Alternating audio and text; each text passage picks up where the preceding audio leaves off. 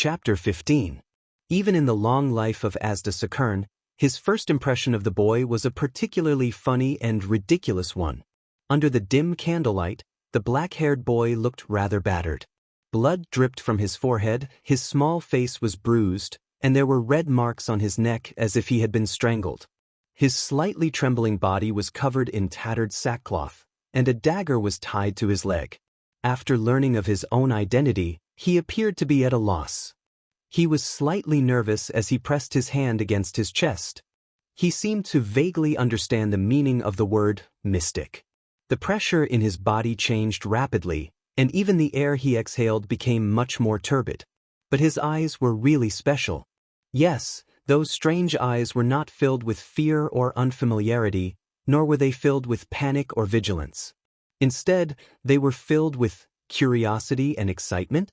Thales was surprised by his own thoughts at that moment.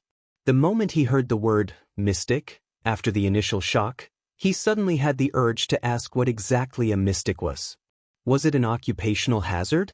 At that moment, from the corner of his eye, Thales saw 3 irregular spheres placed quietly in a dark corner. Each of the spheres was as big as a person. Then, Thales recognized the vague outline of a person's hands and feet on those spheres. The boy's face was a little pale. "I think you have already met the Brotherhood's Talon brothers and Moria." The mystic Asda noticed his gaze and grinned. "They are very ambitious. They went straight to the center of Red Street Market the moment they arrived." "Sorry, I am not used to suffocating or pressing like Morris. In fact, I prefer the simpler method." "Is squeezing a living person into a ball really a simpler method?" Thales thought about it and silently criticized. Asda smiled gently. His voice was very pleasant and gentle. "Come and look at my chessboard." Thales gulped and turned his head. He chased the few human flesh spheres out of his mind and quickly thought about his situation.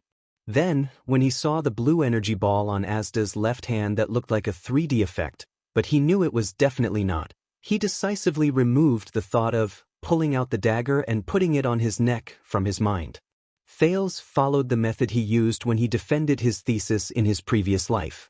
He took 3 slow but rhythmic breaths before he slowly walked up. If it was a blessing, it wasn't a curse. If it was a curse, it couldn't be avoided. Asda looked at the boy's grown-up behavior with a faint smile. When the boy approached the chessboard and was about to speak, he was surprised to see the boy pull out a chair without hesitation and sit on it.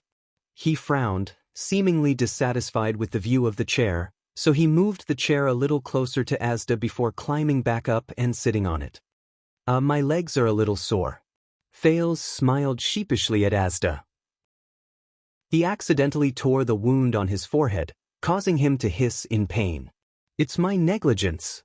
With great interest, Asda turned his head and tapped lightly with his right hand. The wound on Thales' forehead seemed to be pressed down by something, and the blood stopped flowing out. "This is... You raised and fixed the local pressure of the air?" Thales touched his forehead in surprise and found that there was an invisible layer that isolated his hand from the wound. Asda stopped smiling and nodded without batting an eyelid. "Not bad. Did your home tutor teach you physics?" "No." Thales put his hand down in embarrassment. It seemed that Asda had mistaken him for a noble or a rich man's son. Asda nodded and turned to the chessboard on the table. "Do you recognize what this is?" Thales looked at the map on the table in detail. "A board game with Red Street Market as the map." "No, this is the current situation of the battle outside. The red side is Blood Bottle Gang, and the black side is the Brotherhood," Thales said in sudden realization. "Of course." Asda extended his right hand expressionlessly. 2 black chess pieces and a crystal chess piece flew over from afar and were caught in his hand. "This should have been a flawless trap. I would have killed everyone from the Brotherhood, from Morris to Senza, in a short period of time. But things never go according to plan, do they not?" The 3 chess pieces danced in the air like birds and circled around Thales' head. "Magic, magic, just treat it as a magic show." Thales forced himself to calm down as he watched Asda's performance. "First of all, my subordinates are getting more and more useless. They should have surrounded Morris and Senza at the first instance and killed them at all costs. but they timidly avoided the strong enemy and used guerrilla tactics to cut off their wings. They are a classic example of bullying the weak and fearing the strong. Secondly, I don't know if they are reinforcements from the Brotherhood. In any case, this unexpected chess piece messed up my deployment too early. As Asda spoke emotionlessly, the chess pieces above Thales' head suddenly landed on the map one by one. This is the companion who came with you from District C. He is terrifyingly fast. He took down Dorno and Sven in one move. Ralph can only chase after him until now. As a tracking psionic, Nemino could not even catch up to the dust behind his feet. I can only say that it is gratifying that the Brotherhood still has such an expert. In the air, a black swordsman landed on the map, one after the other with a red swordsman. Further away was a red prime minister. Thales knew that he was talking about Jayla. He could only hope that she was safe, especially when there was a red prime minister in the distance. This gap is really fatal. Many chess pieces escaped. Although they are all small fries, as decide. Through them, the headquarters of Blackstreet Brotherhood found out about the situation here an hour earlier than I expected. I can feel that Lance and his men have already taken control of the entrance. The rat trap is broken. He lowered his head bleakly, his face full of regret and sorrow. At that moment, Thales almost thought that the person in front of him was a temple priest who bemoaned the state of the universe and pitied mankind. But Asda immediately raised his head. His sorrowful expression disappeared without a trace. He gently waved his fingers and the two chess pieces in the air began to spin again. This guy came in from another direction. I don't know which camp he is from. The time he took to kill the Leighton siblings was shorter than the time it took to slaughter 2 pigs. No one could stop him when he rushed into the vicinity. I could only send Groudon, who was by my side, out. Now, I don't even have anyone to talk to, Asda said, seemingly dissatisfied. Asda seemed dissatisfied.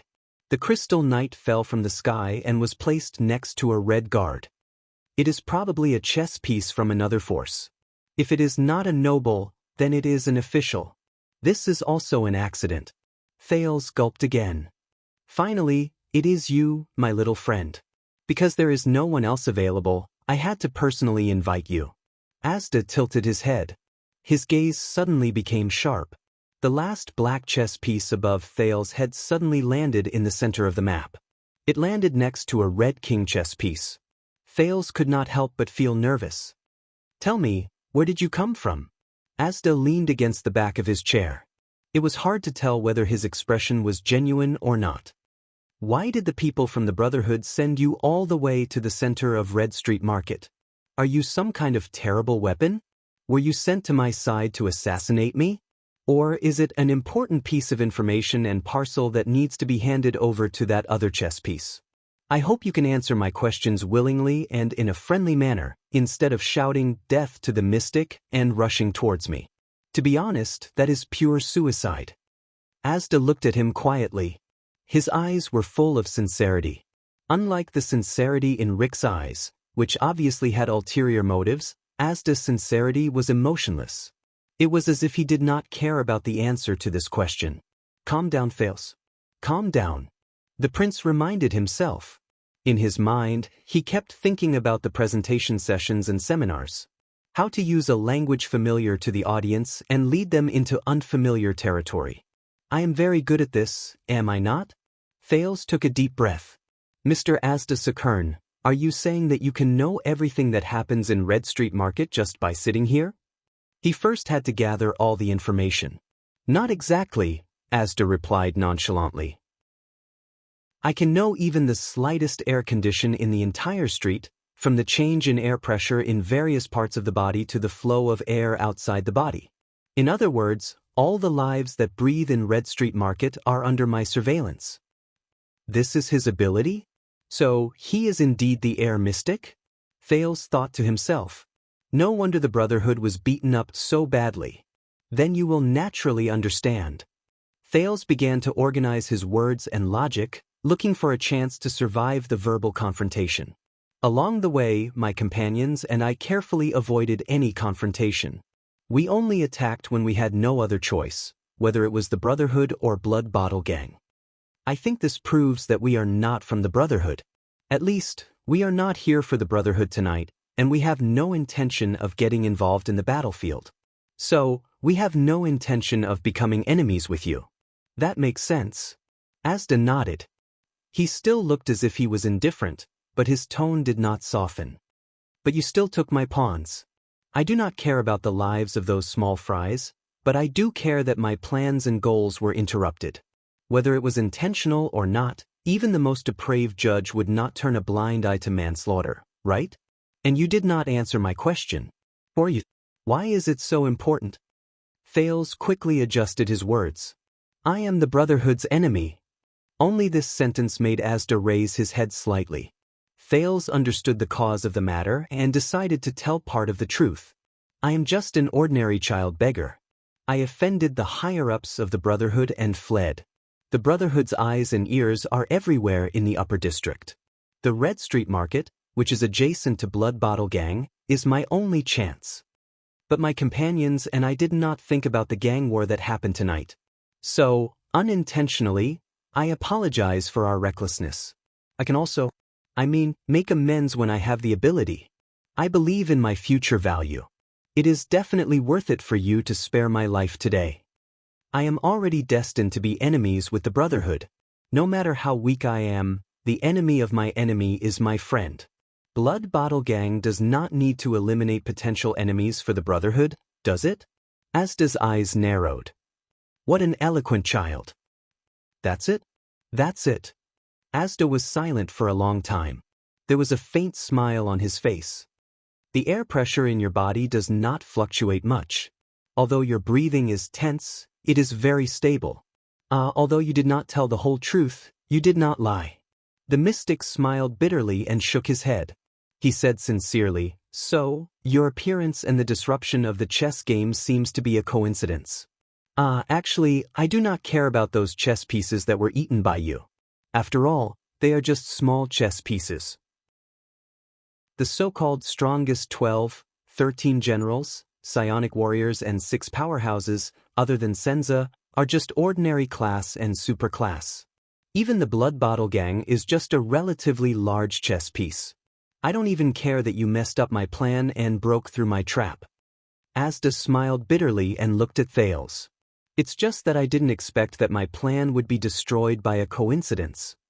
This makes me very depressed. Coincidence. I am beginning to understand where Empress Helen's power lies. What a strange and peculiar person, Thales added in his heart as he nervously observed the air mystic. The world is really strange. Asda suddenly laughed involuntarily. Child, do you know? The birth of mystic energy is also purely a coincidence. Thales' heart began to beat faster. He felt an inexplicable sense of danger from the mystic who had a strange expression. A long time ago, there was only magic in the world. There was no mystic energy.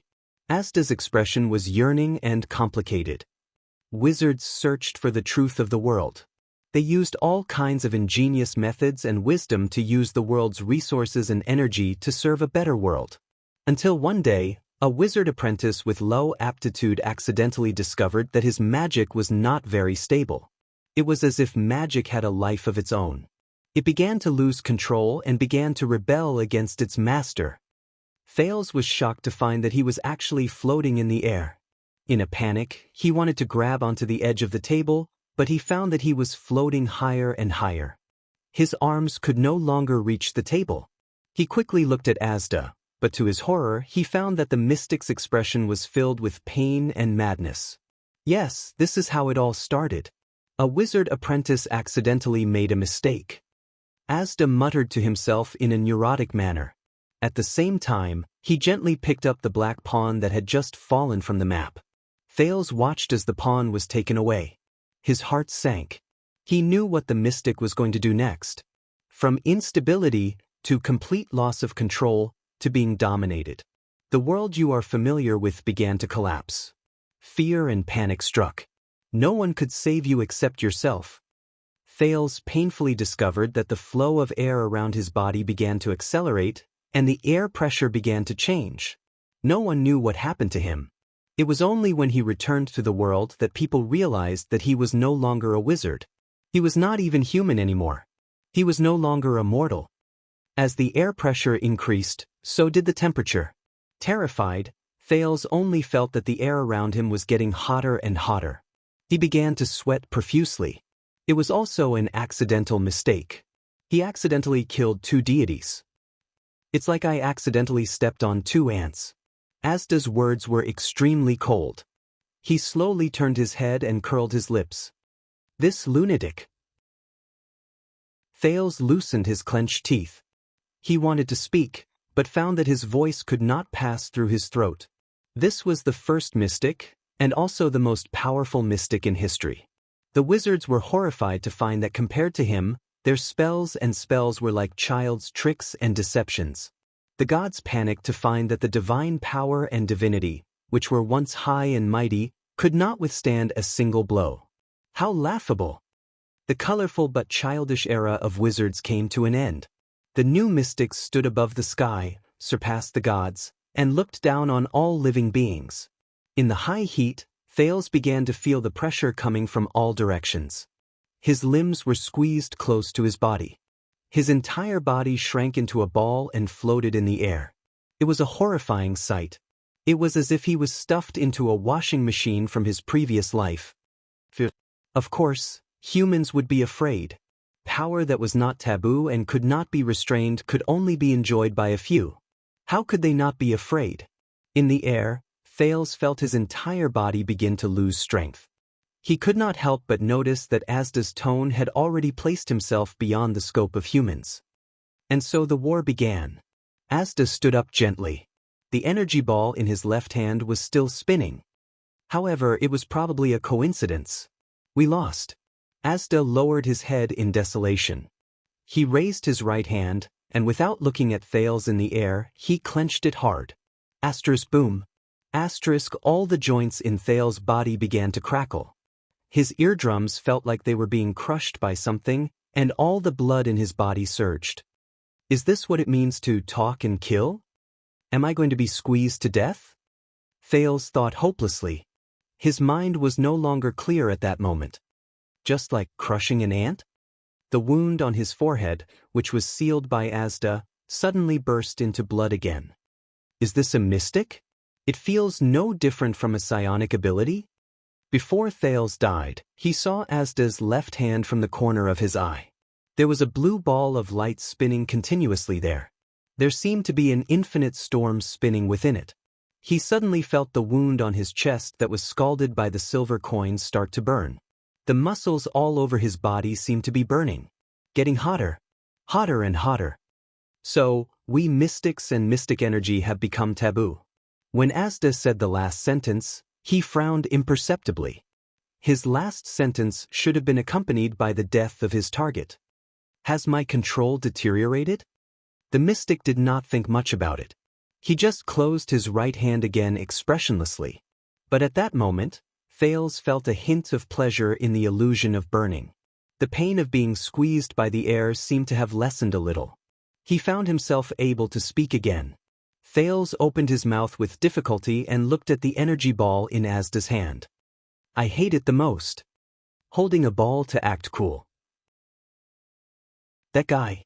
Screw you, mystic energy. Thales heard himself say that. Then, a wave of heat came from his body. Asda's eyes were filled with surprise. The dark chess room was suddenly filled with red light from an unknown place. Asda looked around in shock, but then he found the source of the red light. He looked down at his left hand. There, in the blue energy ball, a hint of red light appeared. It began to corrode the blue storm inside. A hint. A little. A line. A side. The red light spread, until it corroded the entire energy ball. No. This is, Asda murmured, as if he had seen the most unbelievable beauty. The translucent energy ball in Asda's hand suddenly stopped spinning. Then, the energy ball that had turned red disappeared in his left hand. The air mystic raised his head and looked at Thales, who was in midair. There, in front of Thales' right hand, the red energy ball floated quietly. Asda's eyes were filled with excitement. You are, However, before the mystic could finish speaking, to Thales, the world seemed to shatter. Asterisk boom. Asterisk the energy ball suddenly exploded. Invisible energy was transmitted from inside. If the chess room's cellar was like a balloon, then right now, it was as if the balloon was blown out from the inside. Doors, windows, glass, chessboard, candles, everything was instantly blown away and then shattered. From the beams to the pillars, the house suddenly exploded. Asterisk boom. Asterisk Asda was also sent flying backwards as if he was hammered by a huge force. He crashed into the wall. Thales was also sent flying by the huge force and crashed into the ceiling. But the ceiling and the wall were immediately blown apart. But the force that bound and squeezed him had disappeared. It was the same as his consciousness. On a street. Asterisk boom. Asterisk Morris put down 2 blood bottle gang members who were suffocated to death by his psionic power. He listened to the explosion in surprise. The degree of the explosion, it was at least a battle between supreme-class fighters. Could it be Senza? Did Senza meet the air mystic? The elites around him were also bewildered. Boss. The assassin, Leork, was covered in blood. He rushed over from afar. His expression was mixed with joy and worry. He said breathlessly, "Air wall." Chapter 16. With extreme speed, Jayla and Groudon charged at Cohen at the same time. If Cohen was a point, then the direction in which Jayla and Groudon were charging from was exactly centered around Cohen. Groudon was on the left, and Jayla was on the right. Groudon growled. His veins bulged, and his crimson sword stabbed at Cohen. He would not stop until he saw the blood of his enemy. Cohen was stunned for a moment, but Jayla, who was charging forward, only lightly tapped his left shoulder, then his right shoulder. Cohen, who was about to attack Groudon, saw the look in Jayla's eyes behind the goggles. The police officer immediately understood Jayla's intention. Cohen felt his heavy injury, but did not think too much about it. He knew that he could not block Groudon's sword. Then he might as well not defend. Girl, Cohen thought. Don't disappoint me. Cohen's eyes were clear. He ignored the approaching green sword and decisively switched the silver saber to his left hand. He held it in a reverse grip, gave up on defense, and focused on waiting for the female bartender's arrival. Sure enough, the next moment, Jayla threw the wolf limb blade in her right hand at the aggressive Groudon. The flying wolf limb blade shot towards the red-black swordsman's abdomen from the left. Jayla's right hand was free, but she continued to charge at Cohen. The next moment, Groudon's sword arrived in front of Cohen's abdomen. The green long sword stabbed into Cohen's abdomen. But Jayla's wolf limb blade in the air also slashed across Groudon's left chest. Groudon roared angrily. Cohen groaned in pain. Because of the interference from the wolf limb blade, the stab was slightly off the mark, avoiding his vital organs. The glory of the stars in Cohen's body surged and gathered near his injured muscles. Looking at the red-black swordsman's fierce gaze, Cohen endured the pain and turned his head to look at the female bartender on his right. He chose to believe her. But what about her? Would she believe him? Groudon snorted coldly and instantly pulled out his sword. He turned around and faced the attacking Jayla. In front of him, the police officer endured the pain in his abdomen. The glory of the stars shone, and the saber in his left hand fell. It pierced the ground. He looked like a heavily injured swordsman struggling at the last moment. Groudon's expression was cold. His ruthless power of eradication, which was completely different from the glory of the stars, surged again. He had already prepared all his sword moves. He only needed one strike to pierce through the space between the young lady's eyebrows. You can't save him. The result of recklessness is that you will die together with him. However, Jayla only cast a cold glance at Groudon before she moved past Cohen. They could even bypass Groudon. He ran to Cohen's back. Groudon was stunned for a moment. Didn't she want to save them? Jayla did not choose to take the opportunity to attack Groudon. She knew that Groudon was ready to counterattack. Ralph attacked from behind her with the sound of the wind. The bartender knew that there was only one chance. Next, she calmly extended her right hand. His life was in Cohen's hands. The police officer gritted his teeth. His right hand, which was strengthened by the glory of the stars, suddenly swung backward. Jayla, who had just passed by him, had her right hand seized by Thales in midair. It was like handing over the baton in a relay race. Ah! Cohen roared. The remaining glory of the stars in his body gathered into blue light spots and spread to his right arm. He yanked Jayla, who was behind him, back with all his might. The long sword in the police officer's left hand stabbed into the ground acted as an anchor. Due to the huge impact, it made an unpleasant sound of friction. The next moment, as the police officer pulled back with his sword, the light Jayla drew a semicircle in midair like a chain hammer. In an instant, she was swung to the other side of Groudon by Cohen. She changed directions in an instant. Jayla held Cohen's hand tightly like a lover. The wolf limb blade in her left hand looked down from above and slashed down coldly. The red and black swordsman's face was filled with shock. So that's what she's trying to do. She wants to get the green-skinned swordsman's cooperation. With their combined strength, she can instantly attack my unguarded side. He calmly pursed his lips. It's a good idea, but she's still at ordinary level. She's underestimating the abilities of a supra-class swordsman. The power of eradication in his arm quickly grew. The speed of the green longsword increased, and it swung to the right at a faster speed than usual. Before you attack, I can... Groudon's gaze instantly froze. In front of him, Cohen gritted his teeth and rushed towards him. He used his body to block Groudon's sword. Sparks flew. Asterisk crack. Asterisk, that was the sound of Groudon's shoulder bone being cut, followed by his chest being cut open. The wolf limb blade went down from Groudon's right shoulder and tore open his right chest. Asterisk crack. Asterisk, that was the sound of Cohen's right arm being dislocated and his right rib being cut. A large amount of blood gushed into the air from Groudon's right shoulder. It sprayed all over Jayla's face. At that moment, the sound of Ralph's wind finally reached Cohen's side. Groudon opened his mouth and spat out a mouthful of blood in disbelief. Then he smiled as if he had been freed and instantly collapsed. Good blade. Good cooperation. Groudon gently closed his eyes. In the blink of an eye, the terrifying red and black swordsman was killed by Cohen and Jayla's strange yet tacit cooperation. The Phantom Wind followers saw Groudon's fate. He could not believe that the terrifying super-class swordsman by the air mystic's side, who had the upper hand just a moment ago, was easily killed in the next moment. But he did not have time to be shocked. Because Cohen roared and stomped on the ground. He pulled out his saber with his left hand and, ignoring his dislocated right arm, turned around and rushed towards him. The sword flashed. Ralph chuckled. How can I stop the Phantom Wind follower at this speed? Even in a high-speed collision, I can change direction at any time. What? Ralph was surprised to see Jayla, who was beside Cohen, kneel down on one knee and slam into Cohen's chest. The police officer managed to turn around while groaning in pain. However, the speed at which he charged towards Ralph immediately increased by more than one-fold. Damn it! At this speed, I can't possibly... Ralph roared and activated his psionic ability with all his might.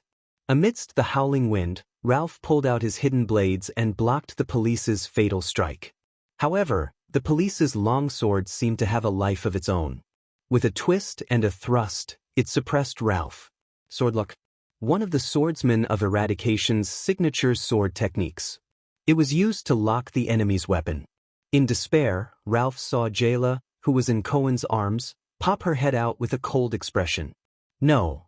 At the moment when he could not break free from Cohen's longsword, the female bartender stretched out her right hand. Crushed his throat with ease and pleasure. 2 people and a corpse fell to the ground at the same time. Fortunately, this psionic has never been on the battlefield, the police thought. If he didn't retreat at the first instance, but attacked, then we're done for. Cohen spat out blood in a pathetic manner. The pain in his chest and abdomen, as well as the dislocation of his right arm, made him unable to get up. "Who are you?" The police asked the girl in his arms weakly. Jayla, who was at the end of her tether, had exhausted all her strength. She lay in the police's broad embrace, turning her face to wipe the blood off her face on the police officer's uniform. The female bartender trembled slightly, but she still showed a relieved smile. "None of your business," the young female bartender replied with a smile, but her eyes were a little sore. "Brat, you should be able to escape." Asterisk kaboom. Asterisk at that moment, a dull explosion came from afar. "Chirin, you need passion to do research. You can't be lazy. Academics are a lifetime of interest and dedication. In the end, when you reach my age, you will realize that you will not fit in with the crowd. You will become eccentric, indifferent, and difficult to be moved. You will realize that what truly supports you to the end is not vanity, not results, not satisfaction, but the purest persistence from a long time ago. So you have to understand Professor Chen's stubbornness and madness. That is probably the only persistence he has left in his life." Thales shook his head and recalled another piece of memory. He pulled himself out of the ruins. When the prince crawled out of the ruins, covered in blood, he raised his head and saw Asda looking down at him with a complicated expression on his face. The air mystic's clothes and long hair were still as bright as new, as if he had never been through the explosion. "Lunatic, paranoid," Thales criticized in his heart. He was extremely exhausted and had no strength to resist anymore. He simply turned over and lay down in the ruins. He was a little tired of this lawless world where power was the most important thing. "Mystic, do whatever you want." The transmigrator gasped for air. A lunatic who would kill at the slightest disagreement. No wonder the mystics lost the war. Asda quietly looked at Thales on the ground with a strange gaze. After a while, he suddenly laughed strangely. "Haha, is this also a coincidence?" The strange mystic gently waved his right hand, and Thales was lifted up by the air. But Asda did not kill him again. He waved his hand again, and the air around Thales began to flow at the same time. It instantly stopped all the prince's bleeding. Thales was lifted up by the mystic and landed on his feet. But the prince still looked at the blue-robed mystic with an unfriendly expression. He no longer held any hope of communicating rationally with Asda. "Child, you just used some kind of power to break my mystic barrier. Those things you call air walls," Asda said softly. There was some excitement in his tone. "Only a supreme class elite can do this, but you.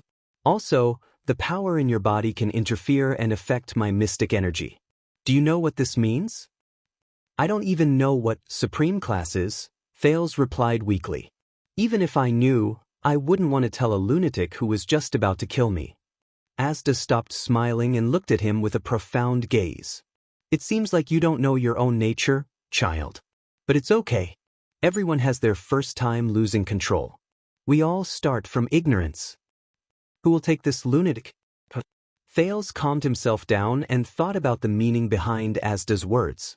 Then he raised his head in surprise and looked at the mystic who wanted to kill him just now. "First time losing control?" Asda looked at the child, his eyes radiating fanaticism. The mystics. Looking at the fervor in the mystic's eyes, Thales suddenly felt an inexplicable fear. He subconsciously took a step back and shook his head in fear. But the mystic took a step forward. His voice was filled with a spine-chilling fervor and madness. "This child, you were right. Your future value is definitely worth me letting go. No, it's worth me doing my best to guide you. Child, what's your name? Ever since we were betrayed by those 2B* stards and lost the battle of eradication, our numbers have dwindled." Asda grabbed his shoulder tightly, as if he was afraid that if he let go, Thales would run away. "No." Thales murmured and took a step back. But Asda's hand still held him tightly and refused to let go. This kind of mentally unstable lunatic who kills without blinking an eye. This kind of taboo existence that everyone in the world hates. What a joke. Someone take this lunatic away. The world of Errol seemed to hear his prayer. You can say no, but you can't refuse. This is only the first time you lost control, and every... Asda, who was still talking endlessly, suddenly froze. A smooth blade suddenly poked out of Asda's chest. Asda lowered his head in disbelief. He looked at the blade on his chest and let go of Thales. Thales was also shocked. He took a few steps back, tripped over a wooden plank, and fell to the ground. But Thales did not see fear, panic, or any other emotion in the mystic's eyes. It was as if he was not stabbed in the back, but bitten by a mosquito. He was bewildered. Why is there a mosquito? It was as if he couldn't even feel the pain. My heart was obviously pierced, Thales thought in horror. Asda stared at the blade on his chest with a strange expression. Impossible. Asda frowned and raised his head to think carefully. He said to the person behind him, "That's impossible." He said to the person behind him, "Even if you are a supreme class elite, it is impossible not to breathe. It is impossible not to move the air when you move. It is impossible not to have air pressure in your body. As long as there is breathing, air flow, and changes in air pressure, it is impossible to escape my control. How long have you been in Red Street Market? How did you hide from the mystic energy of air? No, you can't break through the air wall. Otherwise, you would have attacked in the house just now, right? Tell me." There was no answer. Asda turned around with a gloomy expression. He did not care that the blade was still in his back. He coldly said to the ambusher behind him, "Tell me. Tell me." This time, Thales saw the ambusher behind Asda clearly. The ambusher stood quietly. He was dressed in black with a hoodie. Everything from his gloves to his boots was black. What was even stranger was that the assailant was wearing a dark purple mask, and this mask only had two dark lenses where the eyes should be. He did not move. Like a ghost. At that moment, anger flashed through Asda's thoughts, which were formed by mystic energy. Anger was a human emotion. After all, it had left him for a long time. So the mystic energy in his body surged and quickly helped him regain his calmness and rationality. "I think you must be very patient," Asda said in a low voice. "You waited until my mystic energy was unstable and my senses were low to ambush me? Very good. You did it. You ambushed a mystic." Asda did not care about the blade in his chest. He stared at the ambusher wearing the strange mask. "So, who are you? Are you here to deal with me? Which family do you belong to?" He asked a few questions, but the strange masked man still did not move. Asda frowned. After asking those questions, he could not sense the flow of air in the strange man's body at all. Is he not surprised or pleased? Does he not react to my questions? My ability to sense air, which has always worked like a mind reader, actually failed? He could only use force. "Do you think you can kill me like this?" Asda took a step forward and raised his left hand gently. There seemed to be no emotion or thought in his eyes. As he moved his fingers, the air began to flow. The space around the strange masked man began to be compressed by the air. "I can't let it spread beyond Red Street Market," Asda thought. "Otherwise, the kingdom's wrath and black sword would notice and rush over. Today's operation would be meaningless. I'll use a small amount of mystic energy first. I just need to get rid of the mask in front of me." This time, the strange masked man spoke. "No, a mystic cannot be killed." His voice penetrated the mask and traveled faintly. "So, you are not mute or deaf." Asda looked at the two lenses on the mask, but he could not see anything other than the complicated mechanical gears behind the lenses. Thales almost cried out in surprise, because the strange man's voice was hoarse and difficult to distinguish. It was the voice that made him lower his head during the battle between Jayla and Ralph. The strange masked man took a light step forward and walked past Asda. It was as if the terrifying air pressure around him could not stop him at all. Under the air mystic's bewildered gaze, the strange masked man extended his hand and swung it. The short sword disappeared from Asda's back and appeared in his hand. It was a short sword with a crossed hilt, and it was dark in color.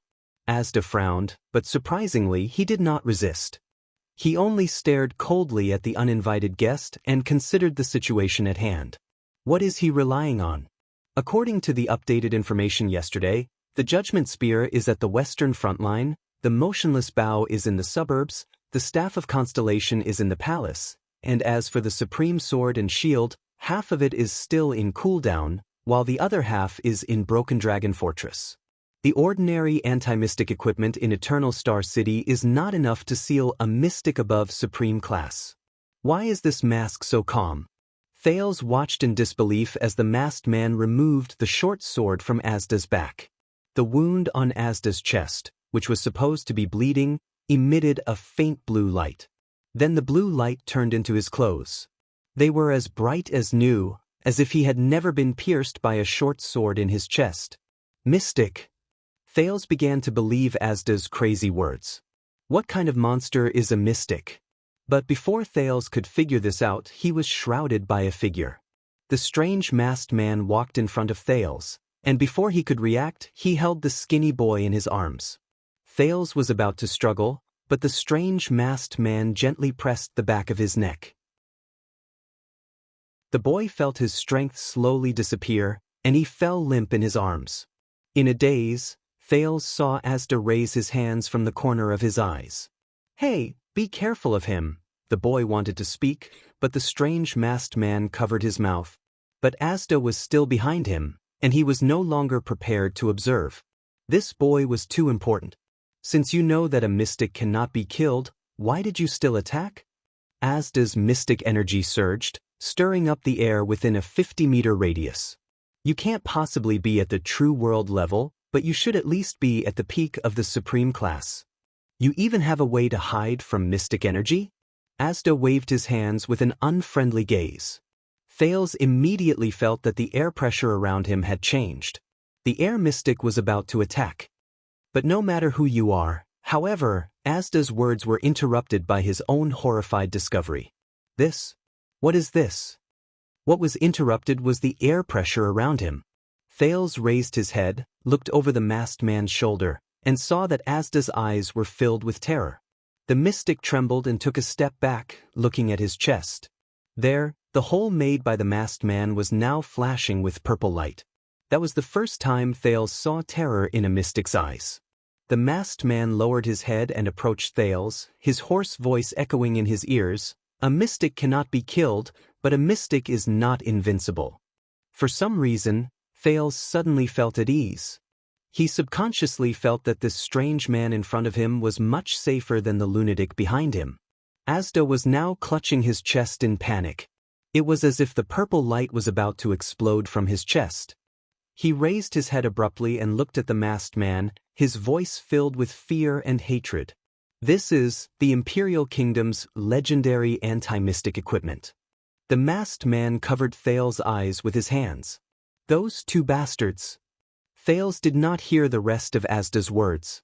Because the moment Asda gritted his teeth indignantly and turned into hundreds of beams of light that burst forth with infinite energy, Thales felt as if he had entered another dimension. All sound and light disappeared from his senses. Thales knew that he was already far away from Red Street Market. The night was finally coming to an end. When Jayla woke up again, she found herself being carried on a sturdy shoulder. The streets on both sides were slowly retreating. When she realized the situation she was in, she hastily slapped the familiar man. "Edmund, put me down. I still need to go back." The fat chef only snorted impatiently. "Let you go back to that pretty boy lover? And a cop at that? If Big Sis finds out..." Hee, Jayla blushed. "That cop is not my lover. I clearly saw you lying in his arms, that face full of happiness. Did you not pay attention to our surroundings?" "I did." The night was dark and windy. In the dead of night, amidst the flowers and under the moonlight, no one knew, a rendezvous. "You're getting the point wrong, fatty." "Right or wrong, you'll know in the future." "Hey, I'm not going to talk nonsense with you. I still need to find someone. You're already in this state. Don't expect me to let you go back." "Damn fatty. Stupid chef. Put me down, I want to challenge you." "With just you? You're only slightly more outstanding in the ordinary class. Come back and say this to me when you reach the superclass." "Hey, I really have someone very important to find. Forget about a cop, even if you're looking for a prince, it's useless." "Damn fatty, you're using this matter to stab me again." "Oh dear, just put me down, won't you, Uncle Edmund? You're already in your 20s and you're still acting like a spoiled child? Do you still think you're a young girl? Aren't you ashamed?" "No, Uncle, you're already in your 40s, aren't you still as young as a 3-year-old? "I'm young at heart." What's wrong with this sentence? At the same time, on the other side of the street, Cohen was woken up by a slap. In his daze, he realized that the person in front of him was his immediate superior, the police chief, Lorbek Dara.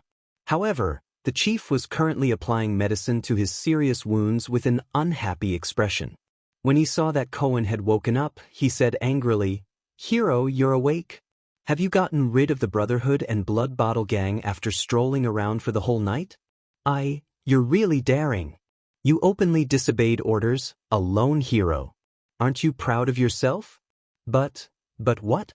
If it weren't for your father, I would have killed you long ago.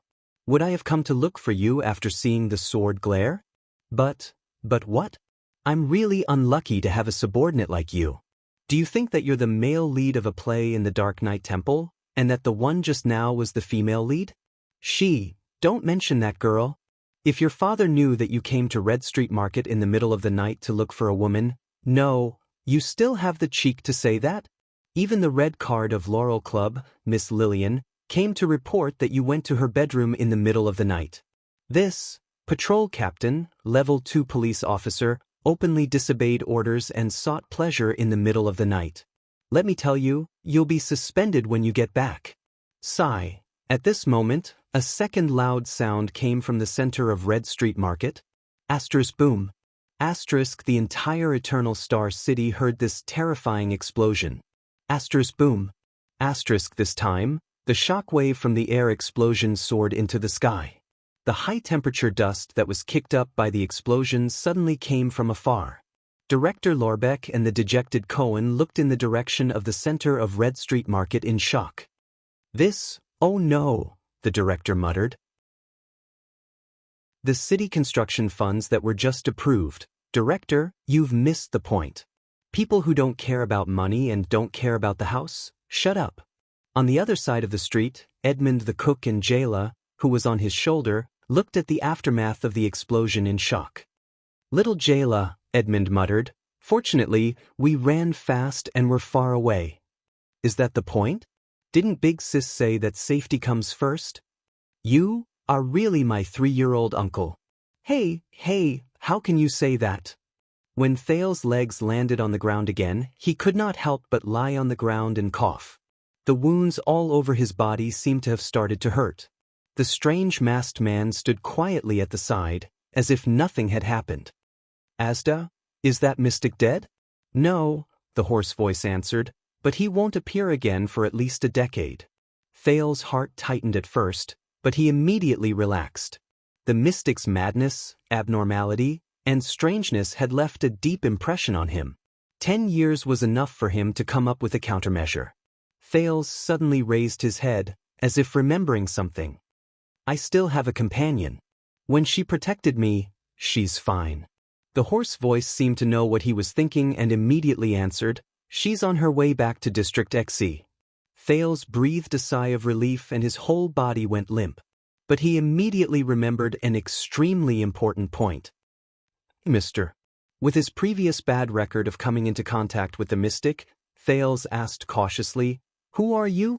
Thales did not expect a person who wore a mask and hid his identity to answer him in a friendly manner. But the next scene almost made his jaw drop to the ground. The masked man, who was murderous just a moment ago, suddenly took a step back. He placed his right hand on his left chest and his left arm behind his waist. He knelt down on one knee and bowed his head. He replied respectfully and solemnly. Chapter 17.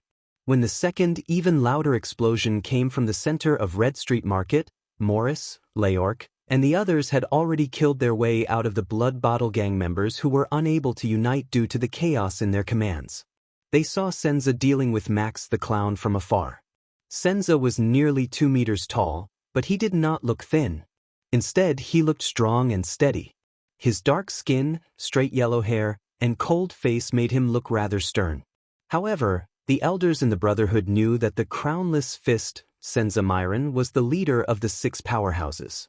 Other than the 3 great assassins, he was the most reliable person in the Brotherhood. No, most of the time, he was more reliable than the 3 great assassins. "You call this psionic power?" Xianxia said in disdain as he looked coldly at the knife-throwing clown Max, who was flying around on the roof and continuously shooting throwing knives from his bottomless dimensional pocket. Morris, Adrianza, Leo. 1 superclass, 2 ordinary class experts. I wonder how many more people there are. One of the 8 psionic warriors of the Blood Bottle Gang, the knife-throwing clown Alex, squatted on the roof. He had a grave expression on his face as he watched more and more Brotherhood's experts gather. The elites of the Blood Bottle Gang under him had already been slaughtered. There was also Xianxia, who was close to Supreme Class. The reinforcements from the Blood Bottle Gang were nowhere to be seen. There was still no news from the 2 superclasses, Song and Ruby and Ralph. They had lost contact with Solo 10 minutes ago. That coward, Tinker, was hiding in the dark and was most likely observing. As for Nemino, he was the one in charge of Xianxia. Since Xianxia was unharmed, he should have already met the ferryman by Hell's River. What was worse was that the air wall had disappeared after the explosion, but the air mystic's orders had yet to be heard. Max's consideration did not last long. Behind Xianxia, one of the 13 generals of the Brotherhood, the Northlander, Steel All Adrianza, gritted his teeth and casually threw the head of Song, a supra-class psionic warrior from the eastern continent, a puppeteer from the Main Yi Kingdom, who was nicknamed Chaotic Divine Soldier, to the ground. Clown pondered for a moment, took out 2 throwing knives from his arcana dimension, and put an oxygen tube, to guard against Morris Arcana, in his mouth. At the same time, he made up his mind to leave immediately.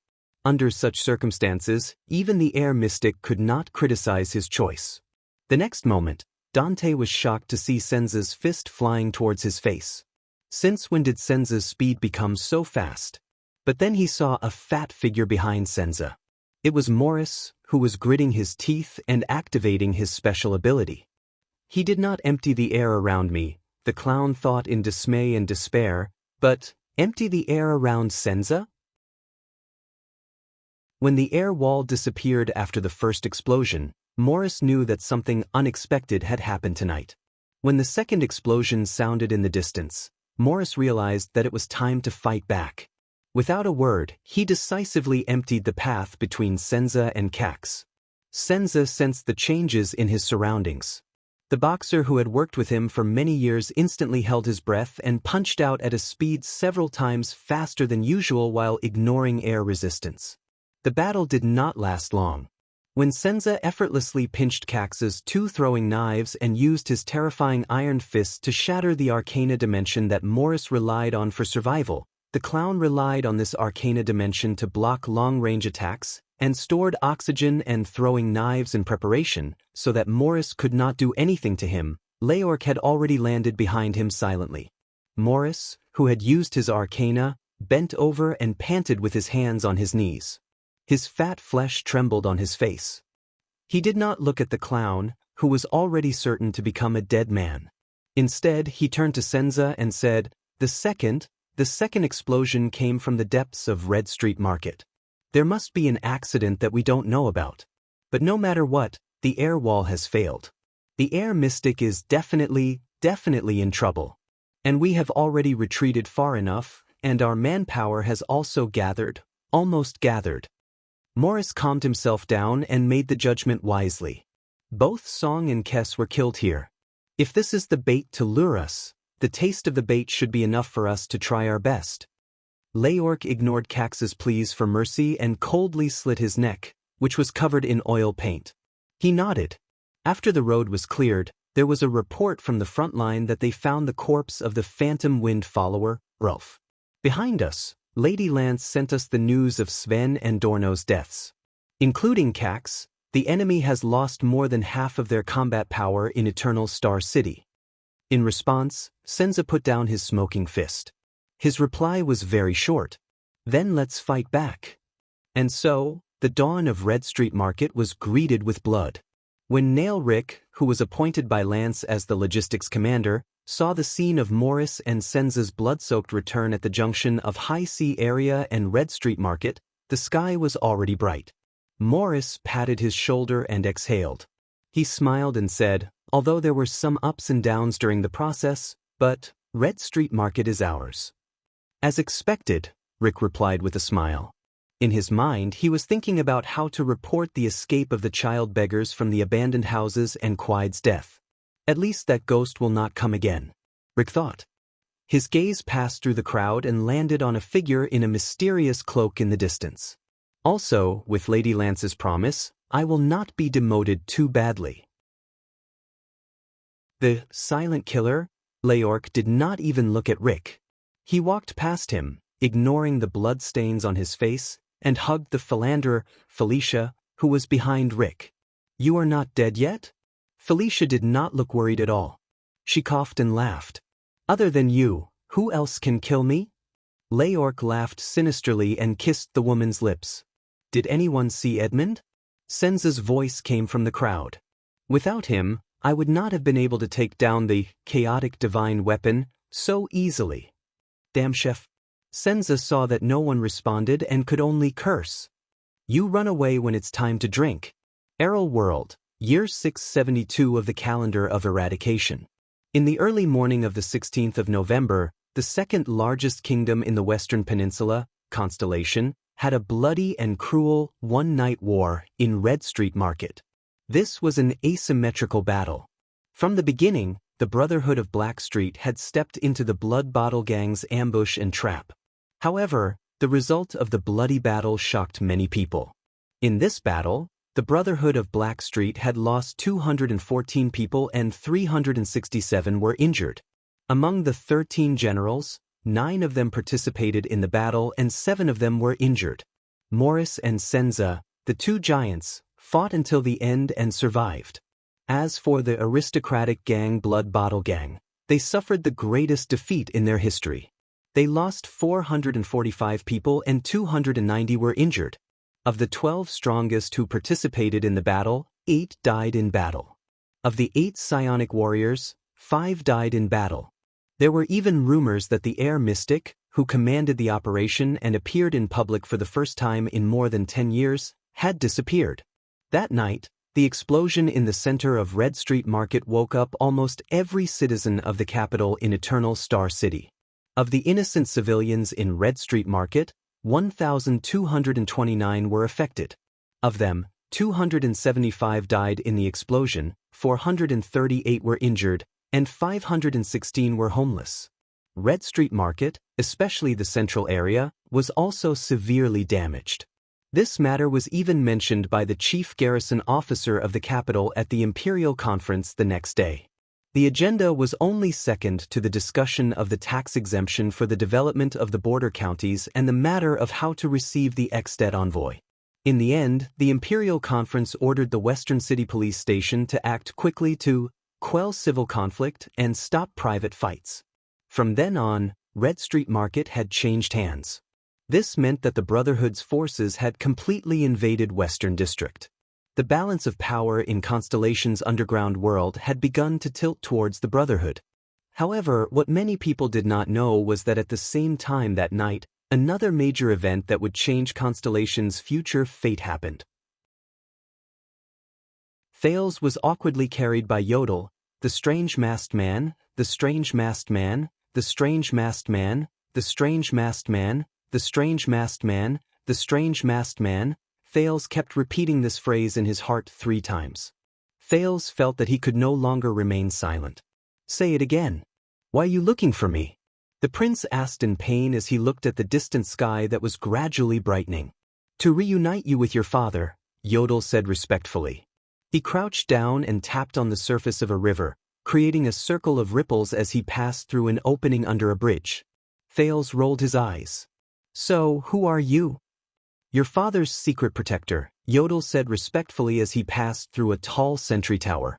The guard in the sentry tower did not even blink when he saw such a big man carrying a child. Thales sighed. Are you mistaken? I am just a child beggar who ran away. Absolutely not. This is God's will, Yodel said respectfully as he stepped on a gold shop signboard. Yodel said respectfully.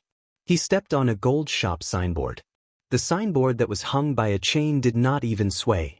Thales felt that he was going crazy. Who is my father? A lord that I respect very much, Yodel said respectfully. He flashed past a white eagle that was hunting for a swallow. His speed shocked both the swallow and the white eagle.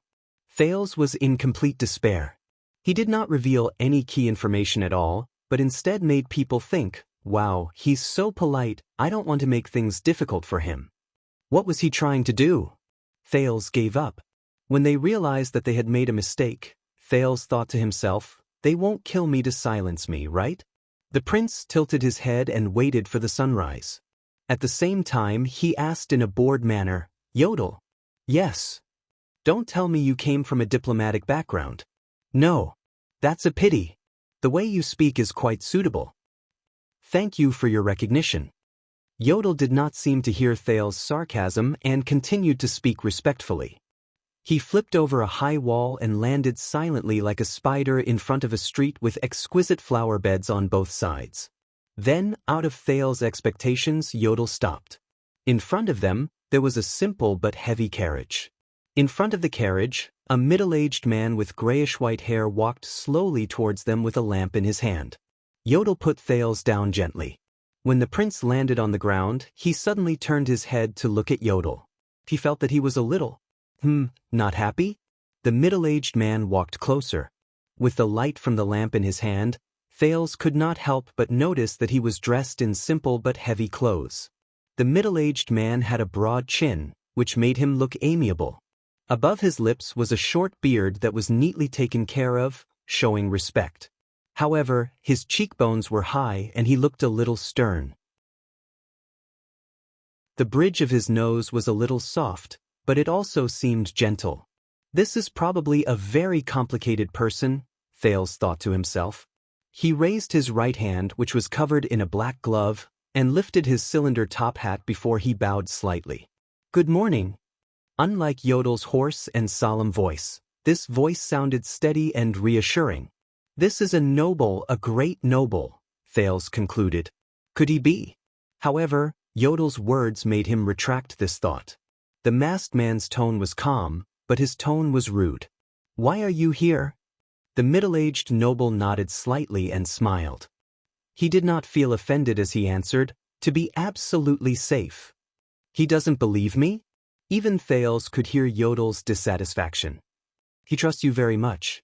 He is even willing to entrust his life to you, the middle-aged noble said slowly.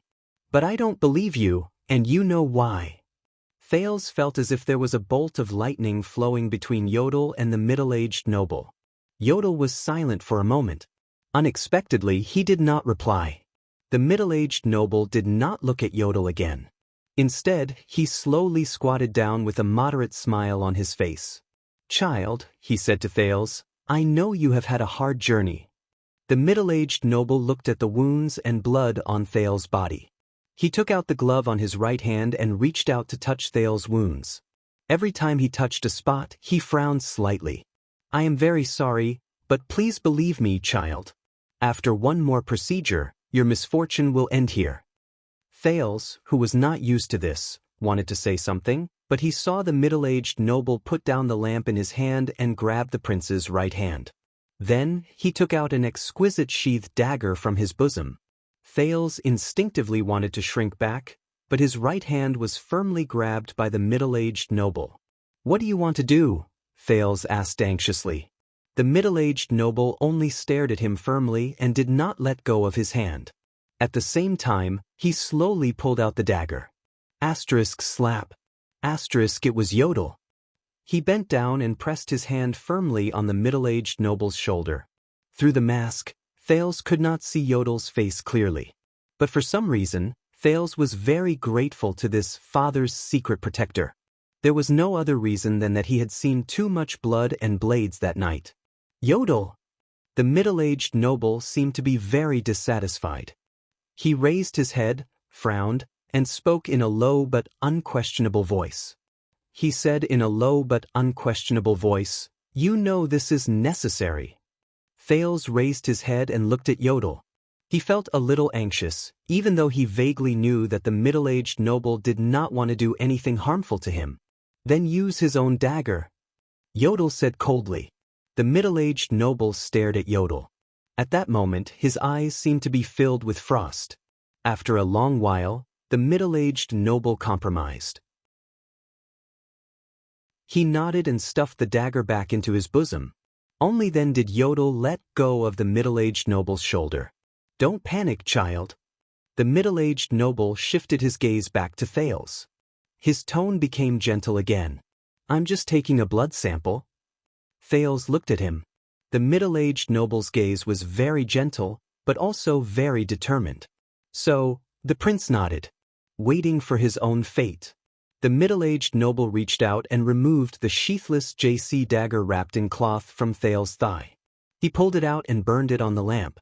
Then, Thales did not feel much pain. The middle-aged noble used JC to pick out a drop of blood from his right middle finger. What is he doing? With the level of technology in this world, can they still do DNA tests? What if they find out that I'm the real me? Under Thales' curious and anxious gaze, the middle-aged noble gently dripped that drop of blood on the ground. The next moment, Thales felt a familiar burning sensation. It surged from his heart, from his blood vessels, from his muscles, and from his entire body. "Ah!" he could not help but cry out. But the middle-aged noble's gaze was not on him. Thales turned his head and followed the middle-aged noble's excited gaze to the lamp he had put down. Asterisk swoosh. Asterisk, the originally calm flame was now burning rapidly and explosively. The flame grew bigger and bigger, and the center of the flame turned from orange to bloody red. The flame slanted in his direction. Thales suddenly understood something. The blood that dripped on the ground. The red and enlarged flame of the lamp. A sudden wave of fear surged in Thales' heart. He turned his head to look at Yodel as if asking for help. The masked man reached into his bosom and took out a glass bottle. Inside was a small flame. It was a tinder. At this moment, the flame in the glass bottle was as red as blood, and its center was slightly slanted. Thales turned his head to look at the lamp on the ground, then at the tinder in Yodel's hand, and then at the blood on the ground. His face turned pale. The flame took a long time to return to normal. "Impossible," he muttered. "I was only sure it was you when we reached Red Street Market," Yodel said hoarsely. The middle-aged noble seemed very excited. He carefully put away the JC dagger in his hand and said respectfully, "Now," but the prince interrupted him with his action. Thales clenched his teeth. His left hand suddenly clenched his right middle finger, squeezing a few more drops of blood out of the small wound and onto the ground. Asterisk puff. Asterisk, the flame on the ground grew bigger again and became crimson red. This is the divine art that head ritual master Lycia set up 12 years ago. As long as your blood drips on the ground of the capital, the bloodline lamp will light up in the darkness, the middle-aged noble said while trembling. Thales suddenly understood. The day he was beaten up by Quide, his blood dripped onto the ground. The day Quide slaughtered the child beggars, his blood dripped onto the ground. When he hit a wall in the air wall, his blood dripped onto the ground. When Asda used mystic energy to murder him, his blood also dripped onto the ground. Thales sighed helplessly. Chapter 18. Accident. Thales lowered his head. There was a heavy feeling of helplessness in his heart. Accidents always happen suddenly. At that moment, Thales seemed to see the air mystic's smile, which he could not tell was real or fake. It appeared in his mind and said to him, "Look, this is a coincidence." Yodel quietly put away the kindling. The middle-aged noble calmed down. He looked at Thales and gently patted his head. "Child, it's all right. I am Gilbert Castle. You can trust me, just like your father trusted me. Come, child, I will bring you home. To see your father." Thales calmed down for a whole minute. During this time, both Yodel and Gilbert patiently waited for him. "Let's go." Thales raised his head. His eyes were calm. Gilbert nodded. There was approval in his eyes. He stood up and gestured in the direction of the carriage. Thales turned his head and looked at Yodel. "Yodel, you will follow me too, right?" "Of course." Yodel's hoarse voice rose. At that moment, when Thales heard it, he felt extremely at ease. "Please go first. I will be by your side." Thales took a deep breath and strode towards the carriage. "Mr. Gilbert." "Yes, young sir." What can I do for you? What did you do in the past? Foreign affairs, my young sir. Foreign affairs? Thales turned his head slightly and rolled his eyes at Yodel behind him from an angle that Gilbert could not see. Thales turned his head around.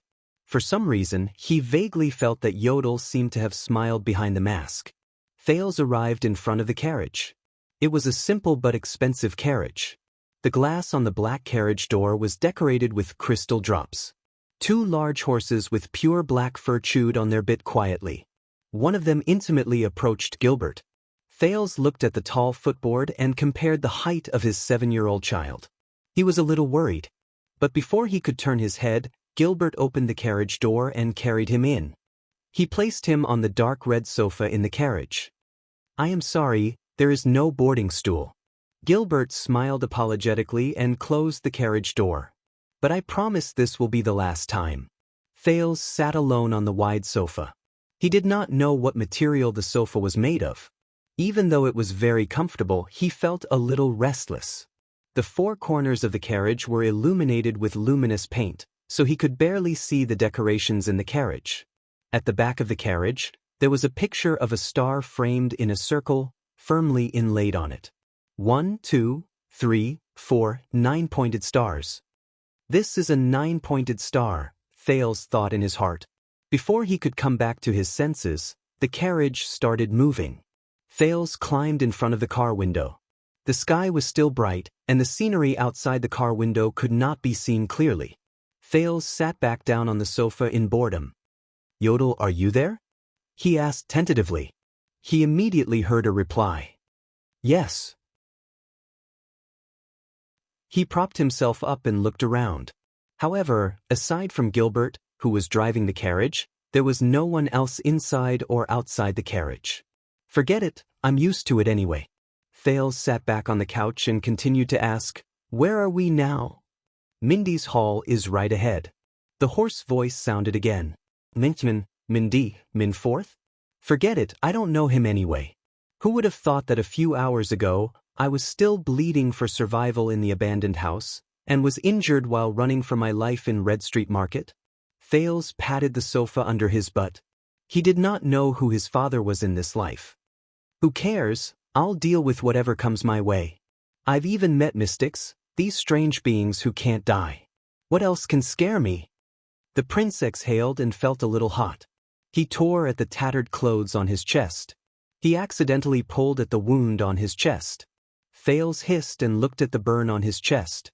At the edge of the wound that was burned by Quide, he could vaguely see a circle of ancient flowery words printed in reverse. This is, a king is not respected by his bloodline. Thales remembered the words on the silver coin. He suddenly slapped his forehead. Mindy's silver coin? Isn't that the wise king of Constellation? Wait, Mindy's hall? The carriage suddenly stopped. While Thales was still in a daze and did not know what to do, he was respectfully invited down the carriage by Gilbert. Below the carriage was an exquisite little garden. It was paved with hard tiles of an unknown material. In the middle of the garden was an exquisite fountain. Spring water spurted out from the mouth of a stone dragon that was roaring at the sky. Thales turned his head in a daze and looked at the big black iron gate in the garden. There seemed to be reliefs carved on the black iron gate. Thales did not recognize any of the scenes on it. However, there was a big flag on both sides of the iron gate, fluttering in the wind. On the flag, there were 2 silver cross-shaped stars with white edges and a blue base. The 2 silver cross-shaped stars, one big and one small, were stacked together. The small cross-shaped star was slightly to the lower right of the big cross-shaped star. Thales recognized it. The flag fluttering the highest on the west gate also had this pattern. White edges and blue base, 2 silver cross-shaped stars. The national flag of Constellation. The 2 flags in the garden had an extra small 9-pointed star of gold and silver embroidered on the lower left corner of the big silver cross-shaped star. There were 4 gold horns and 5 silver horns. That was the pattern engraved on the back of the carriage. Thales snapped out of his daze. In front of him was a magnificent 3-story house. 8 beautifully carved pillars supported the balcony on the 2nd floor. In the middle of the top floor, There was a light shining from a window. The main door of the house was made of cedar wood. Thales had once seen a furniture merchant selling a large cedar wood table at the Grand Bazaar beside the West Gate for 50 gold coins. Of course, later on he voluntarily sold the square table to Blackstreet Brotherhood at a discounted price of 1 gold coin. Thales followed Gilbert in a daze. He rejected Yodel's gesture of opening his arms and persisted in enduring the wounds and exhaustion all over his body as he walked through the large door carved from the giant cedar wood with great difficulty. Under the illumination of the magnificent everlasting lamp that was burning with eternal oil, guards stood at the entrance, the hall, and the corridor leading up to the spiral staircase. Each guard seemed to have been carefully selected. They were of the same height and were equipped with swords, shields, and crossbows. Their metal shields were all embroidered with the symbol of a gold and silver 9-pointed star. Thales held the handrail by the side of the staircase and slowly walked up to the second floor. On the second floor, on the wall facing the main door of the house, there were 3 portraits hanging on the wall. In the middle was a heroic young knight holding a long spear and charging forward. The knight's appearance was handsome and his expression was heroic. He wore a silver crown with 7 stars on his head, and he moved forward fearlessly in the background of a tragic battlefield. On the left was a well-built warrior with a sword and shield. On his shield was a silver-horned 9-pointed star, and he wore a 9-pointed star crown on his head. His face was resolute, and he looked heroic and extraordinary. Behind him was a lush, towering tree. On the right was a sitting portrait of a kind and amiable middle-aged man. Behind him was a brightly lit city. In his left hand was an expensive scepter inlaid with bright blue crystals, and in his right hand was a thick book. On the book were 5 different pictures of the sun, stars, and the moon. The temperaments of the 3 nobles were all different, but the painter seemed to have captured the charm of each of them very well. Thales stared at the portraits in a daze, as if the real person was there. It seemed like they were really great nobles with a long legacy. Unfortunately, Thales did not recognize any of them. Wait a minute, why does that handsome middle-aged man look so familiar? Just as Thales was about to lift his clothes and look at the head that had been branded on his chest, he heard the sound of steady footsteps. That is Tormund I, the last prince of the final empire, the founder of Constellation, and the king of Renaissance. His bravery in the Battle of Eradication is still being praised to this day. On the left is Midir IV, the comrade of the hero Chara and the prophet Kaplan, the protector of the sacred tree, and the oath keeper. Ever since he and his elven queen, the Jadestar royal family has the blood of the elves. The last one is Mindes III, the virtuous king. From the nobles to the priests, from the merchants to the beggars, everyone praises his wise rule. The voice was heavy and dignified. It traveled to Thales in a low voice, but it sounded like thunder hidden in dark clouds. It was faintly vibrating. Gilbert and Yodel, who were behind him, knelt down on one knee. Thales gulped and raised his head slightly. A strong figure slowly walked up to him. His mighty and resolute face reminded Thales of the sword and shield warrior on the left side of the wall. This was a well-built noble in the prime of his life. He had black hair, a high nose, deep eyes, and a wide face. His blue pupils were as sharp as swords. The noble held a scepter in his left hand. He stood in front of Thales and scrutinized him carefully. Thales was a little dumbfounded as he stared back at the noble in front of him. He could not help but feel nervous. In his 2 lives, no one had ever taught him what to do at a time like this. The well-built noble scrutinized him for a long time, so long that even Thales felt a little embarrassed. However, his gaze did not make Thales feel friendly or at ease. Instead, it made him feel pressured and a little breathless. To put it bluntly, even Asda Sakurn's crazed gaze was better than this. However, Thales suddenly noticed that the well-built noble in front of him wore a crown with 9 stars on his head that was similar to the sword and shield warrior's crown in the painting. The scepter in his left hand also looked like the crystal-studded scepter in the middle-aged man's hand in the painting on the right. Gilbert reminded him in a low voice, "Child, this is your father." "Father?" Thales lowered his eyes and looked at the starry blue cloak behind the man. He could not help but mutter. His father's face from his previous life was slowly reflected in his mind, but it was a little blurry. Thales took a deep breath and refocused his gaze. "For you." He heard his own voice travel into the air. The well-built noble did not answer. He only frowned slightly. At this moment, Gilbert raised his head and spoke in a dignified tone that was filled with authority, solemnity, and unquestionable. "This is Kessel Mindy's 80 Jade Star, the fifth Kessel in the family. The legitimate descendant of the final empire's imperial family, the successor of Tormund, the king of Renaissance. The common ruler of the Rudalians and Northlanders in the Western Peninsula, the conqueror of the dragon skeleton throne and the desert god's altar. The protector of the sacred tree and Serra Dukedom, the defender of Steel City and the Alliance of Freedom. The Iron Fist, the 39th Supreme King of Constellation, the Southern Islands and the Western Desert." Thales felt a chill in his heart and his breathing quickened. A suffocating pressure pressed down on him, as if it was real. Kessel looked at Thales with a profound gaze. After a while, he turned his head and looked at Gilbert and Yodel, who were by his side. The well-built king, Kessel V, enunciated each word clearly in his deep and thick voice.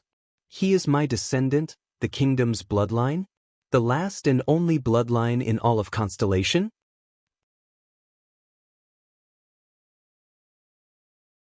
Chapter 19. Dawn had arrived. In Mindy's hall, the most important and awkward meeting between father and son in the entire kingdom was taking place. Thales stared blankly at the robust noble in front of him, his own father. He turned towards Gilbert and Yodel with slight fear and helplessness, but both of them lowered their heads in silence. He then looked at the guards around the corridor, but the well-equipped soldiers hid their gazes behind their helmets and remained motionless. Then, he heard Kessel V's deep voice. "He looks like a skinny mud monkey." Thales' current condition was indeed not too good. His short black hair was cut into holes, Sinti's handiwork, and covered in dust. His small face was covered in mud and hand marks. Although the mystic Asda had used a mysterious method to stop the bleeding from his wounds of various sizes, the abrasions, scratches, and bruises left behind in the abandoned house and Red Street Market still hung sparsely on his body. His body was also covered in dust. The hemp clothes that he wore as a child beggar were also tattered. There was a large tear on his chest, almost exposing the burn on his chest. Before entering Mindy's hall, he would even shiver in the cold wind.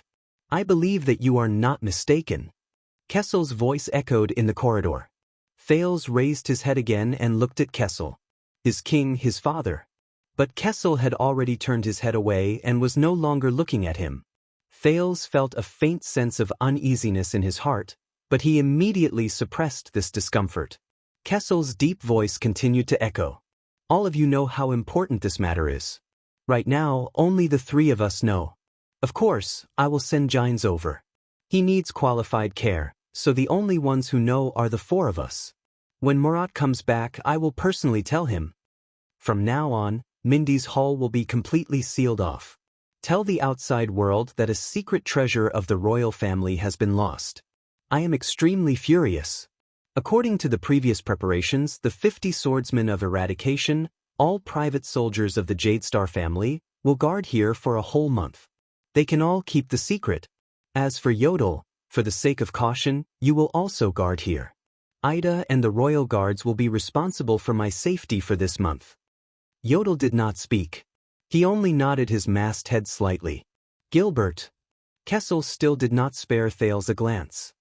He caressed the crystal on his scepter and muttered to himself, his tone filled with dignity. "Have you thought of a reason for visiting Mindy's hall in the wee hours of the morning?" "Of course, Your Majesty. The excuse is ready-made. There was a fight between the gangs at the border of the Western District and the Western District, and there were countless casualties. I rushed through the night to the temporary imperial residence of the royal family, where Your Majesty is temporarily resting, to report this matter," Gilbert answered respectfully. "That's not enough. I'll return to Renaissance Palace tomorrow, but you still have to visit here frequently for the next month. You need a better reason." King Kessel shook his head. In that case, the disappearance of the royal family's secret treasure was too mysterious, so your majesty specifically ordered me to investigate this matter?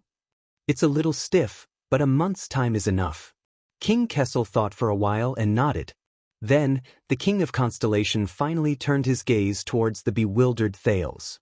His gaze was so sharp that Thales subconsciously took a step back. It didn't feel like a father looking at his son.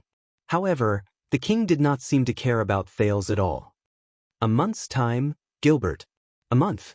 Before his identity is officially recognized, Gilbert, you will be his private tutor and be responsible for all matters related to his education. Yes, your majesty. As you wish, I will do my best, Gilbert replied respectfully. Thales' heart sank. King Kessel tapped his scepter in relief and muttered to himself for a while. You must prepare him well.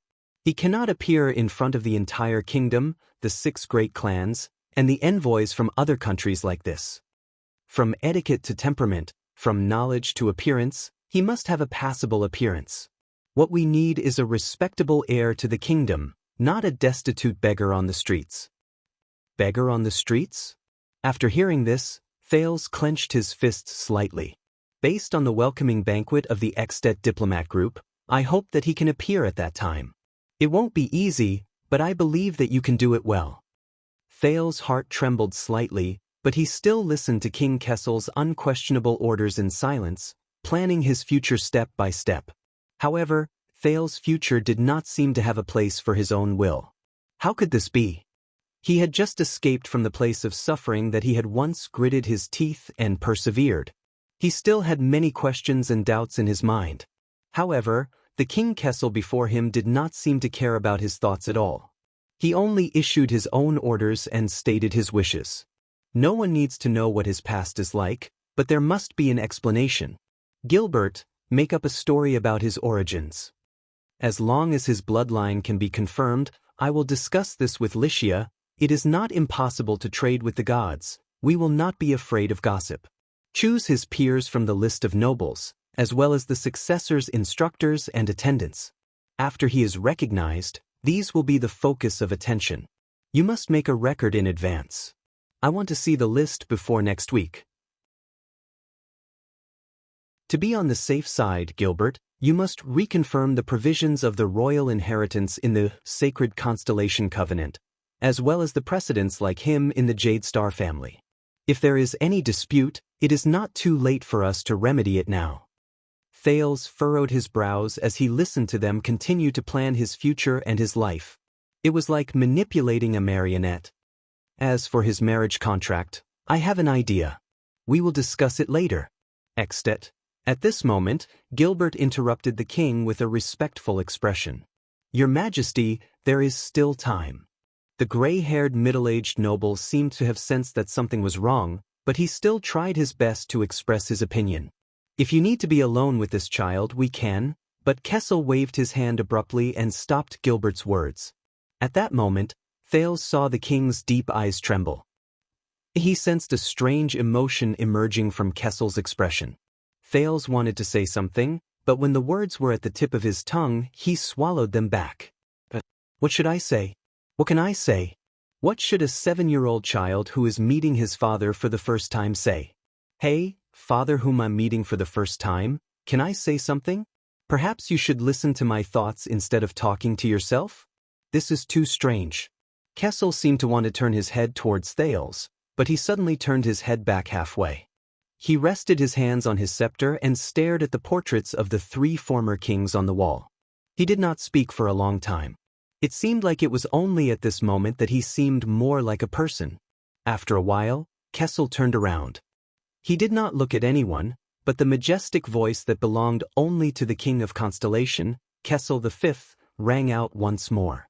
In short, the task on your shoulders is very heavy. Constellation has not had an heir for 12 years.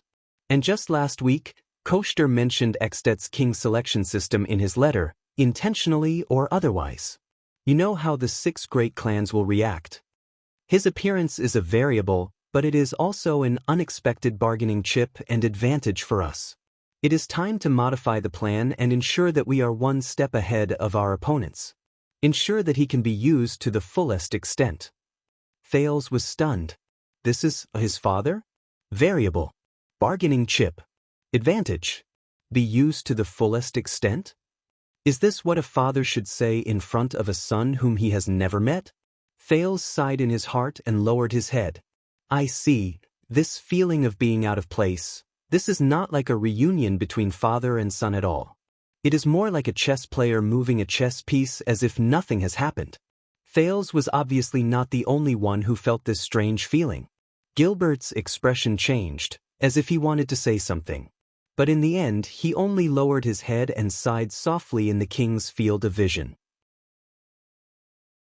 But there was still someone who disregarded the atmosphere and interrupted the king. Your Majesty! Thales turned around in surprise. It was the silent Yodel who spoke. This secret protector's expression behind the mask was unknown, but his hoarse voice was extremely firm. First and foremost, he is your bloodline, your son. Last but not least, your successor. And you cannot turn a blind eye to this. Thales raised his head and saw Kessel V let out a long sigh. Then he closed his eyes. Yes, he is my son. The king closed his eyes and held his scepter tightly. He said in a dull voice, that is why I am here today. I hand him over to you. Remember, 1 month. Kessel V did not say much in the end. The lenses on Yodel's mask paused for a moment. In the end, he still lowered his head and did not speak. A faint sense of doubt and surprise crept into Thales' heart. The king nodded and looked at Gilbert and Yodel, who were kneeling on one knee. He then glanced at the dazed Thales with an indescribable and complicated gaze. Without hesitation, he turned around and left. Gilbert and Yodel stood up slowly. The robust figure slowly walked down the stairs. His footsteps were heavy, but they were dignified. The majesty of a king. What? It's over? Thales was shocked. He stared in disbelief at his departing father. This is not right. This so-called father. He is the father of this body, isn't he? What? Why does he seem so emotionless? Also, this is related to my future. It's decided just like that? I don't even have the chance to speak. Wait a minute. Thales finally could not hold it in anymore and shouted. He had enough of being a powerless chess piece. The robust figure paused for a moment and turned around. Gilbert looked at Thales in surprise. Yodel's expression was still hidden behind the mask. As he watched the king gradually turn around and endured his sharp gaze, Thales actually felt the back of his teeth become a little heavy. But he still spoke with great difficulty. Although we have never met. Thales stuttered. He stretched out his hands and waved them in front of him helplessly. He deliberated over his words, but since you are mine. Since we are.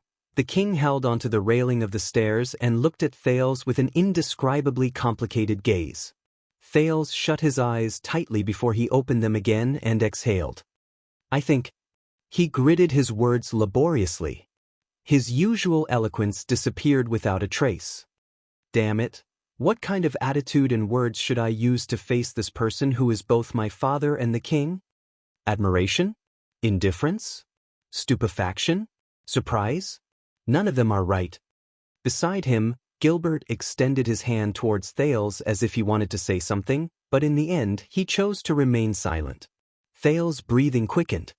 He frowned and said, I actually have some doubts. Perhaps you can help me answer them. After all, we are blood relatives. And you said so much about the heir, the kingdom, and the engagement, but I do not know anything. This may not be important to you, and you do not really care. Kessel V held his scepter tightly, but he did not reply. He only slowly furrowed his eyebrows. Thales bit his lip. He felt the burn on his chest start to ache again. Damn it. Even the most failed thesis was not as awkward as this. He waved his hands gently and organized his words. But this is my future. If you have already decided, you should at least let me understand a little. Besides, you said that no one needs to know about my past, but at least I want to know. At least I need to know about my past. I really want to know what's going on. And the path I will take. Kessel's gaze on Thales changed. It was no longer a gaze that was sizing him up, scrutinizing him, and examining him. It was as if he had realized for the first time that Thales was a person. And he was his son. Thales sighed. Forget it. He opened his eyes and looked straight at his father. Yes, I want to know everything about me. I want to know my origins, such as who my mother is, where I was born, and how I became like this. And my identity, my future, the choices I can have. An answer like this. Instead of being an outsider, a chess piece, an item, if I am really your son. Thales gritted his teeth and said that word. Although your behavior is really not like a normal father. Even if you are the king. Thales felt a little dizzy. The exhaustion tonight was already a little too much for this 7-year-old body to handle. The king finally looked straight at him. The sky-blue pupils in his deep eye sockets shone brilliantly. At that moment, Kessel V's gaze was rather complicated and indecipherable. Thales could not read any more. Child, what is your name? The supreme ruler of Constellation asked in his deep voice. Thales stared at Kessel. Thales, he heard himself say, my name is Thales. You only remembered to ask for your son's name now? My God. Thales shook his head slightly in his heart. Thales, listen carefully. Kessel narrowed his eyes and said in a cold tone. There are many things you do not need to know. And you do not need to care. Your path has already been decided. Just follow it. What? At that moment, Thales felt a chill in his heart. If you still have doubts, go ask Gilbert. Then, Kessel V, the 39th Supreme King of Constellation, the Southern Islands, and the Western Desert. Just like that, he left Mindy's hall without turning his head back. His cloak disappeared from the boy's sight. Damn it. Thales lowered his head and stared at the expensive black floor tiles. He frowned deeply. Is this the father of this body? Is he really not an enemy? Behind him, Gilbert could not help but pat his shoulder quietly. Child Thales, do not worry and do not think too much. His Majesty has too many matters to attend to. In fact, before Gilbert could finish speaking, Yodel suddenly walked forward and crouched down in front of Thales. He gently shoved Thales' JC dagger into Thales' hand. Gilbert's expression changed. He touched his waist and furrowed his eyebrows, which had fallen into Thales' hand at some point in time. Thales snapped out of his daze and was slightly shocked. The dark purple mask nodded slightly, and a hoarse voice slowly traveled into his ears. Relax. You are his son. You are connected by blood, and your fates are connected. No one and nothing can change this. Thales took a deep breath. They probably misunderstood. Do they think that I am disappointed because of my father's neglect? He put away the dagger, clenched his fists, and forced a smile. Do not worry. He suppressed the dissatisfaction in his heart and said faintly, thank you. Looking at Yodel, who interrupted him, Gilbert exhaled discontentedly. He also squatted down in front of Thales and said gently, Thales, my young sir, you have experienced enough tonight. Thales, my young sir, you have been through enough tonight. Thales, my young sir, you have experienced enough tonight. Thales, please come with me. Yodel, I will come to you later. We need to talk. Thales nodded and followed Gilbert obediently. Only Yodel raised his head and looked at a vase in the distant corridor. With his sharp and terrifying gaze, he observed that there were fine cracks that could not be seen on the vase. Behind the mask, Yodel furrowed his brows slightly. He knew that before Thales roared in anger, the vase was still in perfect condition.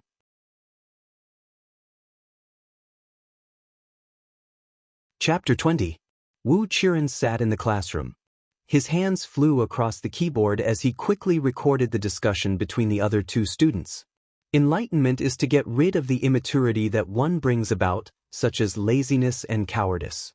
When Kant expounded on enlightenment, he emphasized that everyone has reason, which is universal reason.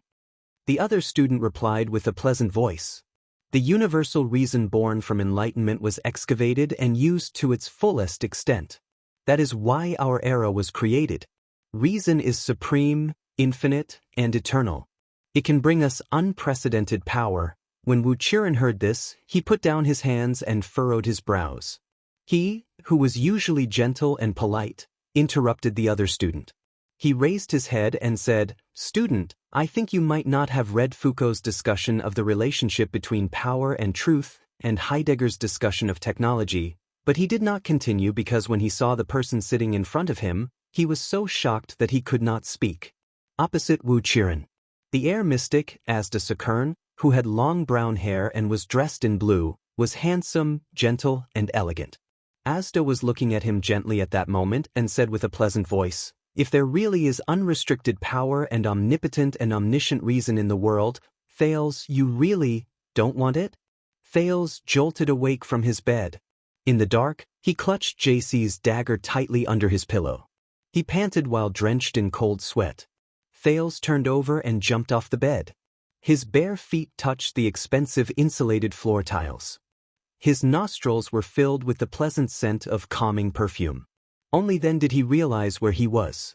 The bandages and plasters wrapped around his chest and other wounds were itchy and painful. It made him much more clear-headed. Only then did he calm his breathing and put JC back under his pillow. Still in shock, he fell back and lay on the bed that was big enough for 20 Thales to sleep on. His silk pajamas rubbed against his body, and Thales was not used to it. The bed, which had many springs as its core, was soft and smooth. It obediently sank into the contours of his body. The silk-covered Northland goose down quilt wrapped around him tightly. The smooth silk pillow imported from the southern coast pressed against his head and shoulders from below. At that moment, Thales felt as if he was being squeezed from head to toe by something. It was as if the air mystic had wrapped him in air and was slowly compressing him. When he thought of this, Thales felt a wave of annoyance. He lifted the light, smooth, and comfortable blanket and landed on the ground again. He groped his way to a corner of the wall, curled up, and lay down. The hard floor and the thick wall gave him a sense of security and familiarity. It was only then that Thales slowly exhaled and laughed in resignation. "I didn't expect this to happen to me." He knocked on the solid floor tiles and laughed at himself.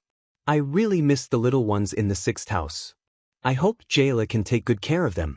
However, the memory fragment that he had just found in his dream made his mood, which had just calmed down, suddenly tense up again. Dreams were a reflection of the subconscious. The memories of his past life were probably the most deeply hidden fragments of his subconscious. But this time, even Asda Sakern appeared in his dream. As expected, "Do I still care a lot about that lunatic's words?" Thales mumbled in the dark. A few hours ago, his brief encounter with the mystic flashed through his mind. The mystic's sometimes rational and sometimes casual actions, his mysterious and unfathomable power, and his almost inhuman immortal body all made him feel a chill in his heart. Also, what he had said, "Looks like you don't know your own nature, child." These words appeared in his aching brain again. Thales forced himself to chase away the unnecessary emotions of annoyance and fear. He calmed down and analyzed the mystic's words. According to Asda, "I'm the same as him, a mystic? No, I'm just a person who has the potential to become a mystic." Based on Asda's performance, people with this kind of potential are rare. This is a good thing for me. But at the moment, mystics in this world don't seem to be a popular character. Asda's words were too subjective. However, if part of what Asda said was true, which was the so-called war between mystics and humans, then mystics were existences that almost everyone hated and would die at the sight of light. Also, Thales thought worriedly. Asda's body, after his heart was pierced, the blue light projected from the wound. As expected, is he no longer human? Also, Yodel Kato. According to him, he should have reached the abandoned house a long time ago. Did he also hear what Asda said? Thales clenched his fist. Did he also know that I lost control in front of the mystic? If Yodel knew about it, would Gilbert and King Kessel also know about it? What would they think of me? There were still too many questions. For example, that neurotic, abnormally cold, and extremely suspicious father of the king. For example, he was 7 years old, but the bloodline lamp that was strengthened by divine arts was actually from 12 years ago. For example, his origin, surname, and significance to the kingdom. For example, why did the news of his return have to be kept a secret? Yodel and Gilbert practically stole him back like thieves. For example, what was going on in this world? Medieval ecology? A high magic world? Steampunk? Thales slapped his head. No, I can't figure anything out. My basic understanding of this world is still too little. I need a comprehensive child's enlightenment starting from basic knowledge. Thales exhaled helplessly. However, his gaze immediately turned solemn. Enlightenment, learning, these things can be done slowly. But there's one thing I need to solve. It's related to my life and body. He began to recall the mystic's words again. It seems that you do not know your own nature, child. But it's okay. Everyone has their first time losing control. We all start from ignorance. Thales clasped his hands in the dark and recalled the so-called loss of control. Asda used mystic energy to compress himself in the air and prepared to knead himself into a ball. His whole body was boiling as if it was burning. I saw the energy ball in his hand. It should be the so-called air wall. The energy ball turned red and suddenly appeared in front of me. Thales seemed to have grasped the key. Blood and the burning sensation. Thales slowly sat up. Quite. The name flashed in his mind. He had experienced the feeling of his blood boiling before. It happened during the 2 times Quide beat him up and abused him. The similarity between those 2 times and his encounter with Asda was that he was bleeding. Thales previously thought that the burning sensation in his body was caused by the divine art that Gilbert mentioned. It was caused by his blood falling to the ground. Now, it seemed that Asda's so-called loss of control coincided with the appearance of the burning sensation. Thales suddenly realized that it was not the first time he lost control in front of Asda. The first time he truly lost control was because of Quide. When Quide tried to kill Korea, that bastard should have been holding JC's dagger in his hand. How did that dagger suddenly appear in my hand? It's as strange as the energy ball that suddenly appeared in front of me. Quide. Bleeding. Burning sensation. Dagger. Asda. Energy ball. Yodel and Gilbert. Bloodline lamp. Thales closed his eyes. He realized that he could not make sense of these chaotic elements. Too messy. Too messy. However, he was not discouraged. Instead, a long-lost excitement rose from the bottom of his heart. Categorizing the chaotic and complicated phenomenon, setting up a hypothesis and theoretical framework, eliminating irrelevant variables, inducing causal logic, and finally verifying the completeness of the theory. There was also the uncertainty that could never be verified, the endogeneity that could never be eliminated, and the quasi-experimental method and counterfactual analysis that could never be perfected. Aren't these the alluring puzzles of social science that can never be perfectly solved? They were also my favorite games in the past. Moreover, this time, I'm not facing a multi-causal social phenomenon that I can't start from or verify. Instead, I'm facing a single problem that I can verify repeatedly. When Thales opened his eyes again, his pupils in the dark were already filled with the desire to challenge. He tried to calm down and clarify the phenomenon he was facing.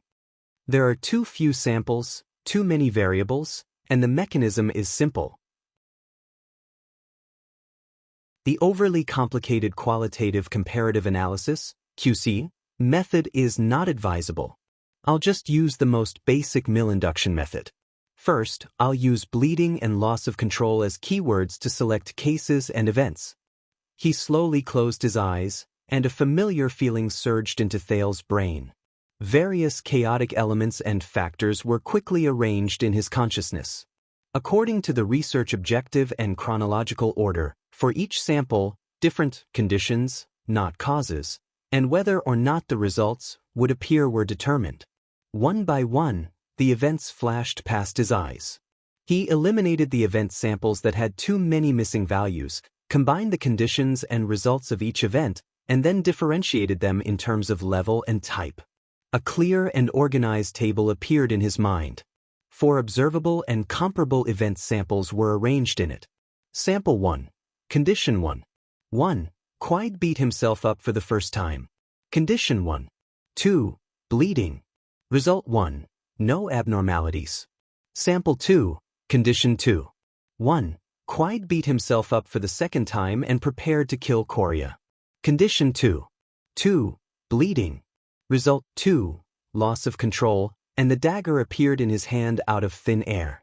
Sample 3. Condition 3. 1. Asda prepared to kill himself. Condition 3. 2.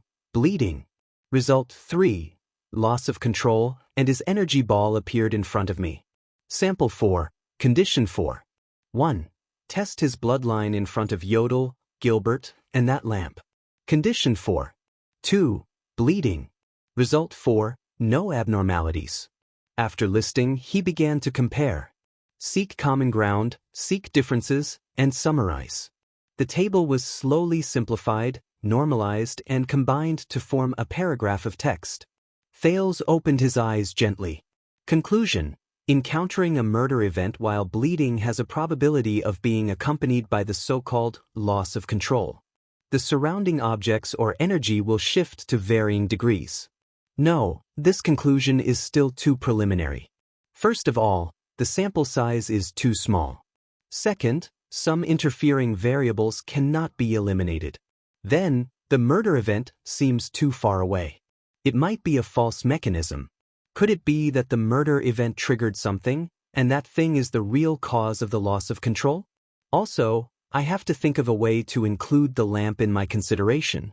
In the end, I can only prove that the degree of correlation between a few events is still insufficient in terms of causal inference.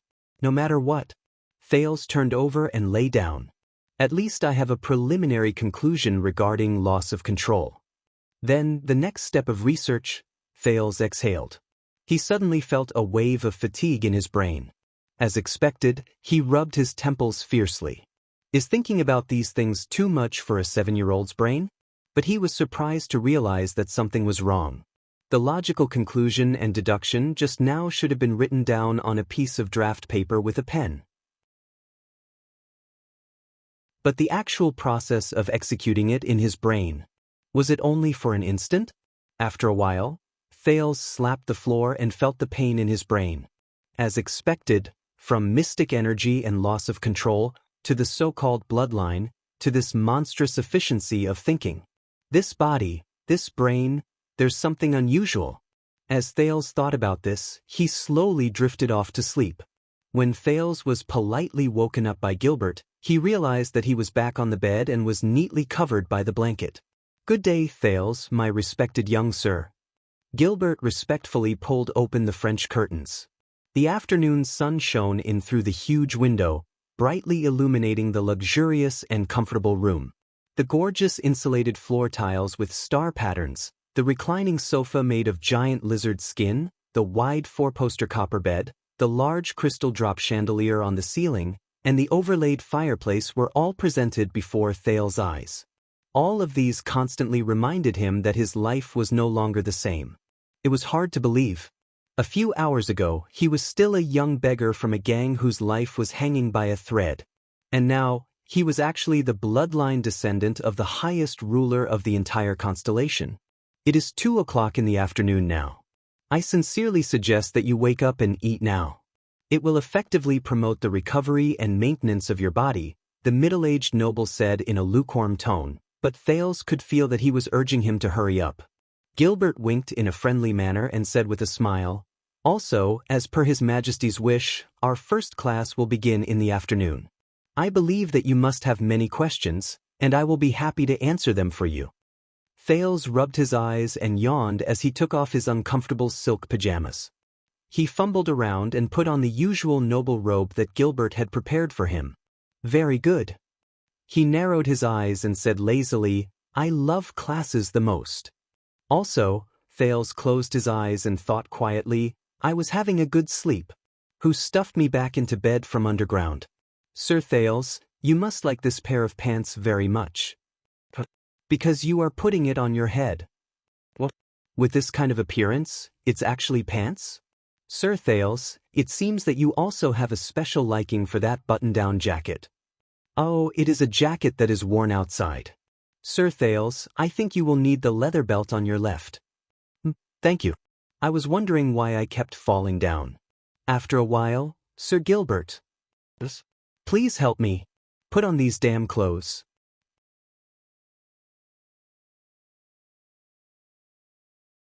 Chapter 21. Conspiracies and tricks, crimes and ugliness. Many of them were born in secret rooms in the dark. But conspiracies could also be created in broad daylight. Such as now. Winter was approaching.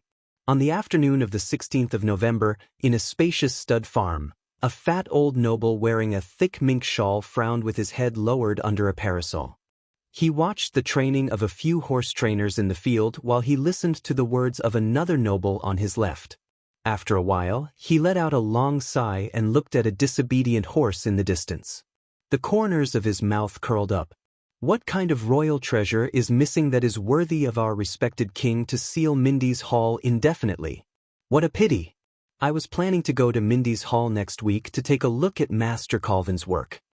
The noble beside him was younger and slender. He looked at ease. He naturally and easily grabbed the agarwood pipe in his hand and took a deep puff. Also, Gilbert rushed to Mindy's Hall overnight to report to His Majesty about the situation of the gang war in the outer city district. He said cheerfully as he puffed out smoke rings. Really? Respected King Ironhand, when did you ever care about the lives of the peasants in the outer city district? If His Majesty treated his people with half of the kindness of the late King 80, the fat old noble touched his thigh with a pained expression. The unruly horse fell. Then why do we need to meet at the stud farm? The king's party must be plotting something. I can guarantee that it is not a small matter. Maybe it is a move that can turn the tables in one fell swoop. The young noble's eyes lit up as he smoked his pipe. Mindy's Hall is really a good place. The royal treasure is missing. I hope it is not Master Colvin's painting. The place must be on high alert, the old noble suddenly said out of the blue. However, the young noble nodded in understanding. Furthermore, I have news that Gilbert has been ordered to investigate the truth of the theft case. Recently, he will frequently investigate Mindy's Hall. With that man around, even the White Eagle will not be able to do anything. We can test them, but we cannot go overboard. We have to use other methods to disrupt their plans. The young noble inhaled another mouthful of top-grade Fis-Ora tobacco, which was only produced 600 pounds a year. He felt intoxicated for a moment, and then blew out a perfect smoke ring. The Extet diplomat group will arrive in the kingdom next month. At this moment, the old noble's face showed sincere worry. Sigh. The peace between Constellation and Extet did not come easily after all. That's right. Unlike his senior, the young nobleman could not keep his composure. His sharpness and spirit were evident on his body. If something happens to the diplomatic mission within the borders of the kingdom, I'm sure His Majesty will be very passive in the face of domestic and foreign pressure. If Your Majesty does not handle this properly. The old noble looked at the horse in the distance and breathed a sigh of relief. He took a sip of tea and said helplessly, "Sigh, a country like ours that has a hereditary throne is indeed backward." Both of them were silent for a while. The old noble shifted his body and asked casually, "What's going on in the Western District?" "Don't ask me, old sir. You know I hate mystics the most." Then let's talk about the Blackstreet Brotherhood." Those people still refuse to budge. The young noble's face suddenly became displeased. It's only been about 10 years, and they're already so arrogant. I'm sure they're more confident in their backer than they are in our new star. Don't look down on the young. The old man grinned helplessly. His eyes were shrewd and sharp. When children scare people, that's what you call scary. Compared to the hasty glance he got last night at dawn, the Mindy's Hall that Thales saw in the afternoon was much bigger, more magnificent, and of course, more spacious. The first floor was the living room for the meeting, a large banquet hall, and an open-air garden. It was equipped with a sizable kitchen, basement storage, and even armament storage. Apart from the open-air balcony that had a panoramic view of the outdoor garden, out of consideration for your safety, I do not recommend that you appear on the balcony or outdoors within a month. Gilbert, The large second floor had 3 large rooms with different functions: the banquet hall for the nobles, the meeting hall, the game room, and other rooms of various sizes. The corridors and entrances from the first floor to the second floor were filled with dignified armored guards. Their faces were hidden behind their helmets, and every one of them was as frightening as a sculpture. Even though they are the swordsmen of eradication owned by the Jadestar family, I still do not recommend that you stab their abdomens, young sir. Gilbert. But from afar, Mindy's hall was still frighteningly cold and spacious. However, Thale's living room and bedroom, including the dining room and study where he attended classes, were on the 3rd floor. There was only a narrow staircase from the 2nd floor to the 3rd floor. 8 fully armed swordsmen of eradication guarded the place with full attention 24 hours a day. They were on duty every 6 hours. As for the windows and the ceiling, it was said that there were also open-air guards. With Yodel around, please do not worry about the threat from outside the window. Gilbert. Every dish, from the broccoli, bread, beef, and water, was taken from the well-guarded back kitchen and the underground storage that had been prepared beforehand. Please forgive me, I cannot guarantee their freshness. Gilbert. From the time they were cooked to the time they were delivered, they had gone through strict procedures of disinfecting, testing, and testing for poison. This is really an unimaginable security measure. Looks like I am much more important than I thought. Should I say that they are indeed the ruling class that holds power? I wonder if Jayla can sneak in with her skills? What if she is a mystic? Speaking of this, no, I cannot. Forgive me for refusing, young sir. Thales raised his head and looked at Gilbert with a puzzled expression. Up until now, everything about you is top secret. Gilbert shook his head firmly. Forgive me for being straightforward. We have sealed off Mindy's hall, and our contact with the outside world is limited to a few trustworthy people.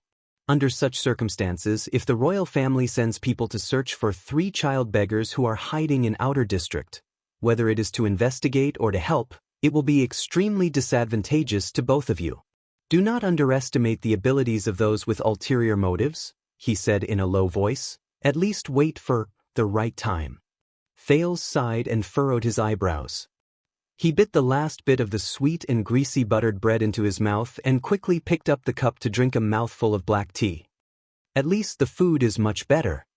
With impeccable etiquette, Gilbert took the teacup from the flustered Thales, bowed slightly, and said, "If you are satisfied with the afternoon tea, we will begin our afternoon lessons."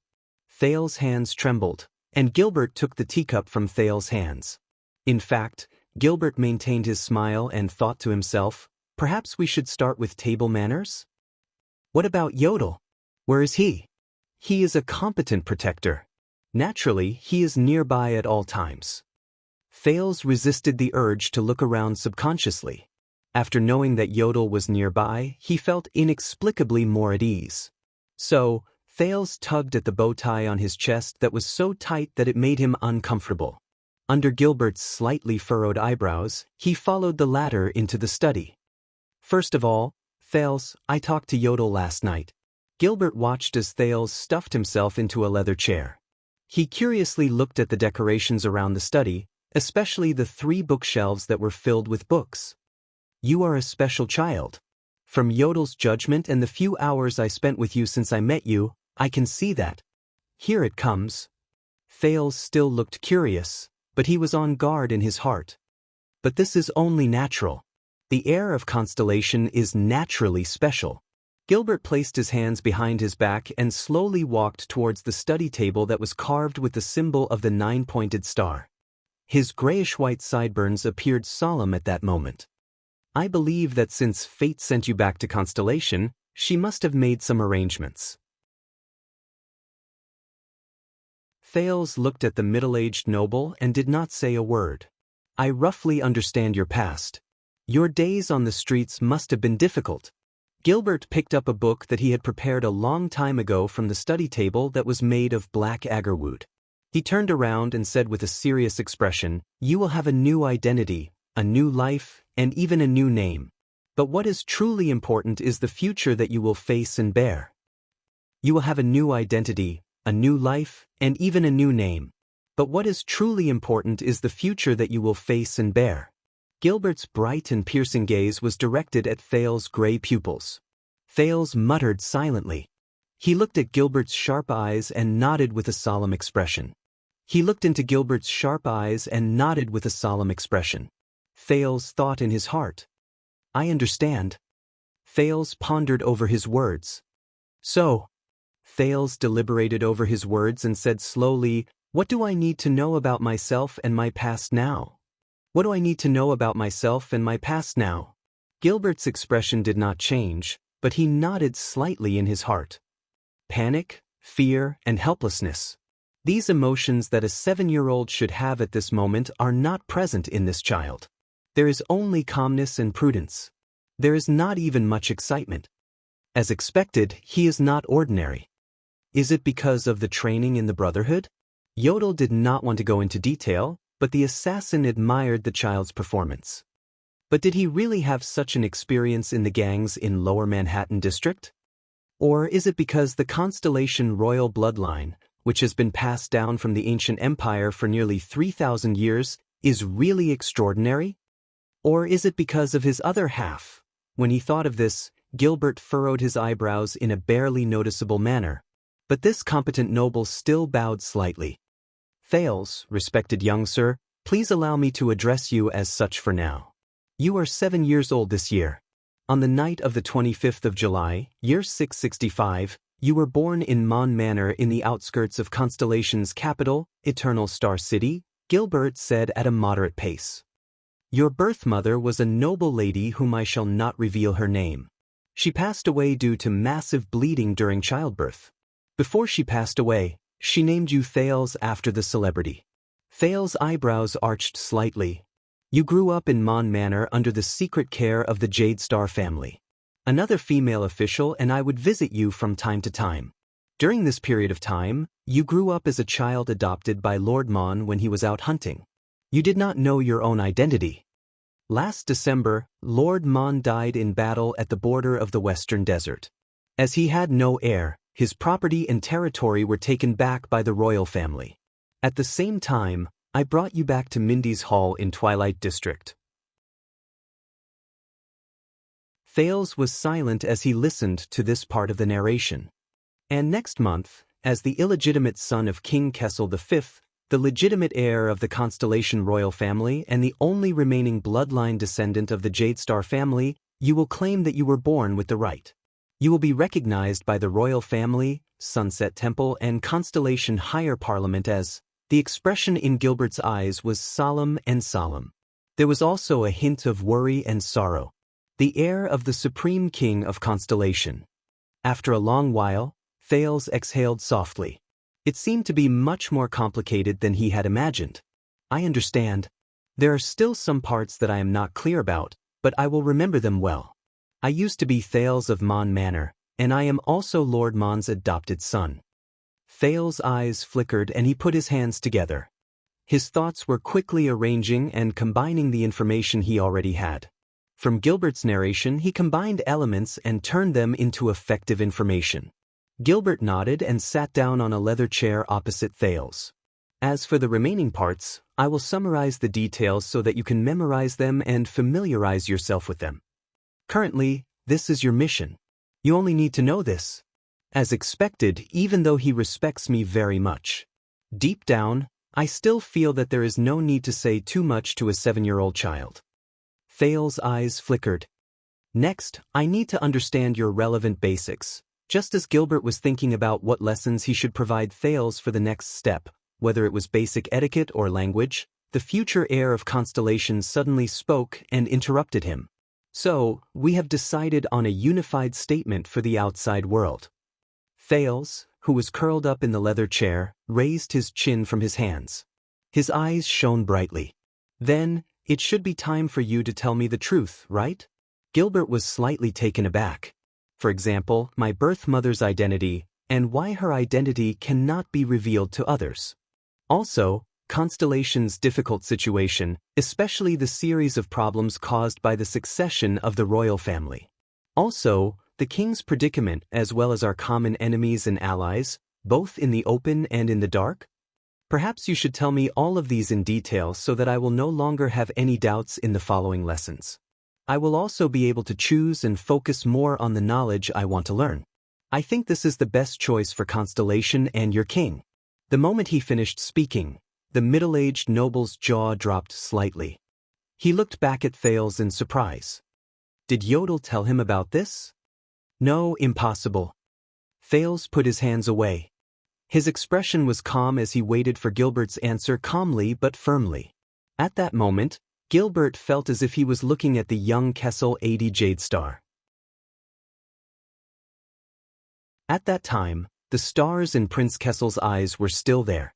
The warm light had yet to turn into the bone-chilling northern wind. Gilbert was only absent-minded for a moment before he immediately snapped out of it and sighed softly. An extraordinary child, huh? In the next moment, the middle-aged noble began to answer his young master in a sincere and respectful manner. I understand. I will answer them for you immediately. To save time, if you have any other questions, you can ask them all at once. Thales frowned slightly. Very well. He propped himself up from the comfortable but uncomfortable leather chair. Then I will be direct.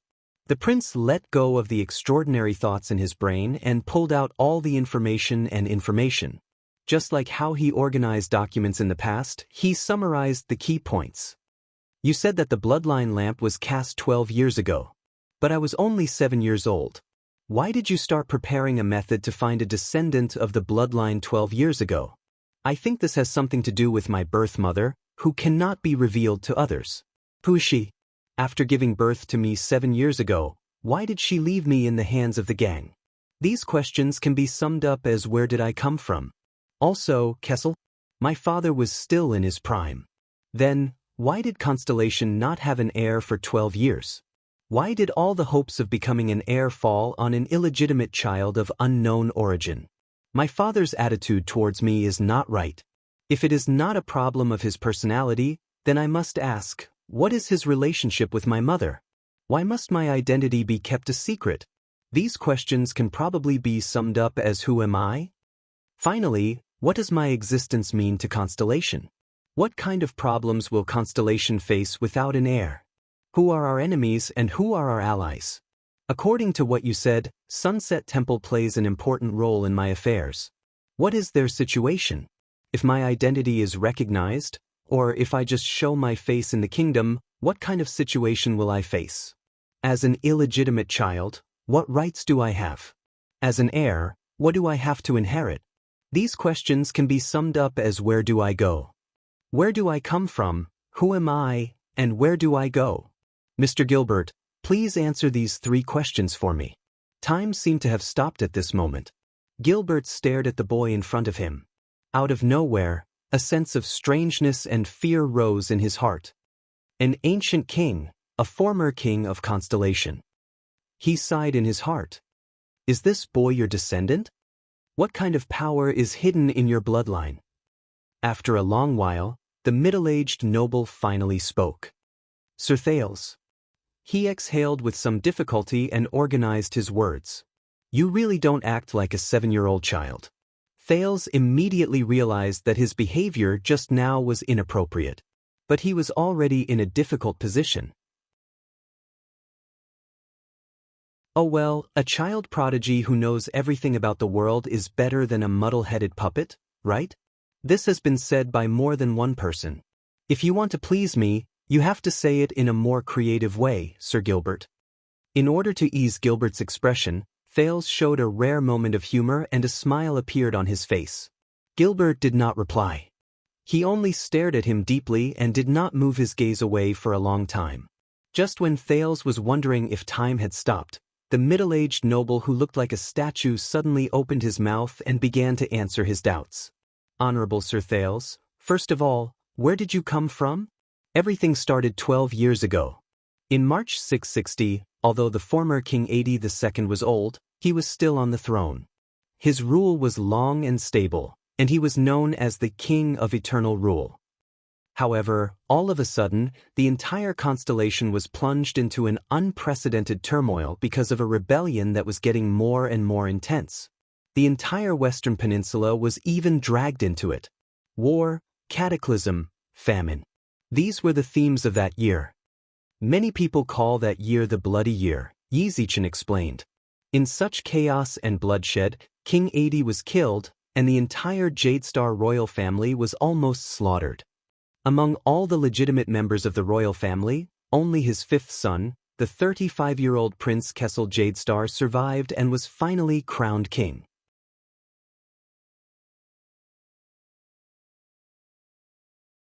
Chapter 22. Taurus, help me. There is nothing I can do. I know you can do it. You are the most powerful among us. Besides, I am still conscious.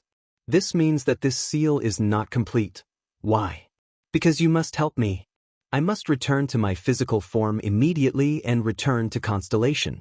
Forgive me for not being able to comply. Taurus, you are not the will of the world, nor are you one of those stupid gods. Why must you be as stubborn as them? Ignorance. Please, Taurus. I met a child. He might be the only newborn mystic in 1,000 years. What does it have to do with me? Why can't you understand? He, the 14 of us, with him, that makes 15 mystics. We are all one. Are one.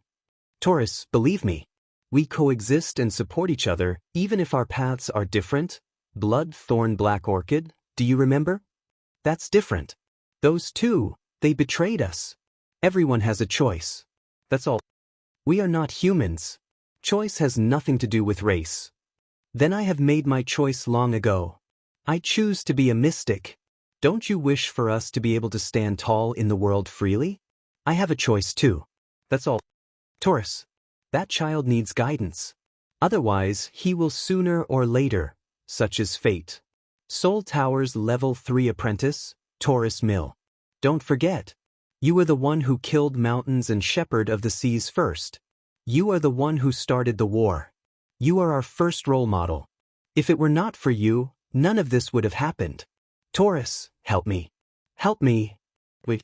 Thales raised his hand and interrupted Gilbert's slightly sorrowful statement. The Jadestar family's bloodline was almost completely slaughtered? Who did it? However, Gilbert only looked at him with a sorrowful gaze. Thales narrowed his eyes. Just the first two sentences alone were problematic. You mean 82, my grandfather? His reign was long and stable, and he was known as the King of Eternal Rule? Then what about the rebellion in the Bloody Year? Great rule brought about a rebellion? That's illogical. Thales looked at Gilbert, but the latter only slapped the book in his hand and furrowed his eyebrows slightly. The gray-haired middle-aged noble calmly said, There are many reasons for the Bloody Year, and they are all very complicated. Some are even top secrets that only the upper echelons can see. You will learn about these in the future, and it won't be too late to study them after you become the official heir and have access to these secrets. Now, I can only tell you that His Majesty has already taken revenge. The hidden danger has basically been resolved. As for the rest of the revenge, it's not that I can't take it, it's that I can't. Thales narrowed his eyes. Basically resolved? He had a feeling that the incident 12 years ago was extremely important to him. Gilbert continued his narration with a hint of pity and pain. During that year, the 5 territories in the central region suffered from a natural disaster and lost their harvest. The 6 cities in the southwest rebelled, and the army that put down the rebellion failed. The Baron Bone tribe rebelled, and Exted invaded. The northern front line was in a state of emergency. The sea was sealed, and the supply line from the capital to the south was cut off. The rebel army even besieged Eternal Star City for a period of time.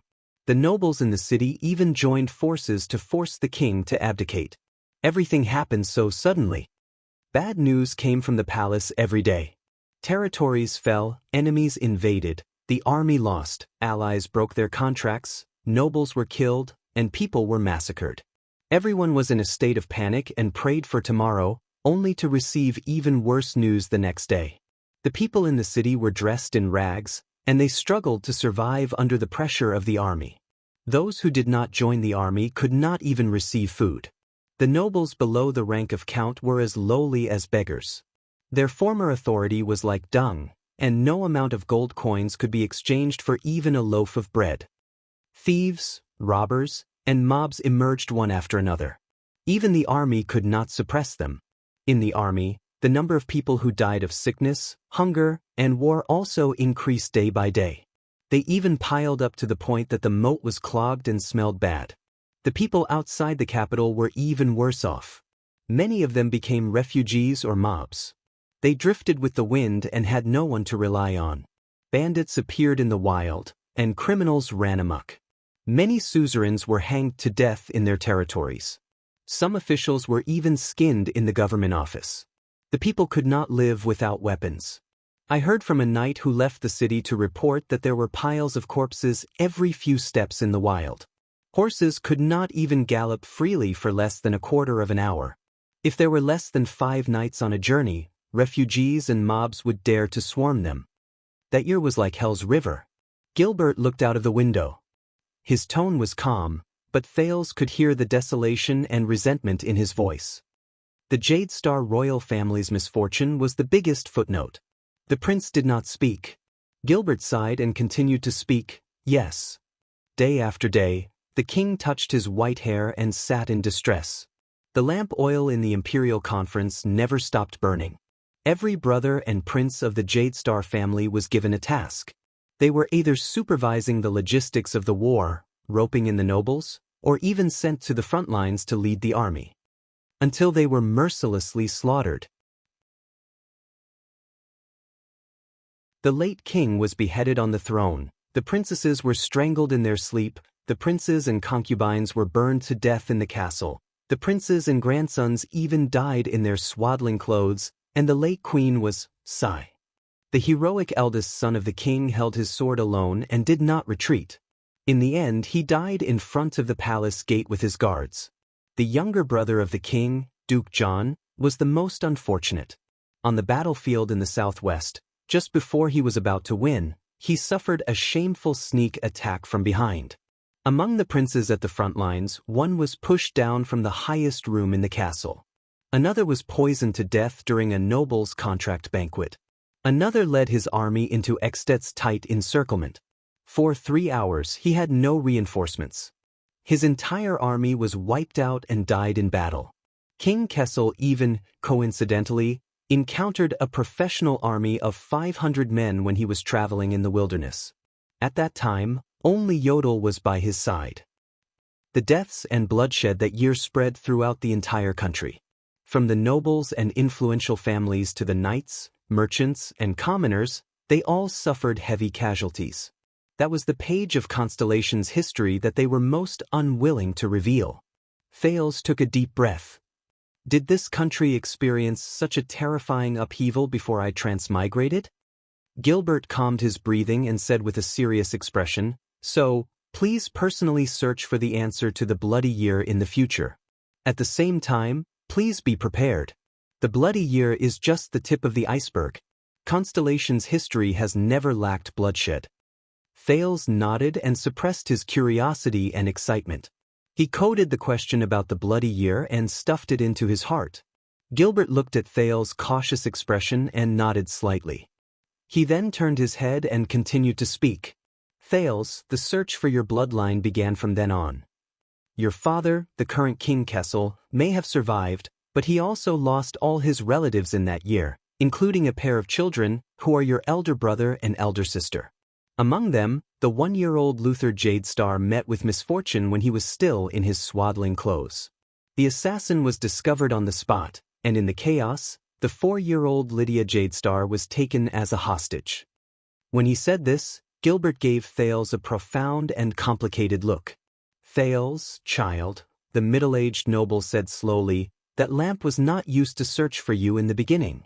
Thales lowered his head and looked at the wound on his hand. So that's how it is. After His Majesty was crowned, Head Ritual Master Lycia of Sunset Temple personally cast a divine art that could search for any living creature in the world that carried His Majesty's bloodline. However, when we found Princess Lydia, in short, His Majesty and the Jade Star family lost all their legitimate heirs, and this continued for 12 years. During these 12 years, His Majesty did not give birth to a new bloodline.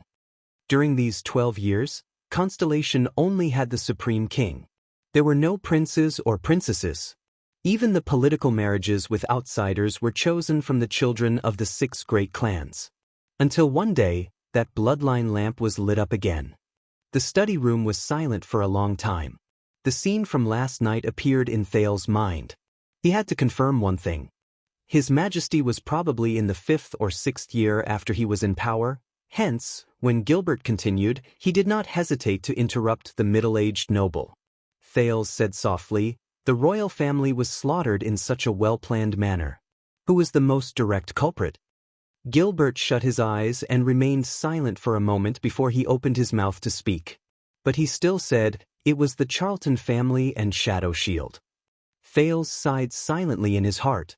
One was an assassin family that had been passed down for 1,000 years in the dark. The other was an assassin organization that had been running amok in the dark for hundreds of years. They worked together with the mastermind behind them to plan a rebellion known as Starfall. This was the investigation of the kingdom's secret intelligence department. 2 of the former King Ad II's secret protectors were lured away by someone with ulterior motives. Due to the former king's benevolence, the elite royal guards were sent along with the king's eldest son to suppress the mob that suddenly gathered in front of the palace. Although the 40 city defense team soldiers guarding the former king were all elites ranging from ordinary class to superclass, and could line up from the palace gate to the back of the hall, they could not even withstand the legendary assassin's attack for 15 minutes. Just like that, the former king was beheaded by Lord Charlton. Yes, Thales thought quietly. I've seen it with my own eyes. That indomitable and unstoppable sword technique.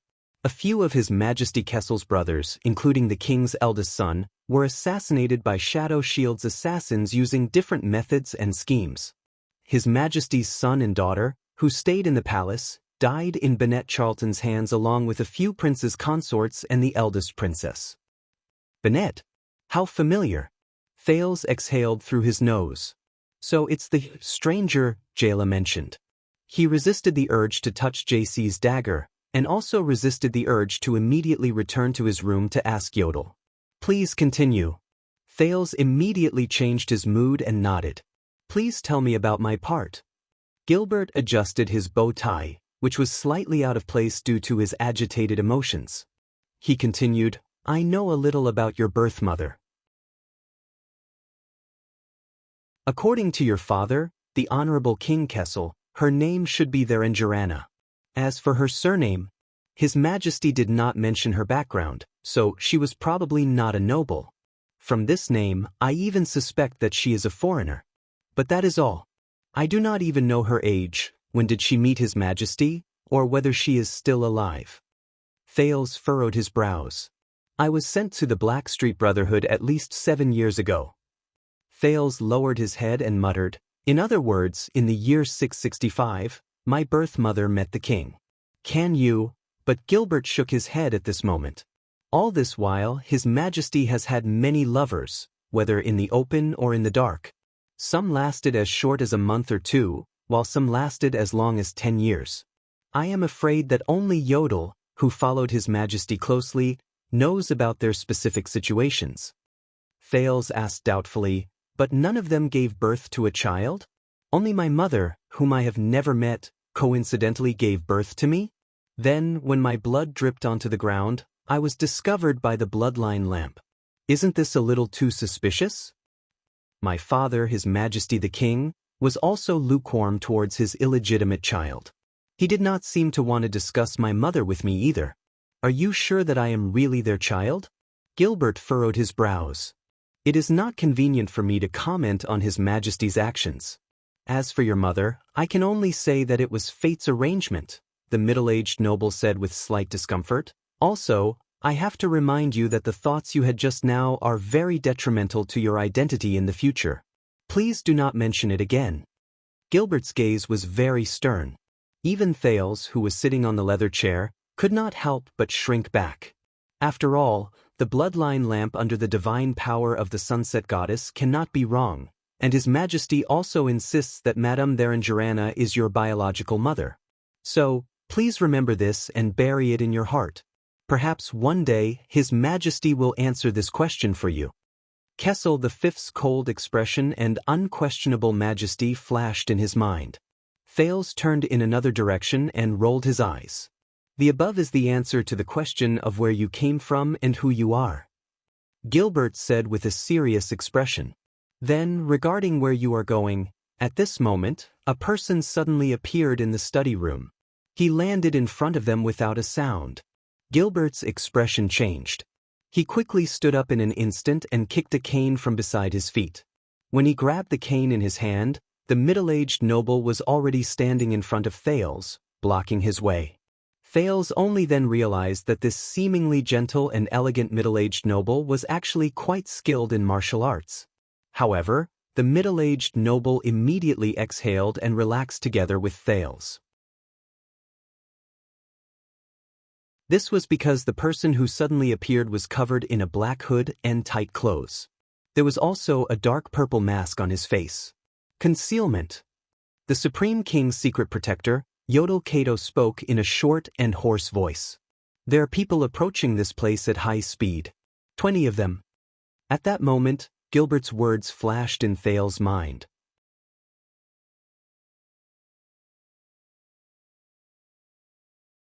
Chapter 23. It wasn't easy for him to get a good night's sleep. Was he going to be unlucky again so soon? This thought instantly flashed past the prince's mind. He watched as Gilbert calmly summoned a few swordsmen of eradication guards nearby. Yodel patted Thales' shoulder and shook his head at him. His expression behind the mask could not be seen, but Thales imagined a smiling face for the silent protector. The swordsmen of eradication received their orders efficiently and left one by one. The originally empty and quiet Mindy's hall seemed to have suddenly come alive. Under a unified command, the 50 guards moved in an orderly manner.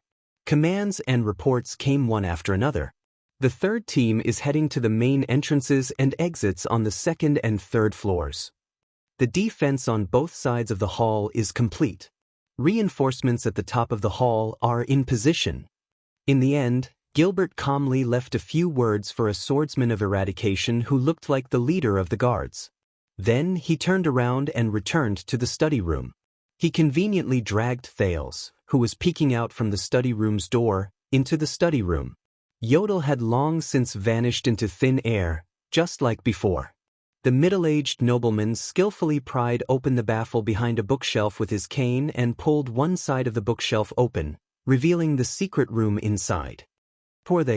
When Thales was carried into the secret chamber by Gilbert, he struggled to ask, "Is he a friend or foe?" Gilbert lit up the everlasting lamp in the secret room and closed the secret door at the same time. He then asked meaningfully, "I guess you want to ask who would choose to break into the heavily guarded property of the royal family at 5 o'clock in the afternoon without warning?" Obviously, he no longer treated the young master behind him as an ordinary child. Thales smiled sheepishly. He already knew the answer to the question.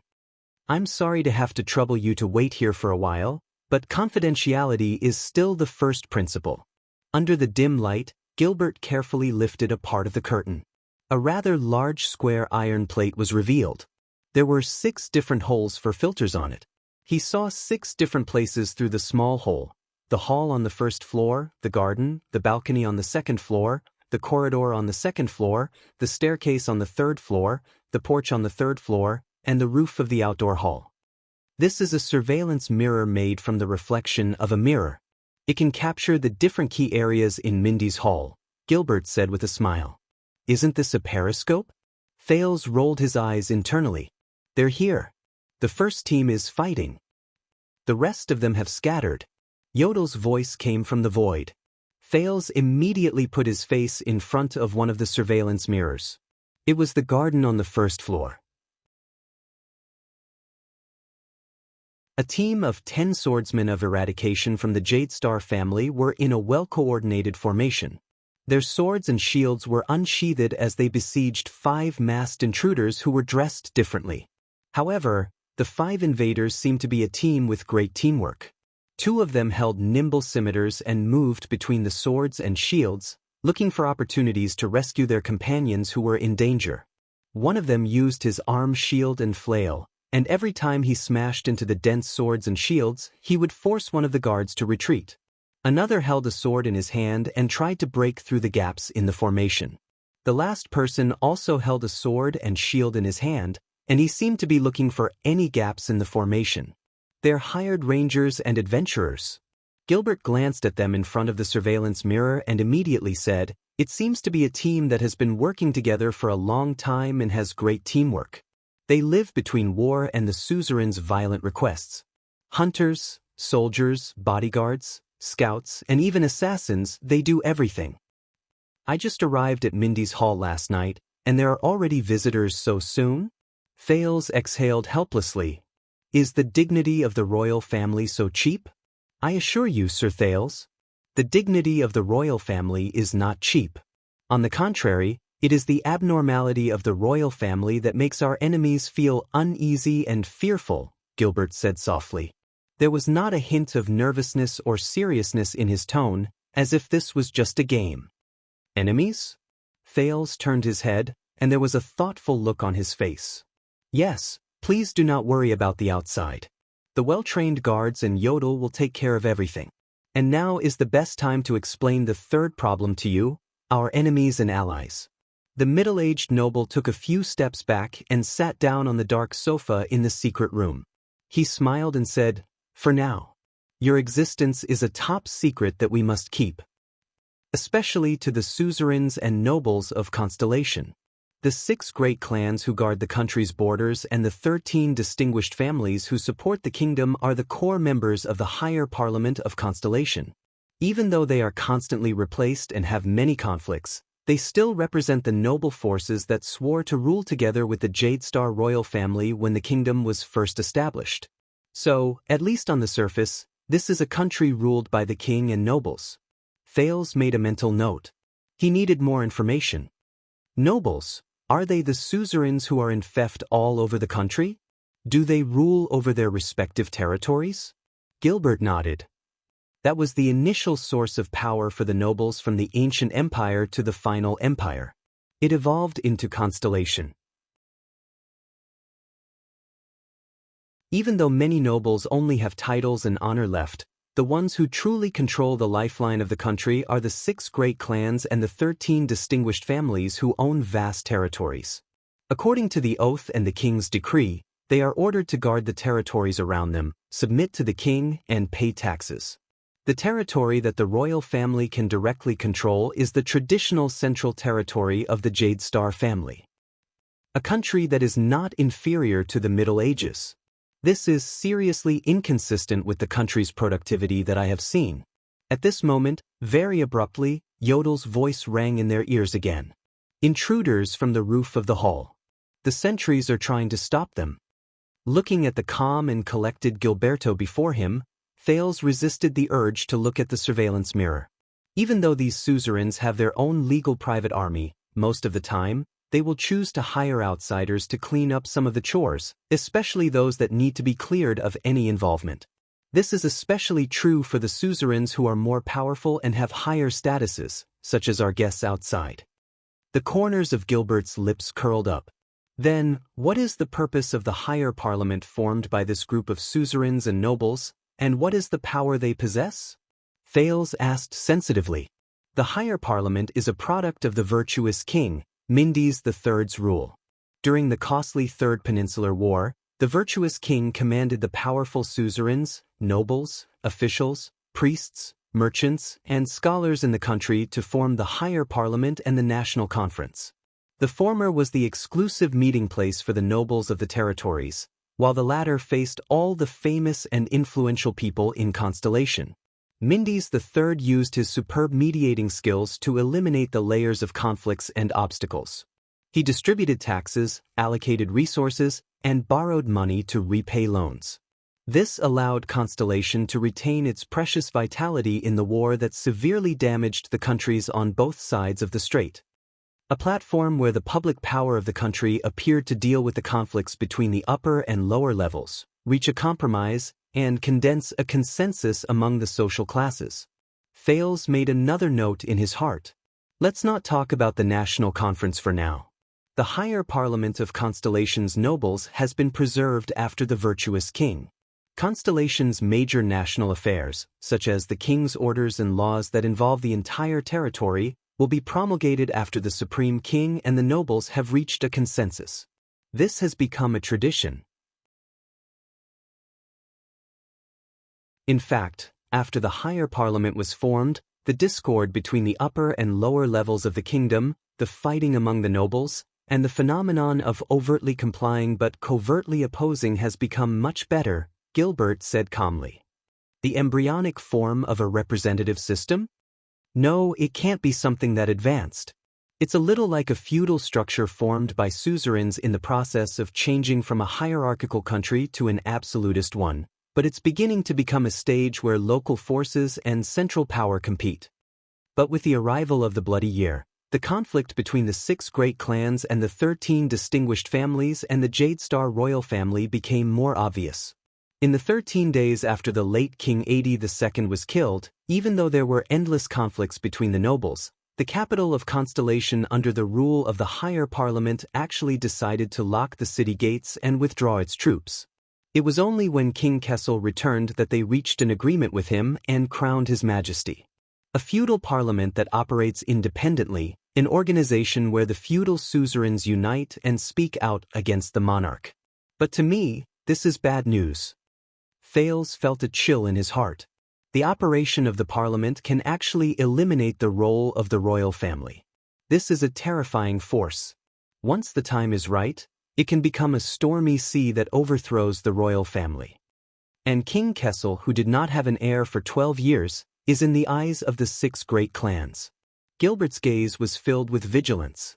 He answered in a mysterious but complicated manner, "With all due respect, our strong northern neighbor, the kingdom of Hero Raikuru and Hero Chara, Extet, which is known as the Blade of the Western Peninsula, adopts a system of suzerains electing a king. The king is chosen from among the suzerains who have the right to participate in the election." As he spoke, Yodel's hoarse voice rose again. "Enemy attack on the 2nd floor. The 3rd and 4th teams are dealing with it. There are 5 more people. They are approaching the 3rd floor." Thales did not move this time. Gilbert sucked in a deep breath and pointed outside with his finger. "Now, Sir Thales, do you understand where your enemies are?" Thales remained silent. The hereditary king of Constellation. The system of selecting a king in a foreign country. The 6 great clans and the 13 distinguished families. Enemies. Gilbert had basically told him the answer directly. But Thales felt that this information was far from enough. At that moment, all sorts of possible speculations flashed through his mind. He extracted effective elements from his high-speed brain while he continued to ask, "What's going on?" If the royal bloodline is severed, the 6 great clans who guard the kingdom's borders will, of course, be the first choice to inherit the crown. However, does this also mean that the new king will inherit all of the Jade Star family's territories, assets, vassals, and influence? If one of the 6 great clans who were originally balanced and sitting on equal footing suddenly becomes the royal family, rapidly expands, and possesses orthodox supreme power, what will happen to Constellation? The 6 great clans will become one giant beast and 5 great clans. Will they live together happily and move towards a better tomorrow, just like when the Jade Star royal family was still in power? Gilbert was used to his young master interrupting him at any time. But this time, the middle-aged noble did not say a word. He only stared at Thales solemnly. Thales also stared back at him. His heart grew heavier. In order to work together to fight for the crown, they, the 6 great clans and the 13 distinguished families, must have gone through complicated and headache-inducing bargaining and division of interests. At the very least, they must have discussed who should wear the crown. Thales' eyes shone brightly, especially after going through 12 whole years without an heir. Perhaps in the eyes of many, the Jade Star family's bloodline is already unavoidable. Phew! Thales exhaled deeply. It seems that my life and death really affect the peace and unrest of a kingdom. A thought suddenly flashed in his mind. Thales was stunned for a moment. Gilbert. The prince stood up from the sofa and frowned. He slowly said, "In the bloody year, what role did these great suzerains play? I seem to have heard you mention it before. Forcing the king to abdicate? That disaster for the royal family." Gilbert only inhaled a deep breath, but his gaze was extremely complicated. A chill crept into Thales's heart. His Majesty was beheaded on the throne. The princesses were strangled in their sleep. The concubines were burned to death in the castle. The prince's grandchildren even died in infancy. The prince's eldest son held his sword alone and died at the palace gates. The prince's younger brother was ambushed from behind on the battlefield. And the four princes. Thales opened his mouth wide and fell on the sofa in a daze. After transmigrating, this was the first time he felt that life was so complicated. After all, even during the darkest and most difficult days in the Brotherhood, the former transmigrator was not discouraged. The secret chamber was silent for a long time. Then, Yodel's voice rose without warning again. "Looks like this is the last elite group. They have broken into the third floor and are engaging in battle." But Thales did not care anymore. His thoughts were flying to the possible employers of the intruders outside the secret door. Why is there such a useless royal family? They were actually killed by the suzerains under them. Then, my escape from the Brotherhood was practically suicide. Can my so-called father still sit on the fishing platform? Can he still wear his crown and sit safely on the throne? What is it? Who gave him such confidence? Is it a mystic? Wait a minute. My so-called father is still the king? Why is he still the king now? Can he still be the king? This means... No! The next moment, Thales immediately sat up. His expression was solemn, but he firmly rejected his own guess. First of all, the bloody year was a total disaster from top to bottom, from the outside to the inside. Secretly assassinating a publicly acknowledged wise king will not help the chaotic situation of the nobles. Secondly, Gilbert, you said that the higher parliament ruled independently for 13 days after the king was assassinated. 13 days without a king. Was it because they could not divide the spoils evenly and could not reach a unified opinion to support a new king, or was it because they were actually terrified and could not even react to the king's death? The key point is that my father, King Kessel, was crowned after reaching an agreement with the higher parliament. This means that he had sufficient support from the suzerains. Could it be that at that time, someone foresaw that Prince Kessel, who was in the prime of his life, would not have any children for the next 12 years, so that the suzerains could only dream of a crown that could only be fulfilled 12 years later? What kind of psionic ability could make such a guarantee? The last point of doubt is, you said that my father had already avenged all the vengeance that should have been avenged. The hidden danger has basically been dealt with. As for the rest of the revenge, it is either that it cannot be taken, or it cannot be done. Perhaps the 6 great clans are indeed terrifying, but if they are really the murderers behind the royal family's murder, then during these 12 years, King Kessel, who is known as the Iron Hand, should have taken action, right? Also, in essence, the royal family is the same as the suzerains of the 6 great clans. They are just great nobles with a long history.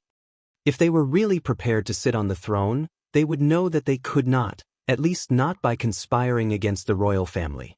The killing and slaughter of the royal family by the top aristocrats, if they were to one day enjoy the throne, who knows if they would repeat the same mistake.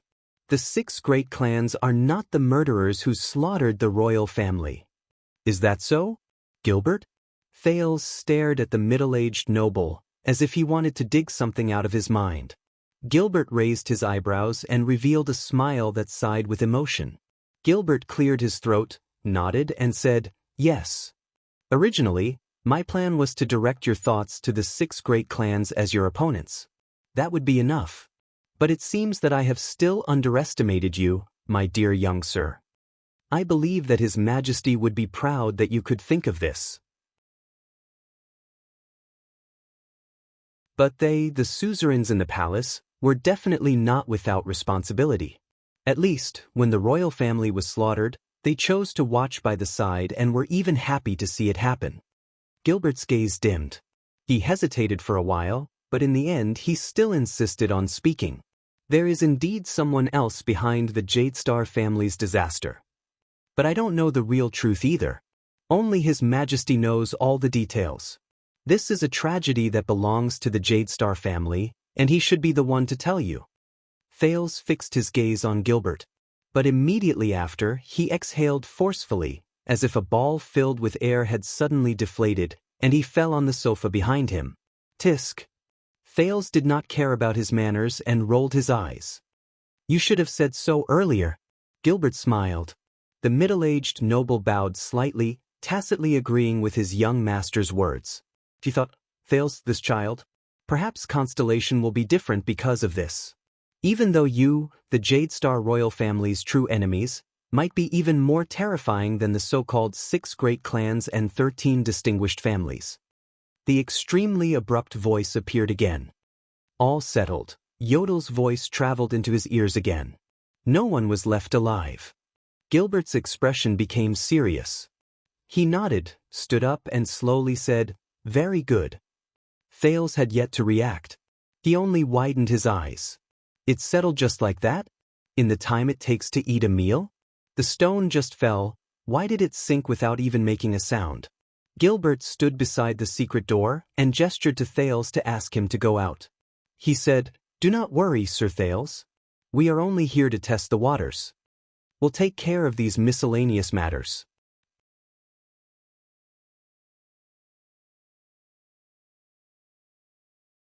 Chapter 24. On the afternoon of the 16th of November, in the center of Red Street Market. What was supposed to be a bustling and lively street was now filled with patrol soldiers in light armor and star blue uniforms, as well as police officers in black and blue uniforms. They carried stretchers, supplies, and notebooks to and fro on the destroyed houses and roads. There's another one here. A soldier of the patrol team waved his hand and dragged out a deformed human body from a collapsed beam together with his colleagues who had rushed over after hearing the news. This one's still breathing. Another urgent call came from afar. The doctors and healers hired by the city hall, as well as some priests who volunteered from the Divine Temple, hurriedly came forward. Lorbek Dara, the first-level director of the Western City Police Station, was standing on a small hill of collapsed houses. His feet were stepping on a blood-stained building material. He had just sent away a few city hall government officials with a smile. They were dressed as brightly as the backstage. He politely listened and humbly accepted their stupid complaints such as, Look, this is supposed to be your responsibility. How did you end up like this? Do you know that we, the city hall, also need to work to serve the people? We don't have the time to waste manpower here. Behind Lorbek was an open space covered by a large umbrella. This was a temporary morgue. At the moment, there were close to 100 corpses, some of which belonged to innocent citizens, and some of which belonged to gangsters. Many officials were wearing masks, holding pens and paper as they walked around the corpses. The corpses were occasionally recognized by family members who rushed over after hearing the news. Naturally, there was a heart-wrenching. Some family members recognized the uniforms of the officials. They were so agitated that they even rushed forward. However, they were pulled away by the well-prepared soldiers and police officers. Lorbek lowered his head and sighed deeply. Fortunately, it was winter and the flies had not gathered yet. Lorbek stepped on a signboard that was cracked into 5 or 6 pieces. It seemed to be a chess and card entertainment room. He walked down with a stiff expression. An exquisite swordsman chess piece fell out of the blood-stained ruins. Lorbek stopped in his tracks. He slowly bent down, picked up the chess piece and patted off the dust on it. However, the blood on the chess piece had already coagulated and could not be wiped away. This bunch of bastards. Lorbek looked at the chess piece in his hand with an ashen face. This swordsman chess piece was missing the hand that was holding the sword. It seemed to have been broken by a sudden force. The director turned his head and looked at the side of the ruins. There, a man in a dark red leather coat was also looking at everything. The man in the red coat turned around and looked at the director's dissatisfied expression. I won't agree, Lorbek said resolutely. Are you sure? The man in the red coat revealed his face. His thin face was covered with stubble, but his tone was full of hostility. "This is a request from the Blood Bottle Gang and that lord. Nikolai. This is not what we originally agreed on. Even His Excellency will not allow you to blow up Red Street Market into ruins and take away almost 200 lives." The police chief gritted his teeth, as if he was suppressing his anger, and spat out the words one by one. "And now you still want their bodies?" Lorbeck felt that his dissatisfaction was about to break through the sky. But the man he called Nikolai, although his face was full of ice, he didn't care at all. "That is not accurate. Only a dozen houses in the center of the street were destroyed, right? And I really didn't know that the West City Police Chief who stood by the side the whole night also had a sense of justice and compassion. Speaking of which, we also lost a lot of people last night. Scum, do you expect me to help you when you gang fight?" Lorbeck thought angrily. "This is the Blood Bottle Gang's loss, His Excellency's loss, and His Excellency's loss. Of course, it is also your loss." Nikolai continued.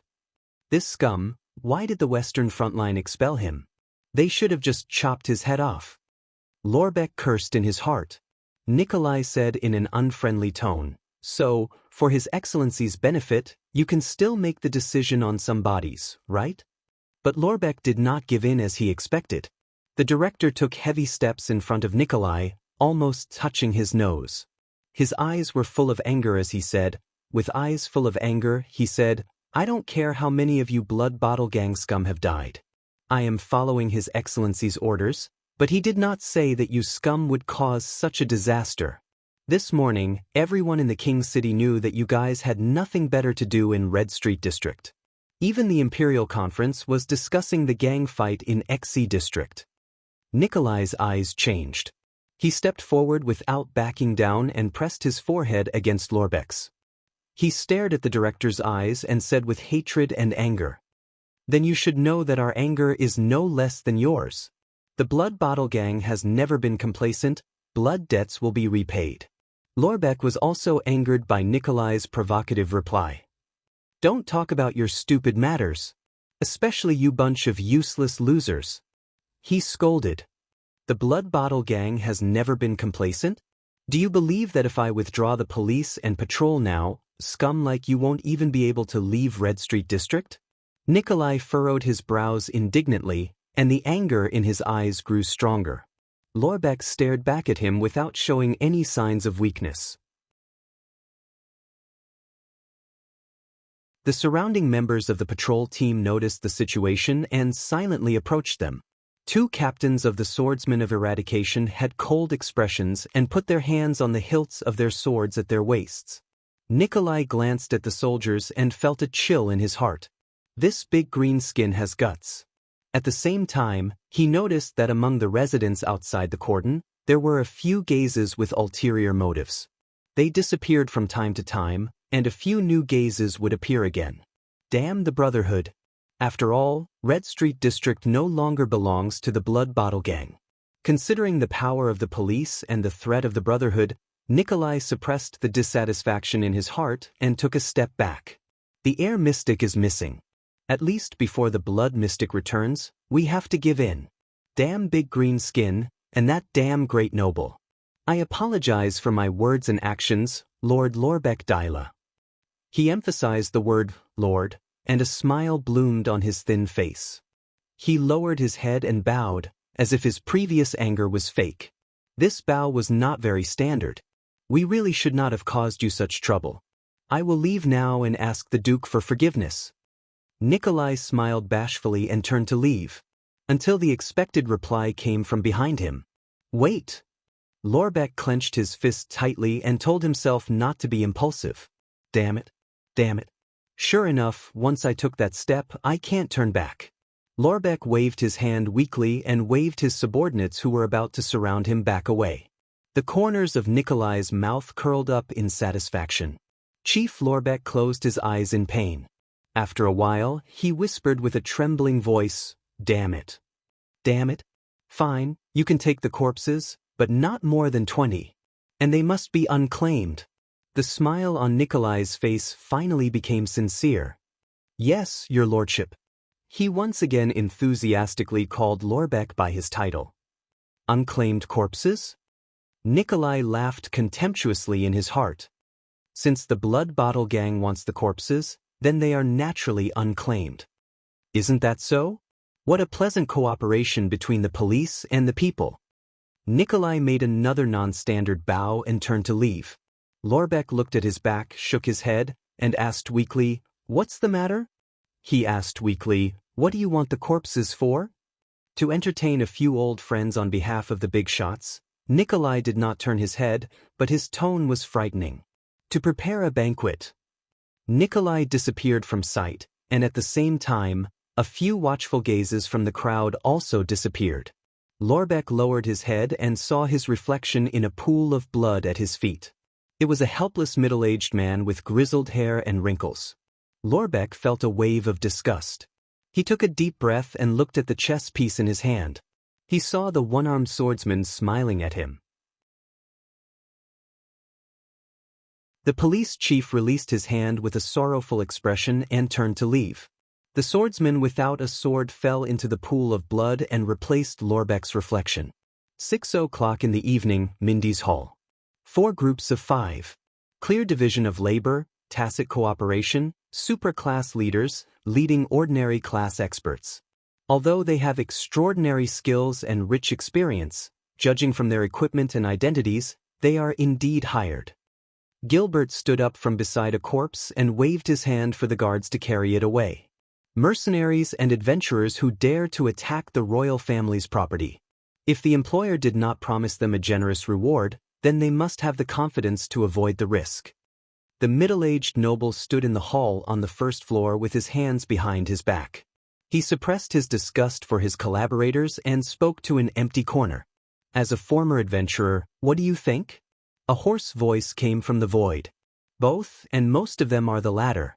The employer did not tell them the truth, such as you will not encounter any superclass experts or there will not be more than 20 guards. Perhaps their employer did not expect that our guards are far more powerful than an ordinary property, and you are here as well, the middle-aged noble replied.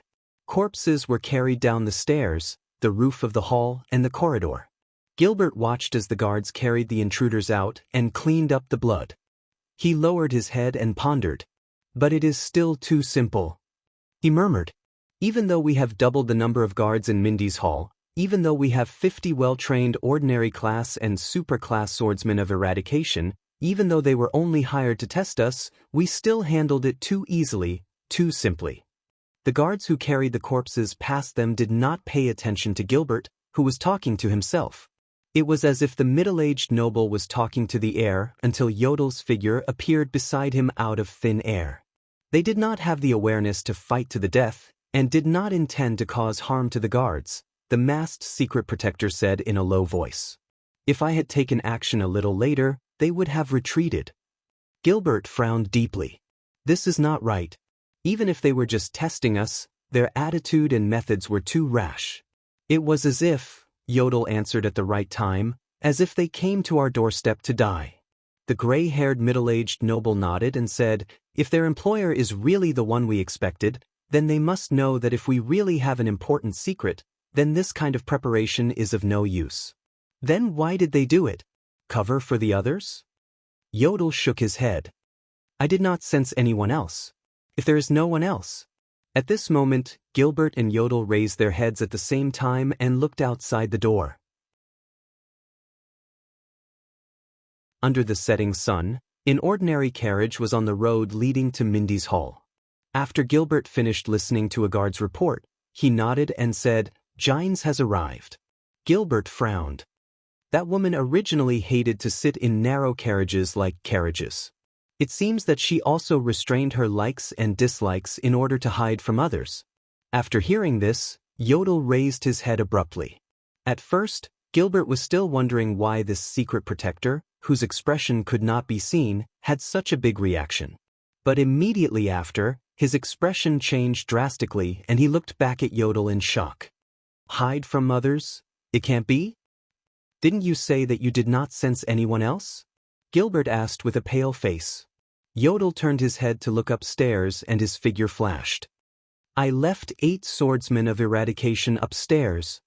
But before Gilbert could finish speaking, Yodel disappeared before his eyes. Wait, if I did not sense anyone else. Gilbert slapped his head hard. Everyone! Gather at the third floor at full speed. Protect the target.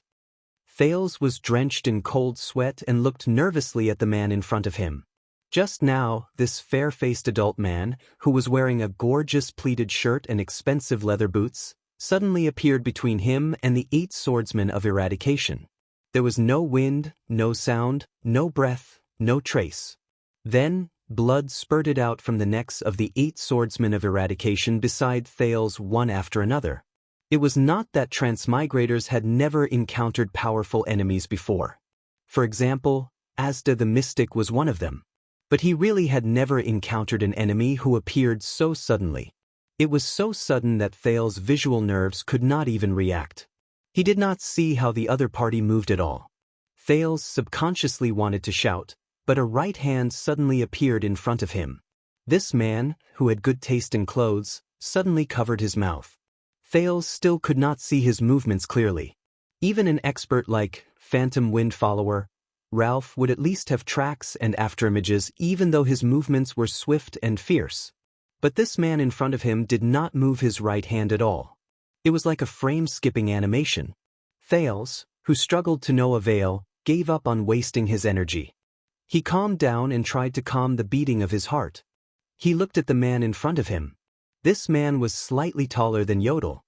His neat blonde hair was spread behind his forehead, and his green pupils were clear. Even though his face was sickly pale, he was really, Thales could only describe it this way, very handsome. Compared to Asda's feminine handsomeness, this man could be said to be the sunny and dashing type. Coupled with his simple but elegant taste in clothes, he would definitely charm a lot of girls when he went out. Unfortunately, Thales could not feel any warmth from him at all. There was a pleasant smell of perfume coming from the man's body. Even a country bumpkin like Thales could recognize that this was not the cheap perfume that the townsfolk in the market would wear. Now, this handsome man opened his pale mouth and smiled at him. I was just exercising my muscles, but look at me, what did I find? A baby of a short-lived species. Short-lived species? Thales caught this particular word choice. The smell on your body. TSK, it's really delicious. As expected, good food is always in unexpected places. But in the next moment, the relaxed blonde man's expression suddenly changed. His hand that was covering Thales flickered and changed again. In the next moment, Thales was held in his arms with his mouth covered. You found out so quickly. I can't deal with that mask, the handsome blonde man muttered. I'll just pack it up and eat it at home. Fortunately, the sun is setting soon. This was the last sentence Thales heard. In the next moment, his eyes were surrounded by a burning red color, and the world was spinning. The scene in Mindy's hall seemed to be spinning, and it was getting smaller and smaller. Before his consciousness disappeared, Thales vaguely saw Yodel's mask appear among the 8 swordsmen of Eradication's corpses. Recently, I've been thinking about opening a QQ group, but I don't know how many people are reading this book. If I open a group and there are only 2 or 3 people all year round, wouldn't that be embarrassing? Scratching head, readers who are reading this book, why don't you say something in the book review section? At least you can give me some confidence.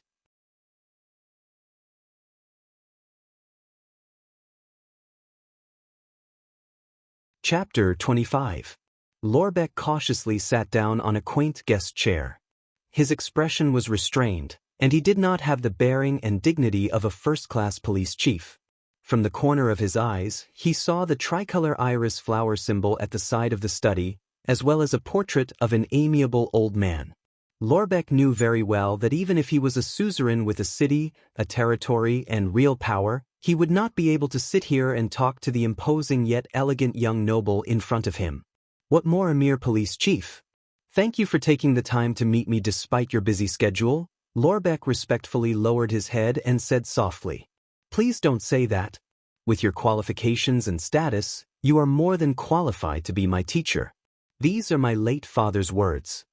The young man with iron-colored curly hair, a round face, and thick lips smiled amicably and jokingly said, Although in terms of taste in wine, he and I are irreconcilable, but in terms of respect for you, Lord Daira, we are of the same mind. A warm feeling welled up in his heart, and Lorbeck quickly nodded. The old Duke is a highly respected, generous, and benevolent lord. You are not inferior to him in this aspect. The young man was stunned when he heard this, and looked at the portrait in the study. The old Duke's smile was as kind and amiable as ever. After a few seconds, the young man recovered from his deep thoughts. I'm very sorry, it's been 2 years. I hope I didn't embarrass him. The young man smiled bitterly and shook his head. He stood up, and a slightly sad smile flashed across his face. He looked into the distance and sighed. Sometimes I think if only father was still here, I would rather hear him scold me a little more. Lorbeck was a little embarrassed. On one hand, he missed the kind old Duke, and on the other hand, he felt that the young Duke's true feelings were very personal, and he should not interrupt. Fortunately, the young Duke turned around in time, and put away his reminiscence. He used a joke to dispel the old Duke's embarrassment. As long as he doesn't mention the wine. Hearing this, Lorbeck and the young man laughed in unison.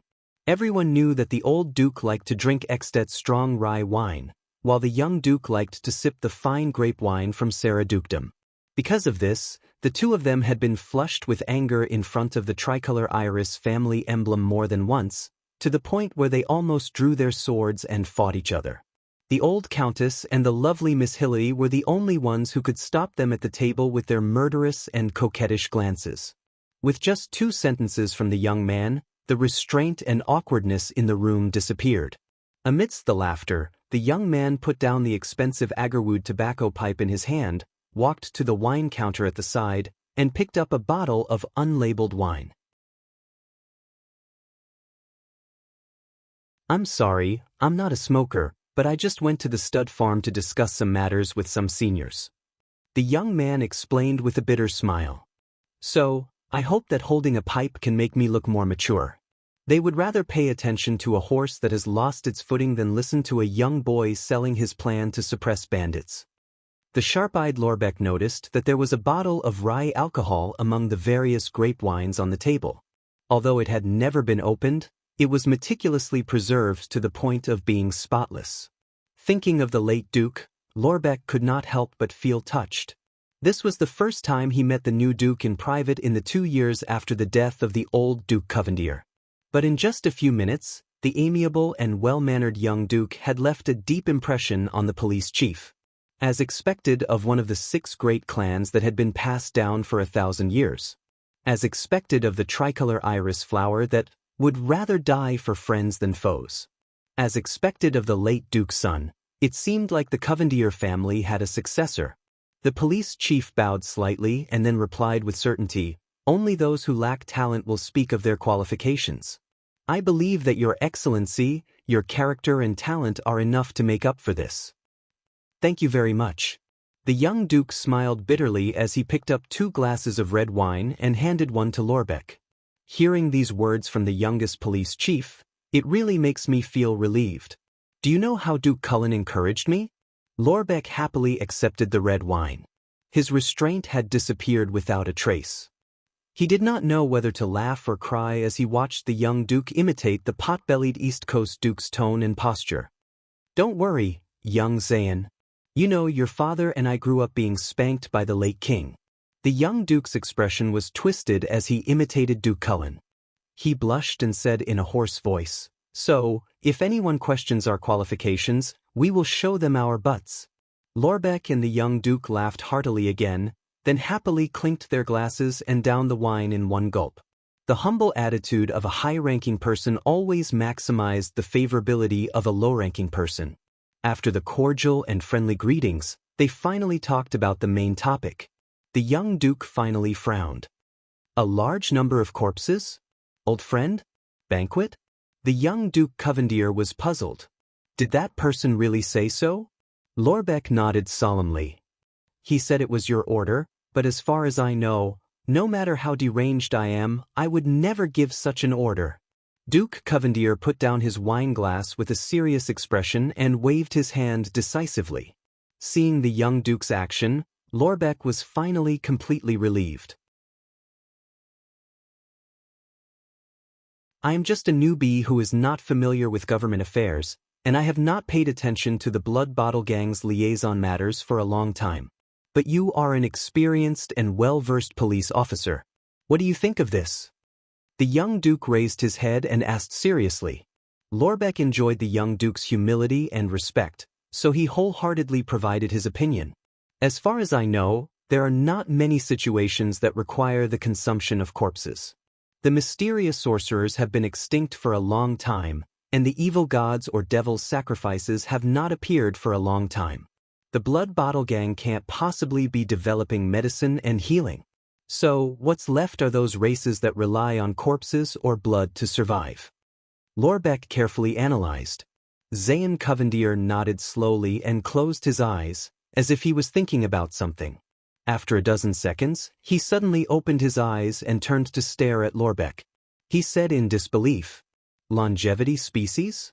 Lorbeck nodded affirmatively. The young duke let out a long sigh. The police chief did not speak anymore. He knew that he only needed to wait for this young, promising and powerful noble to make the final decision. Through the method of bribing and coaxing, the underground gangs will be brought into the kingdom's system and laws in an orderly and gradual manner. The young duke's expression was unpleasant.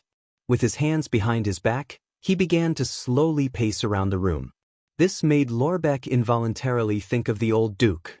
This is the governance policy that my great-grandfather had been ordered to implement since the reign of Kessel IV. For decades, the Blood Bottle Gang is a fruitful example. But now, it seems that once they fall into a gang conflict, they will inevitably reveal their lawless nature.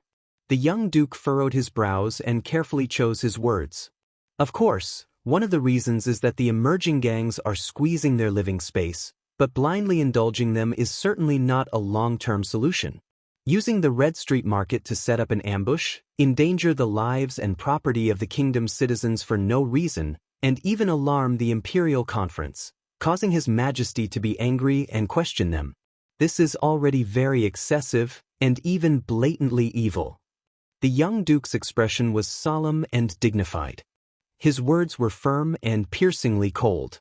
Every word struck Lorbeck's heart and made him admire him.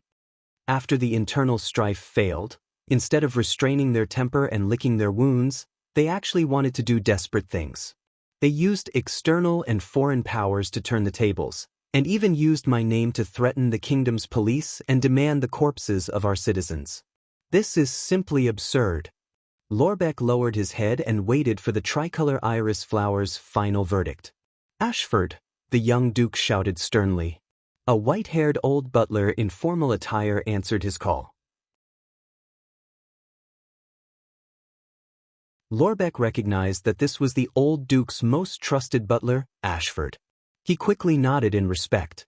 The old butler meticulously returned the greeting, then listened to the young master's orders. "Who is the one who contacted the Blood Bottle Gang recently? Forget it, no matter who it is. Ask him to come to my study room to explain. Send a group of people with the tricolor iris flower and ask the person who has a say in the Blood Bottle Gang. They threaten my father's beloved general, the kingdom's police officer. They must give me an explanation for this. Also, send a small team with a Supreme Class Knight of Eradication to find their new guests, those wild wolves and vampires who desecrate corpses and blood. If they are found to have violated the convention between the human kingdoms and the long-lived species, there is no need to question them. Just bring their heads to me. Forget it, it's too dirty. Feed them to the dogs. Prepare the carriage and clothes. My journey has been brought forward. I will go to Renaissance Palace next week. Sigh, after all, this is a matter between the gang and the commoners. I do not know if His Majesty is willing to listen to me. Inform the kingdom's secret intelligence department that Lord Murat should pay attention to Grand Banquet Hill and Wild Vast Mountain. The long-lived species are enjoying corpses in the capital? When was the last time they gathered in the capital? The Bloody Year? If I find out that those vampires and wild wolves are preparing to interfere with internal affairs and subvert Constellation. When Lorbeck heard this, he knew that he could not listen to it anymore. He quickly bowed and left the study under the Duke's friendly and encouraging gaze. Behind him, the young Duke was still giving instructions to his butler in dissatisfaction. The head of the police station walked out of the Covendier family's manor and heaved a sigh of relief. Tonight, he had clearly asked the Duke's intentions. He would not suffer because of the discord between him and the Blood Bottle Gang. Most importantly, he had met Duke Zayan Covendier himself. He sincerely felt that there was still hope for this rotten old kingdom. After confirming that Lorbeck had left the manor, the butler, Ashford, quietly closed the study room's door. Duke Zayan closed his eyes and exhaled deeply. He then sat down on the chair. I really admire him. A man in his 40s is still so hot-blooded. Zayan rubbed the bridge of his nose. His movements were elegant as he relieved his fatigue. His face was tired. It's as if he can really change anything. It's a pity that taking care of the self-esteem of a subject is a compulsory lesson for a superior. The old sir thinks highly of his talents. Moreover, perhaps he is more worried that the discord between him and the Blood Bottle Gang will affect your impression of him, my lord. Ashford poured a glass of fine wine for his master without batting an eyelid. He then walked back to the wine counter and began to wipe many bottles of wine, especially the bottle of rye wine. Speaking of the Blood Bottle Gang, Zayan picked up the wine glass and took a sip. He savored the sweetness. But then he shook his head and said with a helpless expression, I don't know whether to laugh or cry when they openly went to the police station to get the corpse. Mystics are all magic apprentices. I thought they would have the corresponding wisdom. Their leader, the air mystic, went missing in the battle last night. Ashford reminded his master silently. Moreover, the Blood Bottle Gang's crushing defeat has caused them to be short on manpower. They probably don't even have enough food to serve the Corleone family. That's why they came up with this plan. Ashford did not even look at Zayan. He only focused on wiping the bottle of strong wine that the old Duke could not bear to drink when he was alive. The price to pay for losing a sure-win battle like this is indeed very high, Zayan muttered and gently swirled the goblet in his hand. However, one has to make up for one's own mistakes. The Extet diplomat group will enter the country next month. I'm afraid the manpower that was scheduled to be transferred from the Blood Bottle Gang will not be available. Zayan looked down at the wine in the glass and inhaled the fragrance with a worried expression. He closed his eyes and exhaled deeply. He slowly loosened the button on his collar and took another sip of wine. As the wine entered his throat, Zayan looked up and saw his father's portrait. That kind smile made Zayan feel even more burdened. At least the Corleone family was the first to respond to your invitation. They have also sent letters to the others in secret. Based on their relationship with Iris Flowers, I believe there will be a reply soon, Ashford said calmly. The Corleone family, the head of the 7 lower branches in the Night Kingdom, but only 3 people and some blood slaves came. Zayan frowned and poured the wine at the bottom of the glass. He closed his eyes and gently rubbed his temples. This is not like their usual style. Ashford bowed his head to show that he was listening. A vampire clan that has produced dukes for generations is actually no different from a beggar in the lower city district when it comes to blood. It's already enough to absorb the blood essence from corpses, but it can't wait to ask for the blood of living people, and it even wants ordinary and supra-level experts. Zayan slowly opened his eyes. Zayan's gaze grew darker and darker. He took the refill from Ashford and said faintly, "What a pity. After all, you are the one who invited them here. You are the master who provided food and lodging." Ashford silently emphasized on his words to remind his master. They are hiding the truth about the Corleone family. Zayan said expressionlessly. He closed his eyes and exhaled to calm himself down. When he opened his eyes, his gaze was cold and stern. "And any accident could ruin our plan," he said in a deep voice. "Have Seychelles and Cassine lead 4 teams of knights to Vine Manor. First, find Nikolai and give the Blood Bottle Gang a beating. As long as they don't cause trouble, Iris Flower will guarantee their survival. Since they are losers, why are they still jumping up and down? Then, There are the three vampires from the eastern continent. Zayn Covendier's tone was resolute and unquestionable. The expression on his round face was calm, but it was frightening for no reason. Find out the secret they are hiding. If they don't cooperate, draft an official letter to the Breaking Dawn Temple. The Covendier family has always been loyal to the Breaking Dawn King. Enclose the three vampires' heads and greetings. Send a message to the Eastern Continent's intelligence network. I want to know all the recent events in the Night Kingdom. These three Blood Clan heads can no longer be used. Let's find someone else to do it. Duke Zayn gently put down the cup in his hand. Compared to this, King Kessel would be 48 years old next year. The previous kings all chose their heirs at this age point, the time when planet lore reincarnated 4 times in the galaxy. This was a crucial moment for the succession of the throne. The key was the tug-of-war and competition with the other 5 great clans. If Jadestar was destined to be extinct, then Leinster Covendier, who had always been fighting by Tormund the First's side, let his equally outstanding descendant, let his tricolor iris flag take over the oath of the King of Renaissance. That way I can have enough power to. Thinking of this, Zayn felt his shoulders become heavier and more powerful. But when he thought of that fat Duke Cullen, Zayn's pupils moved slightly. He chuckled, but there was not a trace of warmth in his eyes. Ashford put down the bottle in his hand, made a perfect, expressionless bow, and left to carry out his orders. Right, although it's a small matter, let's Seychelles ask Nikolai. Zayn looked up and saw Duke Covendier, who was under the tricolor iris flowers, adding with a profound gaze. He added with a deep gaze, "How's the probe on Mindy's Hall?" Although CM reminded me before that there are readers' comments on Chidian, I only realized after I actually read it, to the glory of the iris flower. Yes, I'm paying attention to the book review section on Chidian. It turns out that there are so many readers reading, collecting, and leaving comments on Chidian. There are even rewards. Thank you, Arnold and the God of Gods, eh? Rewards from the 2 old masters. Oh my, I'm so touched. A slow-growing Western fantasy novel that even I don't have any hope of signing a contract with can actually attract so many readers. I posted the book on Genesis, but it's embarrassing that I checked. The collection on Chidian is twice as much as my collection in Genesis. Thales probably reincarnated into the wrong body. Thank you so many readers. Swordless suddenly felt full of motivation. Unfortunately, Swordless author account could not be shared on Chidian. It seemed like there was no way to reply or enhance it. What a headache. Looks like there's still hope to open a QQ group.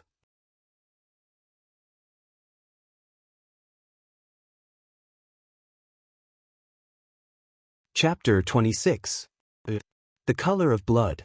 He shook his head and felt dizzy. Where am I? Pain shot through his chest and abdomen.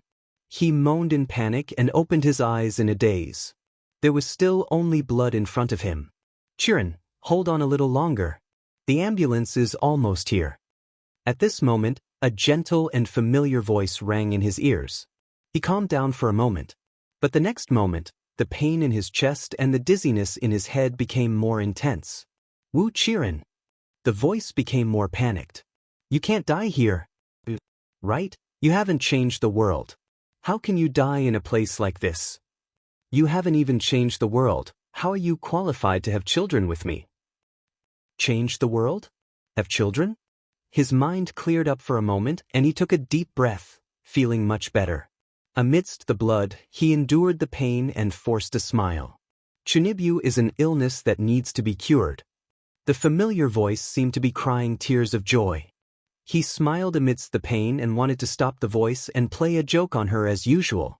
However, he opened his mouth in a daze. He realized that he could not call out her name. His vision was still blood red, but his body was getting hotter and hotter. Asterisk thud. Asterisk Thales fell on a patch of grass. He opened his eyes and completely woke up from the blood. Damn it! What's going on?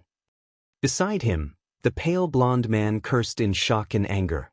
How did he consume so much blood? His tone was full of surprise and dissatisfaction. Only Thales knew that when the golden-haired man turned into a puddle of blood and brought him away at high speed, Thales found a piece of memory fragment. In the fragment's dream, the boy seemed to have lost control again. This time, the thing that shifted seemed to be a part of the blonde man's blood. Thales looked like he had just come down from a roller coaster. He lay on the ground and coughed. Fortunately, I've experienced motion sickness. Person sickness before at Yodel's place, he thought. Shaking his head to clear his mind of the disturbing crimson. We're almost there. Are your injuries not healed yet? I'm not even familiar with the blood shadow dance anymore, the handsome blonde man muttered and roughly grabbed Thales. It was already dusk. Had the sun really set? It's a little cold. Is this an outdoor place? It was only then that Thales could see clearly that they had landed on a patch of grass beside a dark path. In front of them was a wide manor and a large garden attached to it. There was also a flag fluttering over the iron gate between the garden and the path, but overall the house seemed to be overgrown with weeds, as if the proprietors were not taking care of it. If it was not for the fact that it was not as exquisite, it would be comparable to Mindy's Hall. That flag. Thales narrowed his eyes and saw a strange flower with 3 petals. It was red, blue, and green. Thales recognized the flower. It was the favorite flower of Wu Qiren's first girlfriend. Is this the iris flower? The coat of arms of a noble? Perhaps this is one of the enemies that Gilbert mentioned. Oh no, I've fallen right into the enemy's lair. Let's go. Mortal brat. The blonde handsome man impatiently pushed him towards the manor. Thales' brain began to work and make wild deductions. Looks like this blonde pretty boy knows how to talk. He's not a beast that's hard to tame. Also, judging from the words he left behind when he kidnapped me, I was just going to exercise my muscles. Thank goodness the sun is about to set. Thank goodness he's a rational person. Thales thought of a countermeasure. JC's dagger was sheathed at his waist, but he obviously could not expect to place the dagger on his neck or anything like that. He also could not suddenly cut himself and send a message to Yodel and Gilbert. It would be too obvious and deliberate. Then I can only gather information first. Hey. Thales turned around and shook off the blonde man's hand in dissatisfaction. Look at your noble demeanor and temperament. Shouldn't your words be in line with your words? Pay attention to your manners. The blonde man stopped in his tracks upon hearing those words. Manners? Demeanor? He grinned and deliberately revealed 2 pairs of ferocious fangs. Why should I be polite to food that is destined to enter my stomach? The blonde man purposely ground his sharp fangs in the air. As expected, it's very similar to the creature in my memory. However, Thales only tilted his head and observed the 2 fangs. He then curled his lips in disdain and said, Your attitude towards food is so terrible. It's obvious that you don't have the talent of a gourmet. Your mental state and physical condition will affect the quality of the food. What if your crude method affects the taste of the ingredients? The handsome blonde man was stunned for 3 seconds. The ferocious expression on his face was only halfway done. But he immediately reacted. With your height, you're considered very courageous, mortal brat. He then chuckled. But you're not the first food with guts. If you don't try your luck, you won't be able to escape. So, my flesh is really delicious? Thales showed an expression that said, I see. Then, unexpectedly, he raised his leg and walked towards the manor. The man was just about to carry the cub to the manor when he saw the cub walking in front of him. Facing the food that seemed to have no intention of escaping, he even disdained to call it prey. The puzzled blonde man wanted to reach out and scratch his head. Halfway through, he felt that it was not appropriate, so he could only put his hand down and quickly followed Thales at a speed that humans could see. Not flesh, just blood. You should have been injured recently, right? The smell of blood wafts everywhere. TSK, it smells so good. I really want to take a bite first. The 2 continued to walk forward. Then how are you going to eat me? Bite raw or suck my blood directly? Where do you start?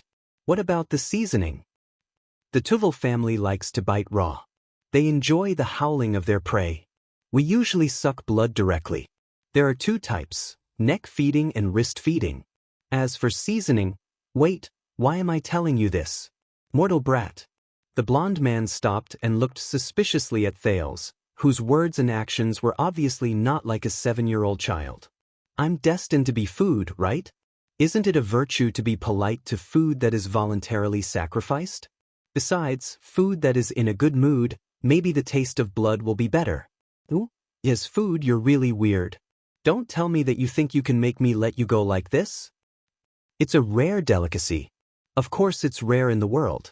Come, don't stop, let's keep walking. May I know your name, sir? Little brat, why are you asking this? Do you want revenge? The blond man stopped again. His suspicions and vigilance towards the strange boy in front of him grew. With your skills, it won't be easy to find you for revenge. Also, since you're going to eat me, you should at least let me know your name, right? Don't you think it's rude to call me, hey? You're not an illegitimate child without a surname, are you? You should at least have a name? The blond man's pride seemed to be hurt by the last sentence. He replied proudly, my name is Istron van Lika List Corleone, head of the 7 branches of the Night Kingdom, first-class blood descendant knight of the Corleone family. Come, let's keep walking. So why do you call me immortal? A human with a lifespan of less than 120 years is not immortal? Even a young brat like you has at most 90 years left to live, Istron said scornfully. So you're immortal? Much longer than us? Of course, the lifespan of the blood clan is endless. How can a lowly mortal imagine it? Thales quietly absorbed all the information into his mind. Istron Corleone long-lived species, short-lived species. Night Kingdom, Corleone family. The superior blood clan. And the most important thing is that he doesn't seem to be interested in why I'm in Mindy's hall. This might be my only way out. Oh, I almost forgot, he's planning to eat me. Thales and Istron walked into the manor. The boy narrowed his eyes. 2 fierce-looking men wearing red headscarves walked towards them from the entrance. Blood Bottle Gang? Why are they here? Say, why did you stop here? Can't you just fly in? If it wasn't for the blood shadow dance? Ahem. The handsome young man Istron suddenly realized that the mortal cub beside him could understand his words. He cleared his throat in a rather gentlemanly manner and continued to speak indifferently. If it wasn't for the fact that this is not our territory, I would have flown in as well. But we are guests after all. Naturally, we need to maintain respect and politeness towards the host. A mortal who values manners, Thales thought to himself. 2 members of the Blood Bottle Gang walked forward and looked at the 2 people, one big and one small, with unfriendly expressions. Who are you? But Istron furrowed his brows and his face turned cold. He interrupted them in disdain. Get lost, inferior mortal. Thales' face twitched. He decided to take back his words. A few minutes ago, after they suffered a crushing defeat in the one-night war, Nikolai the Red Viper, who was one of the few people in the Blood Bottle Gang who managed to rush back to the capital city day and night, was one of the leaders of the Blood Bottle Gang. He was the leader of the 8 great psionic warriors. He spent the entire day after the war in anxiety. At the very least, before the other 3 psionic warriors and the Blood Mystic, who had gone into hiding for a long time, rushed back to the capital city, he had to hold the fort. First, he had to deal with the aftermath of the one-night war. Other than a grand explosion, the air mystic had disappeared without a trace. His personal bodyguard, the lunatic with the sword, was lying together with Ralph. His upper body was almost cut open. That was why Nikolai had to confirm whether the Brotherhood's 3 great assassins, especially Black Sword himself, were in the capital city before he could travel with peace of mind. In truth, Tinker, who had escaped from Red Street Market, had always felt that he was overthinking things. Even if Black Sword was in the capital city, he would most likely not take a liking to him. Tinker and Numino were one of the few Blood Bottle Gang's strongest 12 who had escaped, Motherf ***. As expected, only cowards survived to the end. They did not speak in detail about what happened in Red Street Market. Other than fear, there was panic. Nikolai immediately gave up on trying to find out the truth. As for the Air Mystic's revenge, he would wait for the Blood Mystic to return before deciding. After losing Red Street Market, which they had been operating for a long time, the blood bottle gang's morale suffered a great blow. Many of the ordinary gang members began to waver. Customers, whether they were nobles, merchants, or secret companions, all expressed that their deep friendship with the blood bottle gang would never waver. At the same time, they greatly reduced their business dealings and even withdrew their funds. There were even some who reneged on their contracts halfway through. F***ck him. Calm down. You must calm down. The debt of blood will be repaid. In the other districts of the capital city, the blood bottle gang's morale was low. In the face of the Brotherhood's lower-class people, they retreated step by step. One could imagine that when the news spread to the whole country, the struggle between the various branches would show the same appearance. Secondly, one of the main supporters behind the blood bottle gang, the Covendier family, who had the tricolor iris flower as their family emblem, was indifferent even after knowing that they had suffered a crushing defeat. They did not send reinforcements or comfort them. They did not even see a single copper coin to comfort them. What Nikolai hated the most was that even though they had done so much dirty work for him in the whole country, at the critical moment, that Knight of Eradication called Seychelles did not even let him enter the Duke's manor.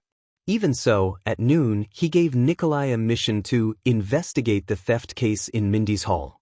Theft case? Damn it. Which part of his body looked like a police officer and a private detective? Was it not enough for him to cut it off? Speaking of police officers, Nikolai could not restrain his anger. Damn it. That big cop from the Western District Police Station, whose name is Lorbeck or Lockerbie, usually looks all smiles. During the critical moment of the one-night battle, he did not send reinforcements. What happened to the promised cooperation between the police and the people? Forget it. Nikolai suppressed his displeasure. When he asked for a few corpses, he even used all sorts of excuses. The funniest thing was that he actually pretended to be an emissary of justice. After receiving so much from them, he now came to uphold justice? What were you doing earlier? Talking about justice in front of Nikolai? Which part of his body looked like a good person? Was it not enough for him to cut it off? Damn it. If it was in the past, Nikolai would have dared to go to his house tonight, strip his wife, and hang her on the Western District gate to be used as a doorbell. Also, Nikolai was going to solve this matter now. The 3 vampires from the Covendier family were actually thrown by the tricolor iris flower at the Eastern District branch of the Blood Bottle Gang. Actually, Vine Manor was also the Covendier family's property. To properly entertain them? Did you think that they were entertaining lost puppies? They needed the blood of 10 people a day. And they even asked for super-class experts and above. Alright, I might as well find Black Sword, knock him out with a club, tie him up, and send him over. I have already sent over many of the Blood Bottle Gang members that I usually find unpleasant to my eyes, but I still feel that it is not enough. I have to lower my voice and beg that big cop for corpses. Which part of his body looked like an animal breeder?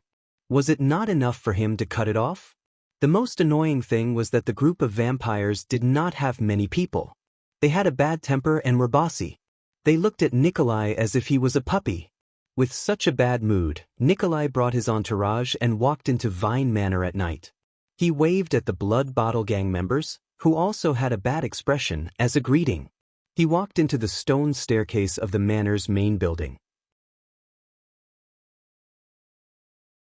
The faint cries and screams that came from underground made Red Viper's already terrible mood even more agitated. Nikolai forced himself not to think about the blood food in the dungeon, especially since many of them were his former colleagues and subordinates. His face was ashen as he walked to the second floor. He pushed open the wooden door of the main hall and looked at the few people in front of him with a displeased expression. To be exact, he was looking at 2 people and their food. A beautiful, fair-skinned woman with a red ponytail, sexy and seductive. She was dressed in a noble's riding attire. She gently pushed away a man with a dazed look. The seductive woman licked the bloodstain at the corner of her mouth and flashed a charming smile at Nikolai. She then extended her index finger and wiped away the bloodstain that flowed from the corner of her mouth to her chin. The man who was pushed away seemed to be a commoner who had been kidnapped. At that moment, his eyes were dazed and his skin was deathly pale. He fell to the ground and twitched. His breathing became weaker and weaker. It seemed that he was not going to live. There were at least 7 or 8 corpses in the hall that had died from excessive blood loss. Dried blood was everywhere. Fresh blood dripped on the floor and on the table. It was incomparably terrifying. In front of the floor-to-ceiling window in the hall, there was a white-haired old man who was similarly dressed. He had his hands behind his back and seemed to be waiting for the moon to rise. Ayaya, a gentle voice came from the woman's mouth. Her eyes lit up. Have you sent us delicious food? Are there 20 people? Are there super classes? Are there virgins? Are there young ones? These damned vampires. Did they go out to hunt for living people again?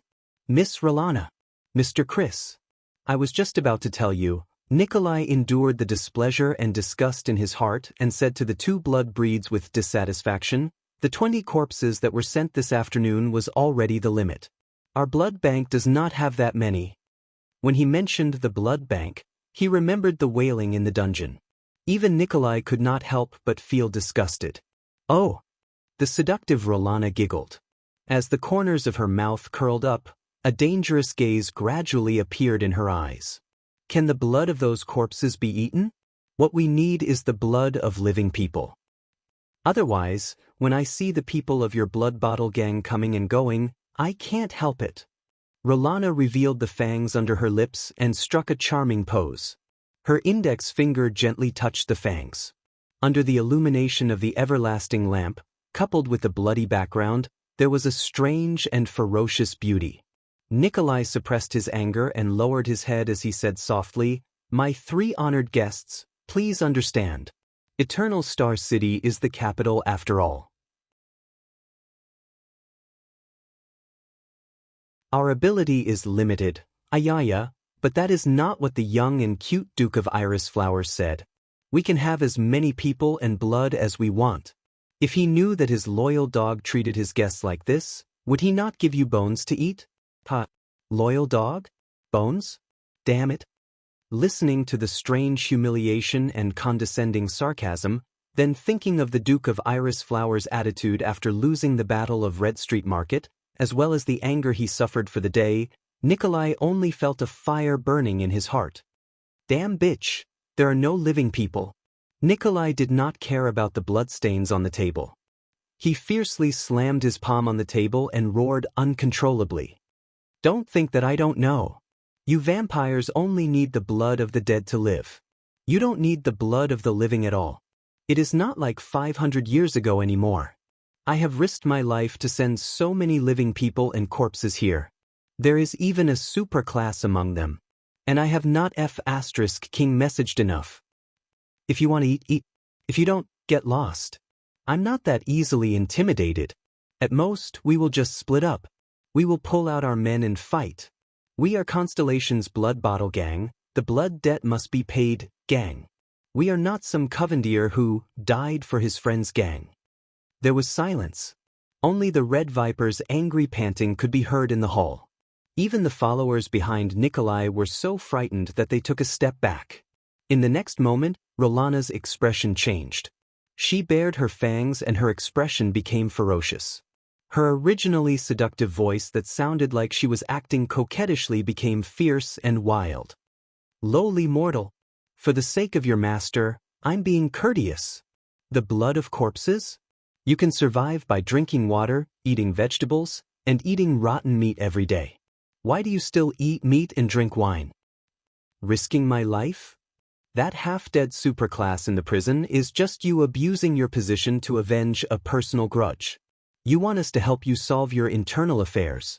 Talking to the Corleone family about blood debt must be paid? I can immediately let you taste the blood debt. The anger in Nikolai's eyes burned even more fiercely. He gritted his teeth and abruptly pulled open his scarlet coat. The ferocious Rolana shouted and instantly jumped onto the chandelier above her head. She bared her fangs and brandished her claws like a feline.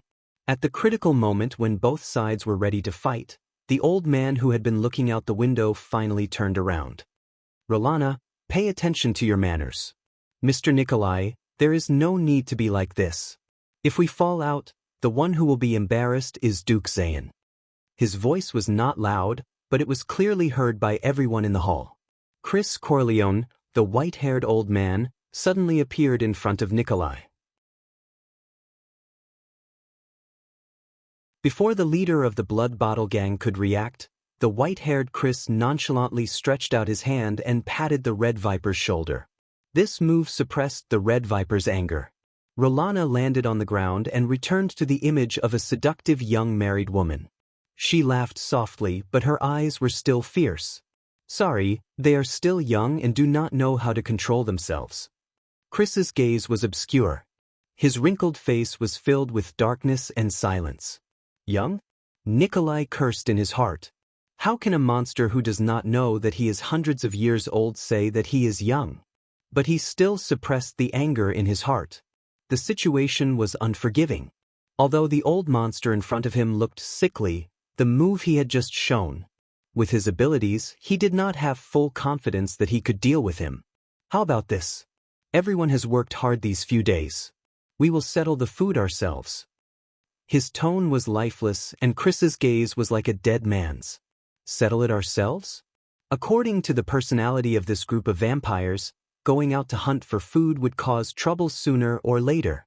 But isn't that exactly what I want? Let's go. Nikolai waved his hand indignantly and said, "Withdraw all our brothers." Not a single person is staying?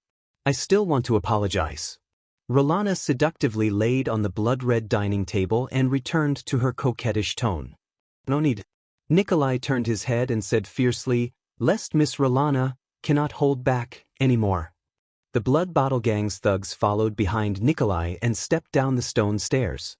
No one felt sorry for leaving this disgusting manor. For a moment, only Rolana's strange laughter and the sound of blood dripping could be heard in the hall. Nikolai walked far away. Rolana suddenly fell from the table. Her face was full of frost and sternness. Did he discover something? Chris shook his dead man's head. From afar, it looked like a white chess piece swaying. This guy did not. But Covendier definitely felt that something was amiss. After all, such a large amount of blood is enough to feed a blood descendant knight. Rolana lowered her head. But it is still far from enough. Just now, I wasted another one to put on an act. I will go hunt again later. Fortunately, we have chased away the Blood Bottle Gang as planned. This can buy us some time before we are exposed. Chris's head suddenly turned 100 degrees to the back of the window. His nose twitched. Istrone is back. He also brought. This smell is really fragrant. It is a blood source of superior quality and above. His figure reappeared in front of the window. The moon was out. Nikolai led the Blood Bottle Gang members out of the manor angrily. These damned vampires. That pretty boy vampire is back. Didn't he go to Mindy's hall with the mercenaries in the afternoon to look for the secret treasure? So, they also know how to walk and go through the main entrance? Nikolai thought that the Blood Clan's method of traveling was the same as what he saw before. They would turn into a pool of blood and then around. That pretty boy also brought a little one with him? Damn it, did he also go hunting? Looking at his attire, he looked like a child from a noble family, but his body was covered in injuries. No, that child didn't look like he was being held hostage. Judging from their pace, it seemed like they were in cahoots. That's right, I have to ask about the theft at Mindy's hall. While Nikolai was still thinking, Istrone and Thales walked side by side into the manor.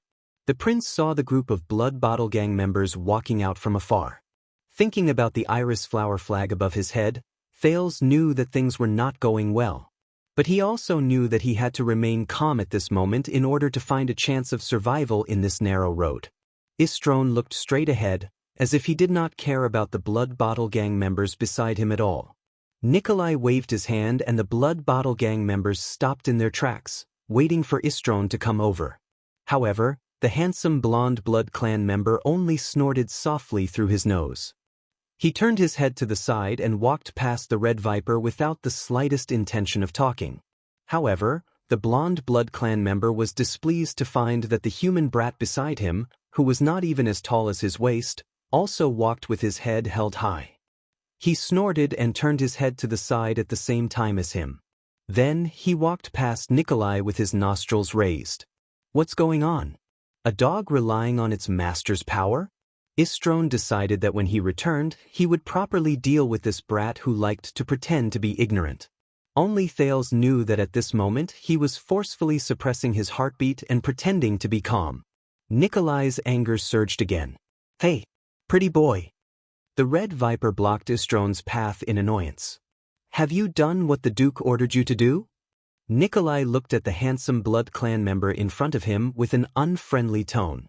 The Duke? Thales cursed inwardly. Istron raised his eyes and looked at the human who blocked his path with disgust. The stolen treasures of Mindy's Hall. Do you still remember? You even took away 4 teams of mercenaries. Feeling Istron's gaze, Nikolai was filled with anger. He walked in front of Istron's nose and said loudly, You should have gotten something, right, pretty boy? Pretty boy. Damned mortal. Anger surged in Istron's heart. His original plan was to trick the 20 mercenaries out, then split up and kill them one by one. He would then bring them back to the manor as a source of high-quality blood. Who would have thought that they would all die in the hands of the strange masked man in Mindy's Hall? But the theft at Mindy's Hall? After all, it was the Duke of Tricolor Iris Flowers who requested it. I still have to say something. Istron turned his head towards Thales. No one knew that Thales' heart at this moment was as cold as ice. What should I do? What should I do? What should I do? Calm down, the prince said to himself. I have to save myself. His brain was spinning madly. Information and elements flashed back and reorganized at lightning speed. Istron lowered his head and looked at the prince, thinking about how to speak to Nikolai so that he would not embarrass himself in replying to this damned mortal. Nikolai looked at Istron's arrogant head in annoyance. He also followed the latter's gaze and turned towards the little boy beside him. Hey kid, Istron said indifferently. Everyone looked towards Thales. At that moment, Thales took a deep breath. According to that Chunibyu, I am the man who wants to change the world. How can I die here? Everyone present saw the 7 or 8-year-old boy's expression turn cold. Before Istron could say his next sentence, he shouted, Yes, sir. Sir. Istron was stunned for a moment. Why is this brat so respectful? But before he could react, the situation in front of him changed again. Thales took a step forward without hesitation, and like a loyal guard, he stood between Istron and Nikolai. Then, under the bright moonlight, everyone heard the little boy with the irritating expression shout at the leader of the Blood Bottle Gang, the Red Viper, Nikolai, in a childish voice. He was the leader of the 8 psionic warriors, and he was filled with disgust and disgust. Red Viper. Get lost. A lowly mortal. The noble Lord Istron Corleone does not need a lowly stray dog like you to meddle in his affairs. It was a large chapter of 8,000 words. It was not good to cut it anywhere, so he decided not to cut it and posted it all.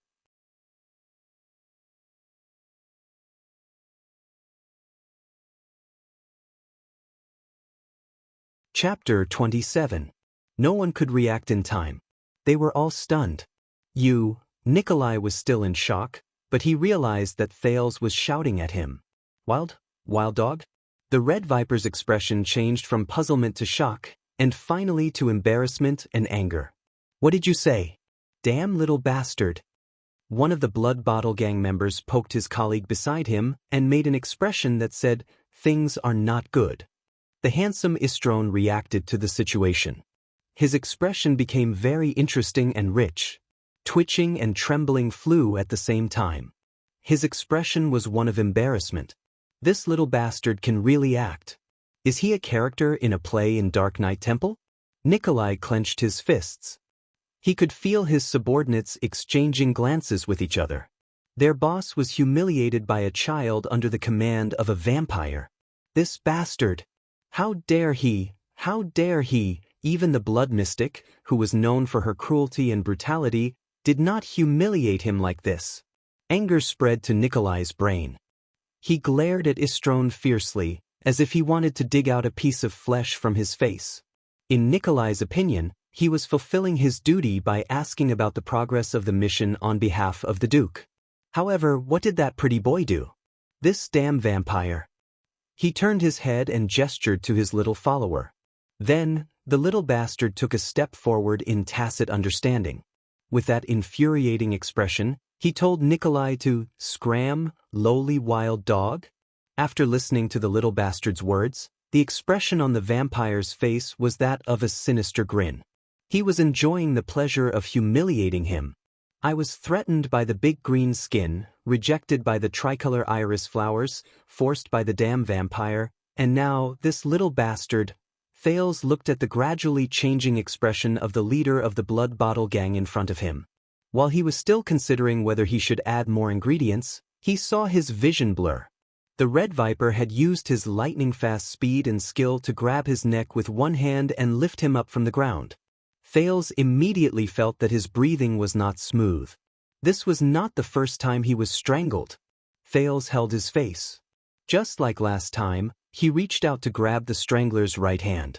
But this time, he only felt that he was grabbing a piece of steel-like skin. Nikolai's beard grew larger in front of his eyes, his ferocious expression trembling as his mouth opened and closed. The Red Viper stared at the vampire in front of him. "Pretty boy. Your little pet." But before he could finish, a karate chop suddenly appeared in front of him. Nikolai had no choice but to let go and retreat instantly. Boom. The two of them stood still. With a gloomy expression, Nikolai caught Istron's hand blade that was aimed at his head from the side. "Since you know that it's my pet, don't move," the blonde Istron said with a disgusted expression. "Mortal." Thales fell to the ground out of thin air. Out of habit? He began to cough dryly. He swore to himself that he would never let anyone choke him again. That feeling was too painful. The Blood Bottle Gang members around them became nervous. Many of them had unfriendly expressions as they placed their hands on the weapons at their waists. "Pretty boy." Nikolai's face was already expressionless, but Thales could feel his gloomy mood slowly rising.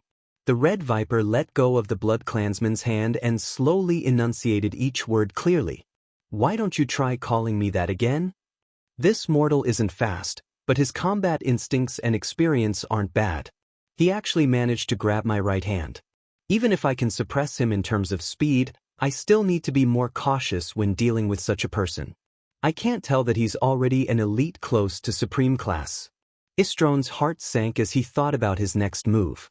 "What's with that unhappy expression?" Istron's gaze sharpened. "Did I say something wrong?"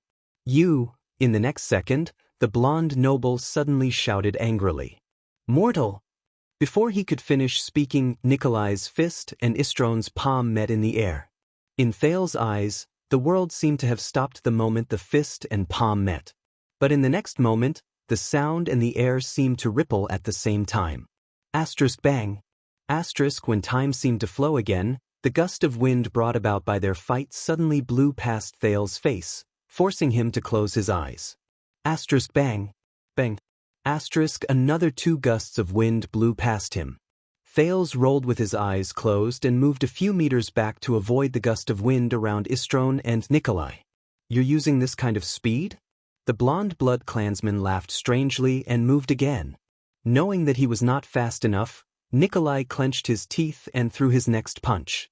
Istron's figure moved like a ghost, moving from one fixed frame to the next.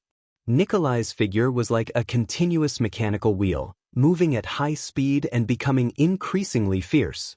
Both of them looked fanatical and exchanged 6 blows in an instant. The gust of wind brought about by their fists and palms forced the Blood Bottle Gang members around them to raise their arms to block. They were unable to intervene. Thales remembered the fight between Jayla and Ralph when they were moving at extreme speeds. However, that was a battle of agility and dexterity. The opponent before him now was more like a battle of explosiveness and strength.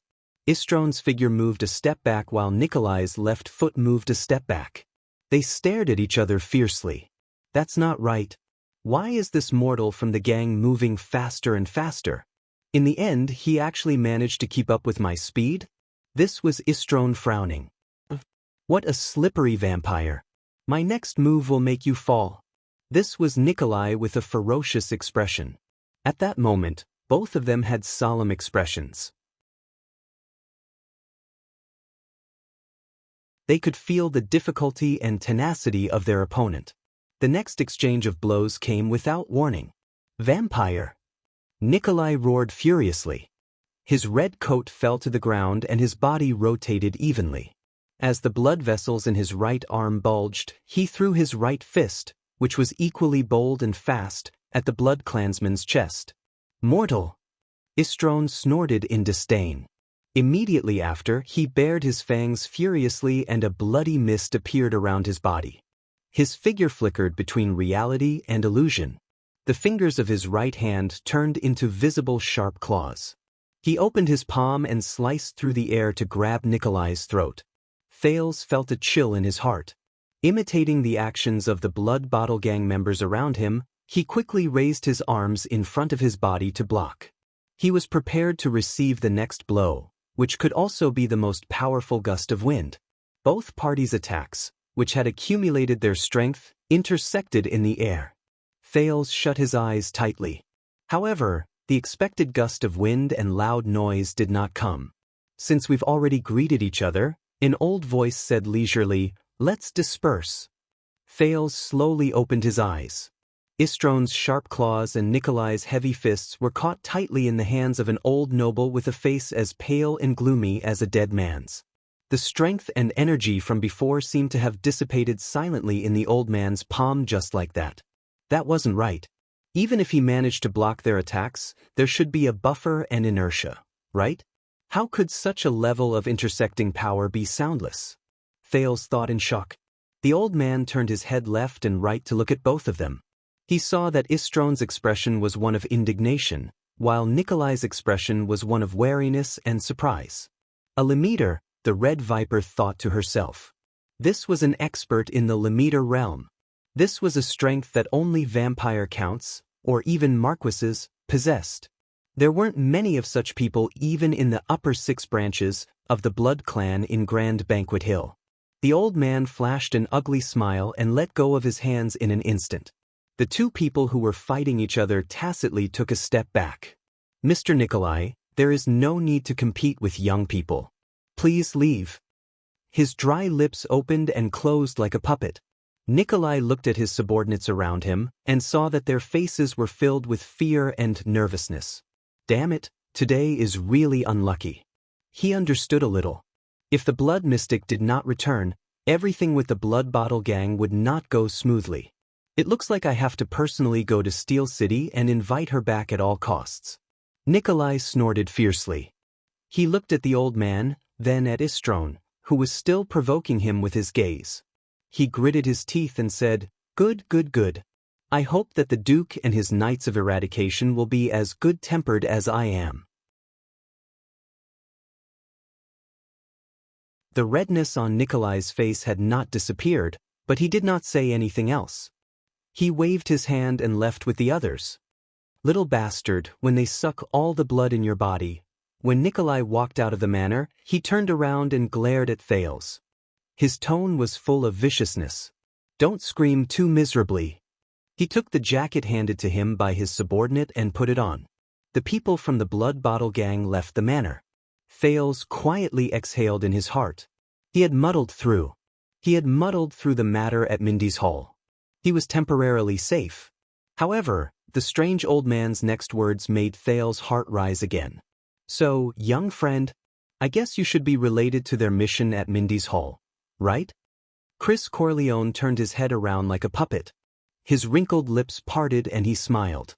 Tricolor Iris Flowers and Blood Bottle Gang seem to be very interested in you? So, you are saying that on the second day after you brought him here, you, Count Gilbert Casso, His Majesty's most trusted attendant, the former Foreign Affairs Minister, the leader and signatory of the Fortress Treaty, and you, His Majesty's most reliable secret protector, the nameless man Yodel Cato, whose background even I do not know." This was a mature female voice. After the sun had set, It rang from the roof of Mindy's hall. Just like that, His Majesty's only child and heir was lost. Gilbert and Yodel lowered their heads slightly in front of this mature and steady 40-year-old black-haired, charming woman who was dressed in the standard green and blue uniform of a first-class female official. Even though I was prepared for this person's arrival, I really did not expect to meet her under such circumstances, Gilbert thought to himself. Once he thought of her special and awkward identity, Gilbert felt a headache. It was probably the same for Yodel, who was beside him. "Yes, Madame Gines," Gilbert said quietly. His tone was full of hatred and regret. Yodel did not make a sound, but he slowly clenched his left fist. "You have been searching around for an hour, and you did not find any clues?" "Yes, Madame Gines," Gilbert said in shame. The gears on Yodel's mask turned. "Then the only thing we can rely on." Madame Gines pointed at the lamp in her hand. With a sarcastic and angry tone, she said unhurriedly, "Is this broken lamp and the small tinder in Yodel's arms?" "Yes, Madame Gines." It was still the pitiful Gilbert. Gines did not say anything else. She stared at them with a displeased expression for a very long time. Gilbert's heart sank further. After a long while, Gines finally spoke through her nose. "Humph." She closed her eyes and slowly said, "His Majesty's 48th birthday is near. His Majesty's 48th birthday is just around the corner. I'm sure that the 6 great clans are going all out. They want to force His Majesty to agree to appoint a crown prince from among the nobles, be it in the form of adopting a son or adopting a son. And that child is our only hope in the darkness." Gines took a deep breath, opened her eyes, and enunciated each word clearly. "In the end, all of you made him throw away." Gilbert and Yodel lowered their heads even more. Men are really unreliable. Gines placed the bloodline lamp on the ceiling of the hall and exhaled in disdain. "Come, mobilize everyone. We will start searching from the scene of the child's disappearance.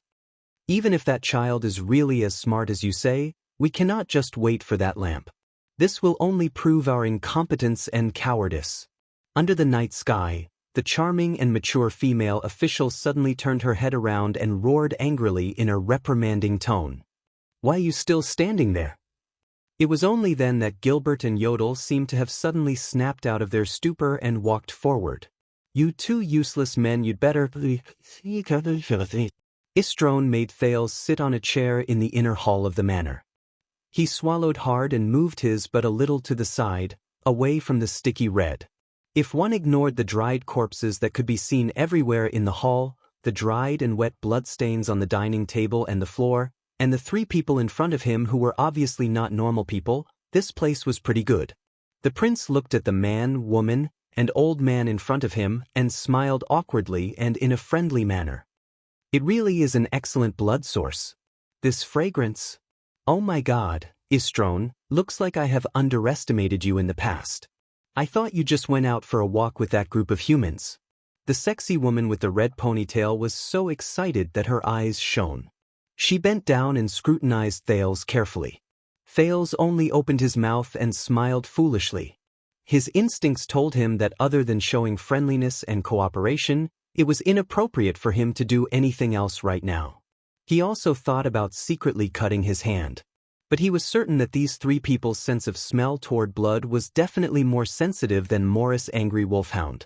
Istrone's heart skipped a beat when he heard his cousin's words. Fortunately, as a member of the blood clan, he would not blush. However, he still hesitantly extended his hand and pulled Rolana, who was almost drooling on Thales' back a little. In his heart, he had already raised the level of suspicion and danger of that brat to the same level as the merfolk in Crystal Wall City and the priestess of Sunrise Temple. "Rolana, be careful. There's something wrong with this brat. It's best not to talk too much with him. If it were up to me, we should just connect the blood extractor and the feeding tube and lock him in a coffin," the golden-haired blood clansman said awkwardly. The target that the Duke of Iris Flowers deliberately pursued lives in the heavily guarded property of the royal family. He orders the first-class blood clan knights of the Corleone family around without even realizing it, the deathly still old man said quietly. Beside him, Istrone turned his face away awkwardly. Of course there's something wrong with this brat. At the very least, we have to dig out the secrets from his mouth. I'm good at this. Rolana lay on the dining table to Thale's left and licked her lips at him. Make a small cut on his wrist and hang him upside down. While interrogating him, he can also satisfy his cravings. Not a single drop will be wasted. I heard from my mother that this is what the Loraloa family does. Istrone hesitated for a moment. Chris the butler had left an indelible shadow in his life as he grew up, and the old man's merciless reprimand just now had severely damaged his confidence. However, Istrone still muttered, I think it's better to just get rid of him. With our current situation, I have a feeling that this brat will bring us trouble. Shut up, idiot. The old man, Chris, rudely interrupted Istrone.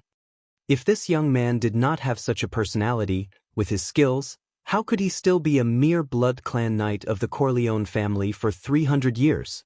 A smart person like Rolana would have become a blood clan baron a long time ago. Due to the old man's accumulated power, the blonde noble took a step back in fear. But it was already too late. A thought flashed in Thale's mind. With our current situation, Thales acutely grasped this information. So, their situation is not too good? First of all, if they were mercenaries or allies of the Duke and completed the mission, at least the commission and reward would have been provided by the employer, right? How is it not good? Second, they did not hand themselves over to the Blood Bottle Gang immediately. This could be interpreted as them competing with the Blood Bottle Gang for credit in front of their common Duke. But judging from Istrone's words, they did not even have the intention to hand themselves over to the Duke. So, are they planning to get the secret out of my mouth? Enjoy it themselves? Then there are not many explanations left. They are not the Duke's mercenaries or allies, but another independent force. This might be where my chance of survival lies. After the old man reprimanded Istrone, he did not say anything. He only stared at Thales, giving him great psychological pressure. The boy knew that he could not remain silent anymore. Since that's the case, I'll give it a try based on my previous reasoning. Thales chuckled. I say, maybe we can sit down and talk? Then we can exchange information. Who knows, we might coincidentally find out that we are actually allies. Chris' expression became even more gloomy. His eyes flashed like a frame skip, and he suddenly stood 1 inch in front of Thales.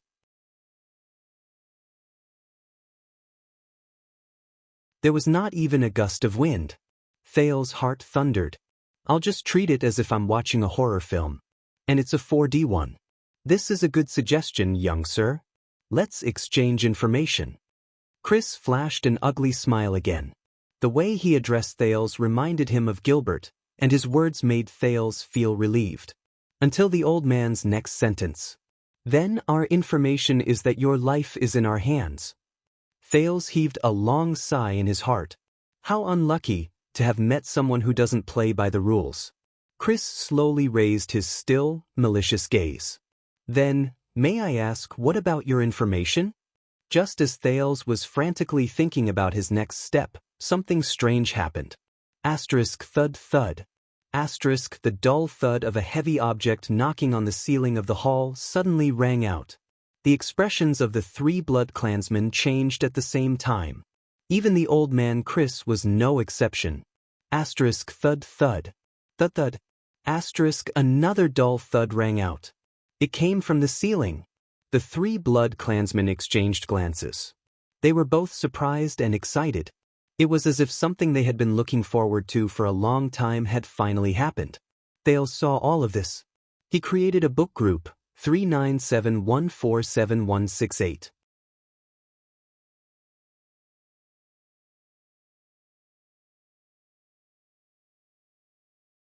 Chapter 28. The bodies of the 8 swordsmen who were guarding Mr. Thales when the incident happened are all here. On one hand, it was out of respect. On the other hand, it was also because of the urgency of the matter. We did not touch them and left them in their original state. Gilbert stood in the corridor on the 3rd floor of Mindy's hall and looked at the 8 bodies in front of him as he spoke to Gines, who had a grim expression on her face. Yodel stood quietly at the side. 6 ordinary class swordsmen with outstanding skills, rich combat experience, and hope to break through to superclass, as well as 2 genuine superclass elites. All of them had their carotid arteries slashed by an irregular sharp weapon. Gilbert walked to one of the corpses and crouched down. He pressed on the corpse's neck, and an ugly and terrifying wound was revealed. The wound had already changed color, and even the blood had coagulated. Based on our initial estimates, the opponent might be a Limiter powerhouse. Killing all 8 of them in an instant would require exquisite techniques and immeasurable strength. Furthermore, his speed is something that even Yodel couldn't keep up with. He also had that terrifying ability to hide. When the invasion happened, we had clearly guarded all the entrances and exits, but he still managed to sneak in. Yodel did not sense anyone at all. Gilbert spoke of his guess with a solemn expression. He took out a mechanical watch from his bosom and stared at the time on it. It was 6:30 at night. Even the moon had risen. Gines furrowed her brows tightly. Her rather charming lips were also tightly pursed, accentuating the beauty mark on the side of her mouth. She crossed her arms and pondered deeply for a while. Then she suddenly raised her hand and snapped her fingers. "Take off their helmets." Gilbert gave a look, and the few guards beside him stepped forward and took off the helmets of the dead. Gines stepped forward and stepped on the elegant high-heeled female official boots. She knelt down on one knee and carefully observed each person's face. Their carotid arteries were bleeding profusely. There was not much time before they died, just enough for them to struggle on the ground for a while. During this time, they would have witnessed the culprit. Every one of their expressions, Gines said cautiously as she bent down to observe them. There are slight differences in their expressions. These 4 were lying on their stomachs. Their expressions before they died were very similar: anger, hatred, unwillingness, and gnashing of teeth. Perhaps they didn't even have the time to react before they were heavily injured and died. That's why they had this kind of unwillingness and resentment. These 2 are lying on their sides. Their expressions are one of shock, disbelief, and confusion. They should have sensed the killer's fatal blow and tried their best to fight back, but to no avail. This made them very shocked and confused. While they were struggling on the ground, this expression froze on their faces. The last 2 should be the strongest. One of them is lying on his back, and the other is leaning against the wall. His expression is much more subtle than the previous 6. The one lying down was filled with regret and pain, while the one sitting was filled with relief and helplessness. They had tried their best to fight back, but they still failed.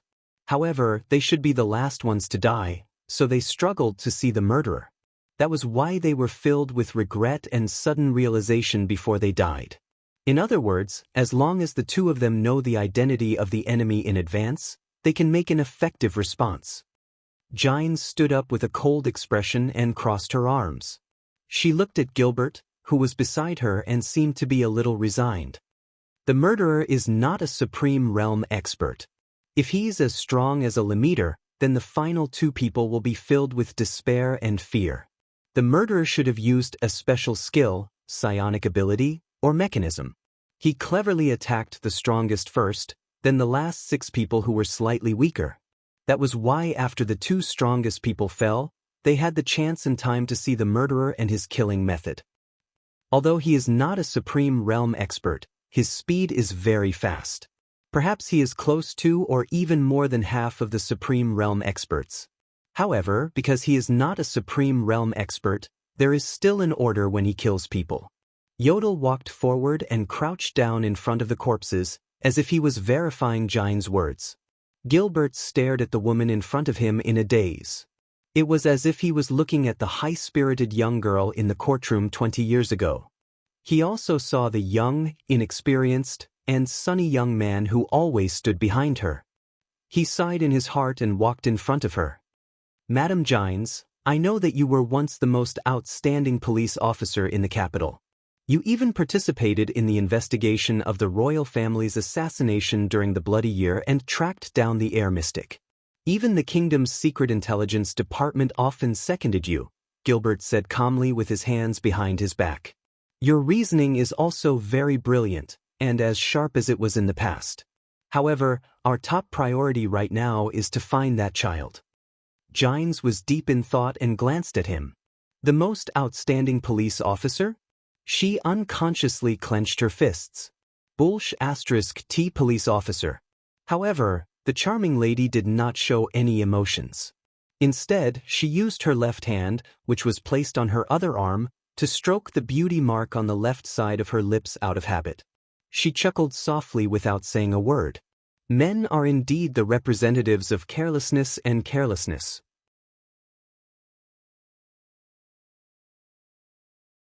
Gilbert narrowed his eyes and lifted the top hat on his head slightly to show his doubt. Did I not make myself clear enough? Gines put down her hands and walked forward in large strides. She pointed at the corpses in front of her and said confidently, these two superclass guards were the strongest. They were also the first ones to be attacked when they stood together. These two people were the second ones to be attacked, while the other four were the last ones to be attacked. However, the order of their deaths was reversed. The strongest struggled until the end and saw the murderer. As long as I can determine their positions before they were attacked, I can follow the tracks and find the location of the murderer's invasion. Although the amount of blood loss was so great that the blood traces were mixed together, it was difficult to find traces of the guards struggling to move before they died. However, according to the time of the bleeding in the arteries and the speed at which the people fell to the ground and struggled, with the two strongest as the center, I can draw two circles. This is the range of their movements before they were attacked and until they died. Don't forget, these two strongest were attacked by the same weapon at almost the same time. In other words, they were standing together before they were attacked. Therefore, the intersection point of these two circles is the location where they were attacked. Two circles have two intersection points. One of them is the answer. It is the location where the two were truly attacked. It is also the location where the murderer invaded. Gine's expression was focused. Step by step, she used her footsteps to draw the shapes. The content of her words made Gilbert and Yodel look at her solemnly. Based on the last gazes of these two strongest people before they died, the murderer appeared at this location after killing everyone. I guess it is also the location where the child was standing. Starting from the murderer's last appearance, Gines stood at that position and retreated step by step. According to the order in which they were attacked, we roughly found the murderer's path of movement. Gines slowly walked past a few corpses and returned to the corpses of the two strongest people. At the end of the path, the closest point between the two circles is this intersection point. Gines walked past the corpses that were lying on the ground. Her gaze was fierce. Finally, she stood at a spot. This is the location where the two strongest people were attacked first. In other words, this is the location where the murderer invaded and attacked first. Gilbert quickly walked forward and looked around. Are you saying that the murderers suddenly appeared here? He said slowly, the mercenary team did attack this place. But that is impossible. This place is still far from the stairs. During the time we were cleaning up the mess, he had nowhere to hide. Gines chuckled contemptuously again. Only Yodel quietly walked forward and pointed at a small decorative vase at the side. This kind of vase was very common in the corridor. There was only one, and it was the closest to Gines. Under Gilbert's puzzled gaze, Gines quickly walked forward, grabbed the vase, and smashed it without hesitation. Bang. She quietly crouched down and grabbed a piece of the vase. After observing it carefully, she used her finger to gently wipe the inner wall of the vase and showed it to the two useless men. Gilbert was surprised to find that Gine's finger was stained with red blood. Yodel also crouched down and picked up a few pieces. There were also tiny drops of blood in the inner wall of the vase. No place to hide? Gines laughed sarcastically, making Gilbert feel a little awkward. So, Gilbert took the pieces of the vase and his expression changed. This is, Gines stood up and said in a capable and experienced manner, victims, 8. Cause of death, bleeding in the carotid artery. Murder, supra-class blood clansmen, or vampires. Murder weapon, blood claw. While Gines was speaking excitedly, she suddenly froze and realized the current situation. Hence, she clenched her teeth and swallowed the words she was about to say. After all, I am no longer a police officer. Gines shook her head and got rid of the irrelevant emotions. So, he relied on his innate talent in blood transformation to sneak in and hide. He also relied on his innate speed to kill and plunder. He did not rely on his own abilities. Gines raised her head and rolled her eyes at Gilbert. This is the supreme class elite you were talking about? Gilbert was very embarrassed, but he knew that this was not the time to be angry, so he asked politely, "This is really an eye-opener. So, that child? This is considered an eye-opener?" Gines thought scornfully. What a narrow-minded high-ranking person. If you have seen Constellation's Secret Intelligence Department, Extet Secret Room, Main Et Nox Dynasty's Raven Guards and Hanbol Dynasty's Kuntana, then you will know how many terrifying people there are in the dark. They only need to move their fingers to know all your secrets. Then, her gaze sharpened and she said resolutely, "When the incident happened, the sun had not set yet. He could only use the method of transforming blood to hide among the few groups of mercenaries. Blood clansmen who have not reached supreme class can only transform into blood water, and it will not last more than half an hour. This means that the few groups of mercenaries arrived here within half an hour. A group of mercenaries traveling at full speed would only take half an hour to reach Twilight District in the Eastern District, which is filled with noble manners, the Morning Star District, which is where the City Hall and business gathers, and the Central District, where Renaissance Palace is located." Gines exhaled. The mature beauty ended her reasoning. She habitually extended her hand to the back of her waist, but she did not manage to grab anything. She was stunned again, then laughed bitterly in her heart. "Yes, I am no longer a police officer. Even my addiction to smoking has long since been quitted. The intern who used to follow behind me and pass me the fire has long since become another person, hasn't he?" She sighed. The shrewd lady stopped reminiscing and looked at Gilbert. "Make your decision, Your Grace." Gilbert took a deep breath. "The ones who sent people to test us are definitely nobles. The area of the Eastern District is not small, and the manors are the most suitable places to hide blood clansmen. Although there are many manors there, Yodel's figure flashed and disappeared. Gilbert was choked by his colleague's rude action. He could only sigh. "All right, at least we have narrowed down the search area." Gilbert looked at Gines and nodded slightly at her. She only snorted softly. Gilbert did not disobey. Instead, he called out the people again. "Open the backup armory. Everyone, get ready and change into the silver exorcism sword. Pick 30 of your best men and follow me out. Target Eastern District. Take that lamp with you." Asterisk thud. Thud, thud, thud. Asterisk the muffled sounds from the ceiling continued, and they became more urgent. Chris turned around abruptly and showed a slightly anxious expression for the first time. He looked at Thales with an unfriendly gaze and ordered Istrone, "Send him back to the dungeon. Lock him up properly." Then, before Istrone and Thales could react, the old man and Rolana disappeared before their eyes. Istrone also had a pleasantly surprised expression. He lifted Thales up, ignoring the latter's struggles and shouts. Hey, what's going on? Didn't we want to exchange information, Sir Istrone?" Thales, and shot towards the stone stairs. In the next second, before the dizziness passed, Thales fell headfirst on the wet stone floor. Asterisk thud. Asterisk he grimaced in pain. "Little brat. Stay there properly. No matter what you do, we can hear you." After the crisp sound of the lock and Istrone's anxious message, the surroundings became quiet. Thales then got up in annoyance and relief. Istrone had already disappeared. So, he quietly extended his hand to his leg and pretended to scratch an itch. He inadvertently made a cut on the police officer's dagger that was tied to him. Pain came. His blood dripped to the ground. "It's here." Thales took a deep breath and welcomed the burning sensation all over his body. "This way Gilbert and Yodel will know where I am, right?" He exhaled softly and completely relaxed. His whole body was suddenly hit by a sense of fatigue. The transmigrator trembled as he touched a wall and sat down. Today's experience is not at all inferior to yesterday's trip to Red Street Market. Now, Thales finally had the time to observe his surroundings. The dim light came from 2 small torches.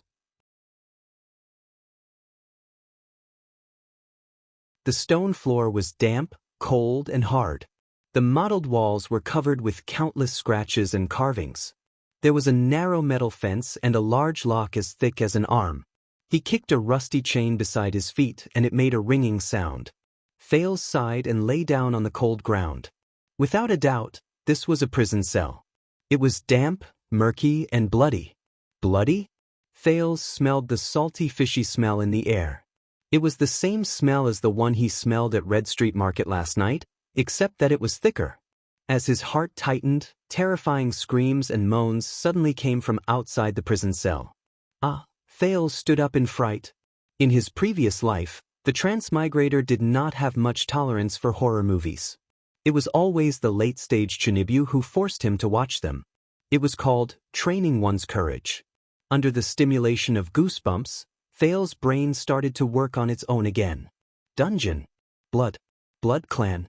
Screams and moans. Thales suddenly knew where he was. It was the Blood Clan's food cabinet. A wave of nausea came. Thales sighed again. The amount of sighs he made over the past 2 days was probably more than the amount of water he drank. But just as he was about to sit down, a faint and rough panting sound suddenly came from beside him. Huff, huff, ah. He was so frightened that he crawled a few steps in the opposite direction. Can you stop scaring me? Thales patted his chest in fright. Only then did he realize that his prison cell was not a luxurious single room. Thales slowly approached that direction. In his dim vision, a human body wearing heavy shackles and panting painfully on the ground appeared. Ugh! In the darkness, the prisoner seemed to be unable to speak. He could only gasp continuously, and his voice was filled with pain and suffering. There seemed to be a tube connected to his wrists that were locked tightly in the shackles, and it was connected to the outside of the prison cell. Thales knew what that was. If it were up to me, just connect the blood collection device and the blood transfusion tube and lock him in the coffin. This was what Istron had said before. It seems that this is the blood collection device. Sigh. Thales lowered his head and exhaled again helplessly. He's probably a pitiful person who was abducted by the Blood Clan and brought here to become their food source. Ugh! As if he sensed the arrival of the person, the prisoners struggled and moaned. Thales felt another wave of nausea. This wave of nausea made him decide that he had to do something. I'm sorry, it might hurt a little. Please bear with it for a while. He said softly to the poor prisoner. The transmigrator extended his hand and touched the prisoner's wrist. He rubbed the crude blood collection device and pulled out a needle that was a few inches deep into the prisoner's blood vessel with force.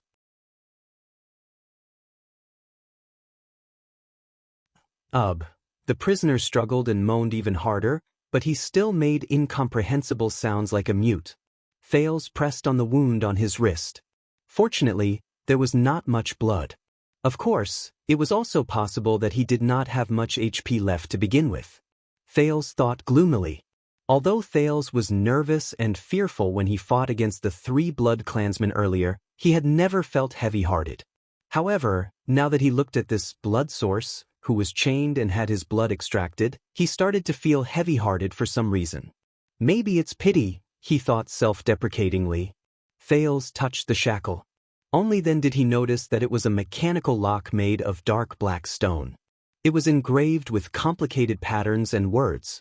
It was heavy and ingenious, and it locked the prisoner's hands tightly in front of his chest. There were also 2 clamps extending upwards, clamping the prisoner's cheeks tightly. He could not even shake his head left and right. Thales pushed hard and found that this heavy mechanical stone lock seemed to be firmly fixed to the ground, or it was so heavy that it was no different from being fixed to the ground. It seemed to be a heavy lock specially prepared for elites. Thales touched the position of the shackle. It was made of a special metal. At this moment, the metal suddenly heated up, and a scorching heat came from the shackle. Thales could not help but cry out in pain and let go of the shackle. The transmigrator frowned and tried the shackle again. As long as someone touched it, it would explode with a high temperature. It seemed that he could not do anything to unlock it. The prisoner's struggles slowly decreased. Thales watched him struggle and suffer in pain. He felt extremely uncomfortable, but he could only silently retreat to the side and sit down against the wall. As he moved, the light from the torches outside the cell lost its cover and shone directly on the prisoner's face. Thales saw the poor man clearly. This was a person covered in scars. His gray clothes were torn and dirty. He was also disabled. Below his knees, there was nothing at all. What was more terrifying was his neck. The flesh there had clumped together, showing a horrifying purplish-black color, as if his throat had suffered a serious injury. It was probably because of this that he could not speak. Thales touched his throat and remembered the 2 times he was strangled. When he thought of the pain, he could not help but shudder. He looked at the prisoner and thought to himself, "Poor man.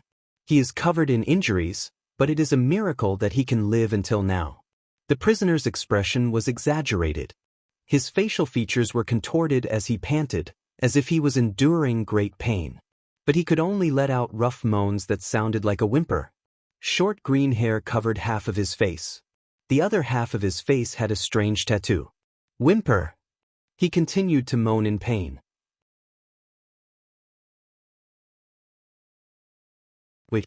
Thales was suddenly stunned. He recognized the tattoo on the prisoner's face. The transmigrator suddenly realized that the person who was in the same cell as him, panting and unable to speak, was actually an old friend. An old friend whom he and Jayla had just met at Red Street Market last night. Midaira Ralph, the leader of the Blood Bottle Gang's 12 strongest. A psionic who was good at controlling the wind. A super-class expert.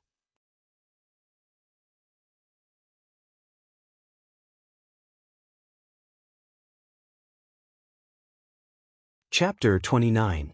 What does despair feel like? Ralph felt that he knew the answer to this question. The pain of his throat being crushed and torn by the female bartender from the Brotherhood, he still did not know Jayla's name, seemed to have happened just 5 minutes ago. After that, he felt as if he was enduring that pain every single moment. Blood flowed from his throat into his lungs. The pain spread from his throat to his brain. Even his airways were blocked. He could not speak. He could not breathe. He could not move. He was like a severely injured and dying wild dog that was casually abandoned on Red Street Market. Whether he died of pain, suffocation, or suffocation, he did not have long to live. Only his childhood experience of wandering around the Camus Union had forced him to live, and his desire to live was the only thing that kept him alive. He, the superpower user who could control the wind, used his superpower again and again. As if he were squeezing a sponge, he squeezed the air that was full of dust, blood, and filth into his lungs through his cracked throat one mouthful after another. Then he squeezed the air out from another wound on his neck. Phew! Phew! Phew! Phew! Every breath was accompanied by inhuman pain. It was as if he was going back and forth between Hell's River and the human world. I'm probably the first person to use my psionic ability to prolong my life, Ralph thought sadly. Ralph felt like a stray dog that scavenged for trash in the sewers for a living. The female bartender left. The cop left. A few teams of thugs passed by his heavily injured and dying body. A spy flipped him over and checked his mouth and nose. An earth-shattering explosion reached his ears. Ralph did not care about it. He only instinctively used his psionic ability to breathe amidst the pain. Until dawn. Until Numino, who retreated in panic, carried his corpse. Numino, who was born as a hunter in the countryside, was recognized as a coward among the strongest 12. Ralph had always looked down on him. He mocked, humiliated, and bullied him in the gang. It was the Phantom Wind followers' hobby. The most ironic thing was that it was this coward whom he despised who collected his corpse at the last moment. Ralph was woken up by the sharp pain in his legs. His hands were tightly bound. He opened his eyes in the police station's morgue. Then he saw Nikolai. The leader of Blood Bottle Gang's 8 cadres, he did not know that he had already lost 5 of them in Red Street Market, was the Red Viper, Nikolai. But Nikolai only stared at him with a complicated expression, shaking his head in disgust and malevolence. "You are one of the few survivors from the Blood Bottle Gang," Red Viper said faintly. Ralph struggled and wanted to make a sound. He endured the pain in his throat, but he could only make meaningless sounds. A sharp pain came from his knee. He could not feel anything below his knees. "Look at you, Ralph, the strongest of the 12 strongest, the only superclass expert. That outstanding, arrogant, and promising phantom wind follower, Ralph. A young man who was proudly recommended to the air mystic by Lady Catherine, a young man with limitless potential."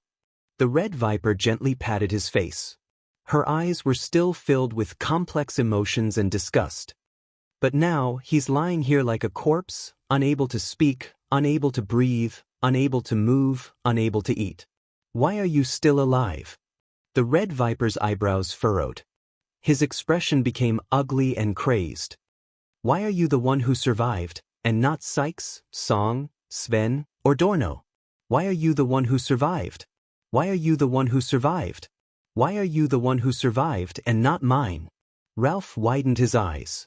He struggled in anger and pain, but the double pain and disability prevented him from moving. The Red Viper put away his anger and started laughing. He was very happy, but also very sick. "Blood Bottle Gang has suffered heavy losses, and my power has also been greatly damaged," he said softly. "If the members were complete, maybe Catherine could step on me and rise to power. Who knows?" But Nikolai's expression became ferocious. "But how can a phantom wind follower, who cannot speak, has no legs, and is seriously injured and on the verge of death, serve her?" "So," Nikolai said as he stretched out his hand. With a twisted expression, he pinched Ralph's knee. The wound that was forcefully stopped bleeding by the flames. "Why don't you just die in battle and disappear?" Ralph shut his eyes tightly in pain. He struggled with all his might to move his body, which was seriously injured and unable to move. It was not to break free, but to reduce the pain in his knee. The wind psionic ability that he relied on to breathe was almost interrupted. "I am in a bad mood today. I have to clean up the mess and run into walls everywhere." Nikolai sighed and continued, "But I have gotten rid of you and eliminated a genius that Catherine thinks highly of.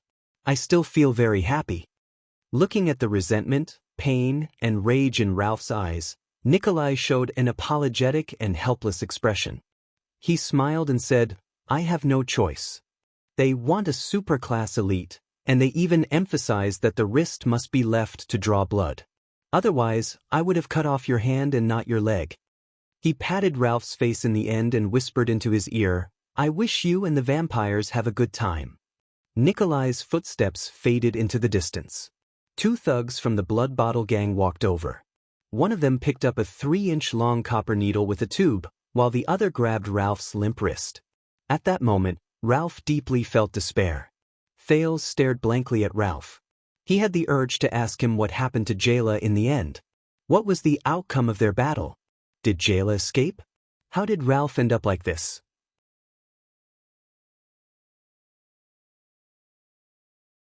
Was he not a member of the Blood Bottle Gang?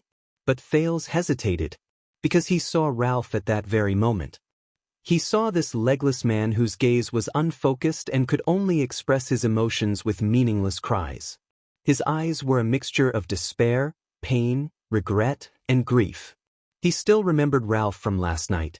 Frivolous, confident, arrogant, and extraordinary. He came and went freely in the endless gale, leaving behind his signature laughter. And now? Ralph closed his eyes again and moaned in pain. The phantom wind follower who was casual, sharp-tongued, and fearless was no longer there. His lips were dark and dry, and it was obvious that he was severely dehydrated. But Thales could not find any water, and he could not be sure if Ralph could still swallow in his current condition. Thales did not even know how he breathed. The prince only sat at the side in a daze, watching Ralph suffer in pain and struggle. In the 2nd year after he transmigrated, a female beggar's legs were broken by quide. That poor girl wailed for an entire night before she died. At that time, Thales was still muddle-headed and only managed to retrieve a few pieces of his memories. He was horrified and terrified by the horrors of reality. He could only hide in a hole in the wall and shiver. So, in his dreams, he listened to the girl's wails for an entire night. It was similar to now. Later on, he did wonder why he did not have more courage to end the girl's pain. Thales looked at Ralph's deformed appearance, and his heart felt heavy. No matter how great the crime, no one deserves to suffer like this, he told himself. In the end, the boy still sighed and crawled to Ralph's side. He said softly, "Ralph? Midira Ralph." Even though his consciousness was gradually fading away, at that moment, Ralph's pupils still instinctively focused. Who will remember me? A cripple like this, waiting for death? Thales gently pulled out JC's dagger and slowly pressed it against Ralph's neck. I know that you are in pain right now. You are enduring torment and suffering that ordinary people cannot imagine. And I can end your life and help you to free yourself from all of this. Ralph's breathing through his throat and psionic abilities suddenly became disorderly. Torture. Suffering. Relief? But I must ask you solemnly and cautiously, Midira Ralph. Are you willing to let me free you from your pain? If you are willing, blink your eyelids. If you are not willing, I will only ask this once. Thales had a solemn expression as he waited for Ralph's reaction. In the darkness, Ralph stared at the boy's blurry silhouette in front of him. Relief. Ralph felt the pain from his throat to his knees. Every breath tore open the wound in his throat. Every time he struggled, it affected the stump in his knees. He was thirsty, hungry, cold, in pain, and most terrifying of all, in despair. He remembered the feeling of the wind fluttering beside him. He remembered the first time he killed someone with his psionic ability, the first time he entered a gang, the first time he received a reward from the higher-ups, the first time he became a man with that frail girl's body, and the first time he met the air mystic as if he was on a pilgrimage. He remembered his enemy's fearful gazes, his companion's submissive gazes, her expression of admiration, and the smugness and satisfaction he felt when he heard the whispers about the strongest 12. That was the glory of the past. And he had lost all of it forever. Isn't it? In the next moment, Ralph's gaze was firm. He tried his best to drive his greatly reduced psionic ability and inhale a breath for his half-crippled body. Then, the phantom wind follower trembled. He used all his strength and endured the pain of rubbing against the locks on both sides to raise his head and look at Thales seriously. He prepared to blink. One blink is enough. Thales then saw Ralph's eyelids tremble. They trembled and slowly closed towards the center. Thales sighed in his heart and slowly tightened his grip on the dagger in his hand. But Ralph's eyelids only trembled and stopped in the middle of his eyes. They did not close until the very last moment. A long time passed. A long time passed. A familiar or unfamiliar scene flashed before the eyes of the former phantom wind follower. Barren fields, dirty muddy roads, wild dogs everywhere, and swarms of flies. That was when he was young, struggling to survive in the countryside of Kemu Union. That time, he fought with a group of wild dogs for a piece of black bread that was almost finished by a swarm of flies. Those wild dogs are so fierce, Ralph thought quietly in the dungeon. Their deafening roars, their relentless biting, their insane strength, and yet. Ralph subconsciously licked his upper teeth. That bread tastes terrible. In Thales' eyes, Ralph's face trembled and twisted. His eyelids slowly relaxed, opened, and returned to their previous angle. Asterisk thud. Asterisk between the two locks, Ralph's head, which he had painstakingly propped up, suddenly fell backwards as if he had deflated. The back of his head hit the ground. In the end, he did not blink. Thales quietly exhaled and slowly put down the dagger in his hand. But Ralph was oblivious to the pain at the back of his head and the scratches on his cheeks. His twisted face, along with his head, began to tremble slightly. Asterisk sob. Sob. Asterisk this was not a moan. Thales could not help but be stunned. He saw Ralph close his eyes in pain. His face trembled, and he allowed the transparent liquid to flow continuously from his eyes. Asterisk sob.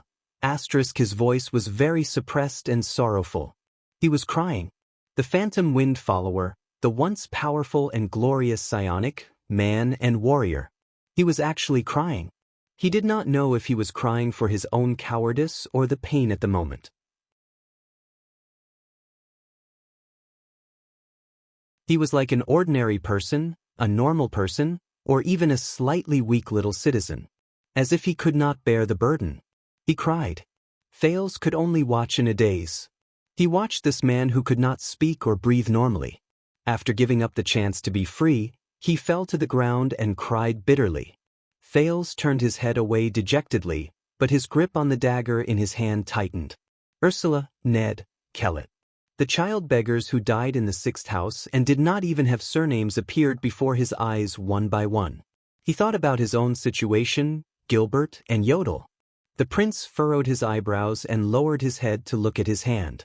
The new cut on it was as familiar as the burning sensation he felt earlier. At that moment, something seemed to fall from the bottom of his heart.